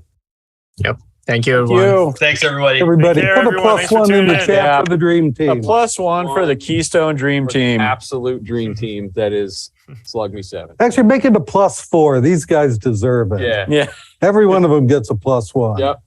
So, guys, what do you say we take a look at the agenda and look at our last item? Do you think that'll be satisfying? See Oh, that very last much line so. item? I think so. So the last item is the Todd, Dan, and Eric wrap-up. Just us three here. Just us friends at the desk. Yeah. Yep. Todd, I have a question for you in terms of wrapping up this whole event. When you started SLUGME, when you gave birth to SLUGME, we'll say, if that's okay, did you ever think we'd be here just No. a few later? It was one of those, it was so funny because I just thought it'd be cool if a bunch of people, got together at their user group meeting and tuned into the same thing, and we could say, hey, we pulled in 20 groups and, it was awesome. And, that just kept blowing up and, kept getting bigger. And now we're in the studio Now you're funding for the second year. And, Yeah. and, we're really expanding on, because like in the early years, we were selling t-shirts to help out, and, we were doing the little bits that we could. And now that's completely grown. And, where do we go from here? We just keep on going. That's my idea. And I scared Dan earlier actually it was a couple weeks ago, because it was like, I already have ideas for SLUGME8. Like, Todd, And he's like, no, I don't hear you. I just got to get through this one right now. Okay? Give me a week or 2 weeks. Just back burner it.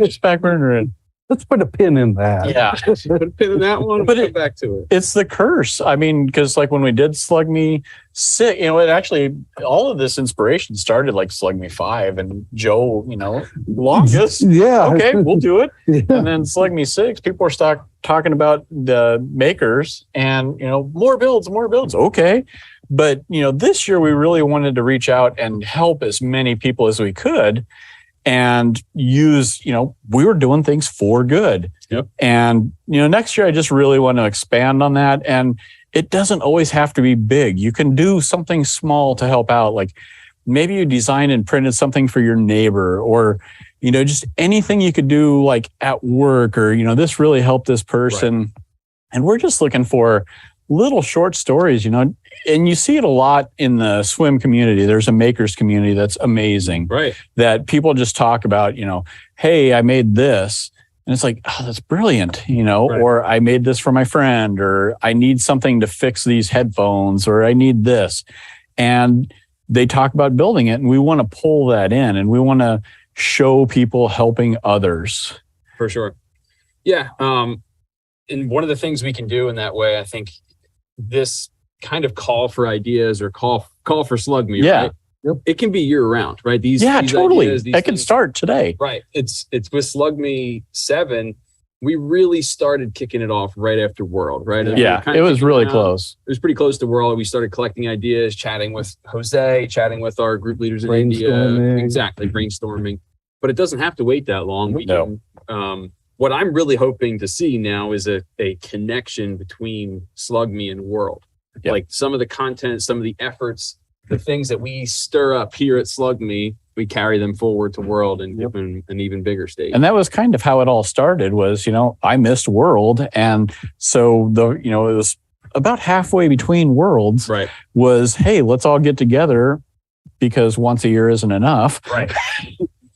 And so, let's merge those. And, if we can help out people as we go along, all the better. Yaya in the chat is asking the three hosts, are we calling next year's event SLUGME8?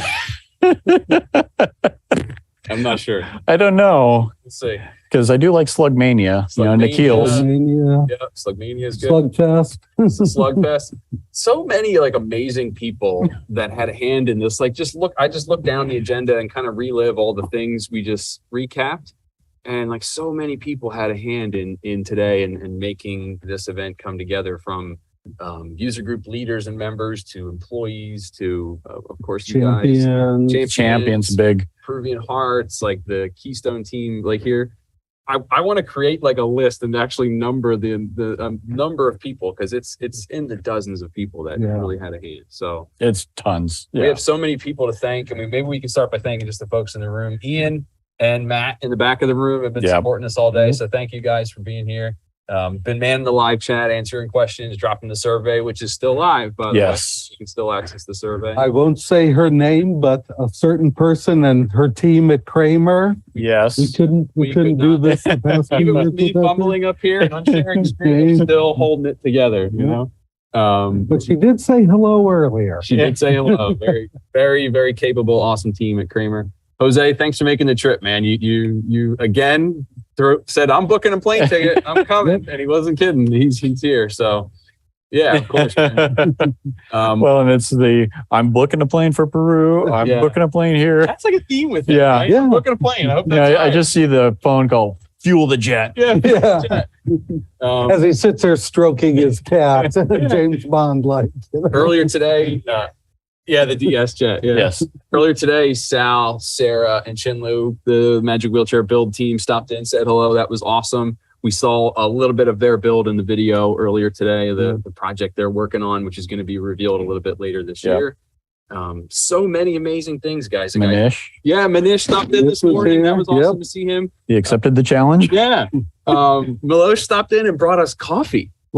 Amazing coffee. I think it was Japanese espresso. Did I get that? Tokyo? I believe so. Yeah. He said it was a Tokyo blend or something. It was amazing. It's still sitting over there. Yeah. Everybody wants a little bit more. And a chocolate bar. And chocolate bar from France. Yes. French chocolate.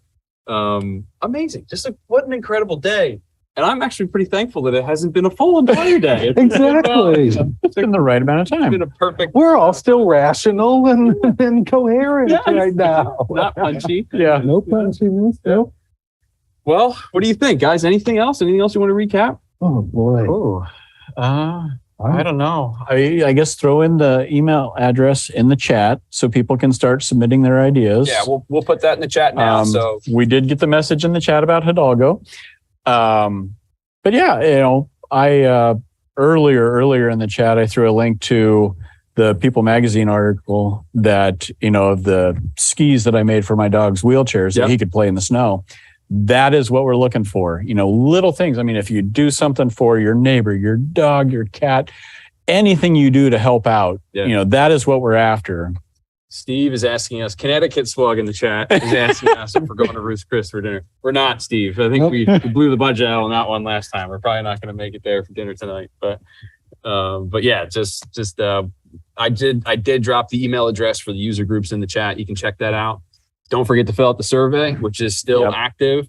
Don't forget it. And in just a couple weeks, we have the What's New content coming out. Yep. Make sure you like and subscribe to the channel here. Like this video. Go set the reminder for the What's New video and like that one as well. Not to scare you, but Josh Mays dropped something in the chat about there being 8 planets. SLUGME 8. Oh, geez. How are we gonna work that in? Yeah. All right, we'll talk. We'll talk, guys. But yeah, just an amazing day, guys. I am once again to you both thankful that I'm a part of it, and it's been an awesome couple of years for sure. I'm still amazed at a couple regular guys like Todd and Cam as well. Yes. Yeah, shout out to Cam. Cam couldn't make it today, and man, we really missed him big time. Hopefully we'll bring him back next year. But yeah, Cam, we miss you, and we'll keep your seat here warm at the desk for sure. So. Well, folks, what do you say? Should we wrap this up? I think so. I think we're good. All right. Well, this has been awesome. Enjoy the rest of your weekend. We didn't use up the whole weekend this time. Yes. This was part of it. But thank you to everybody. Thanks for tuning in today. Thank you. Thank every last one of you guys. Goodbye, everybody. Thank you. See ya. Bye-bye.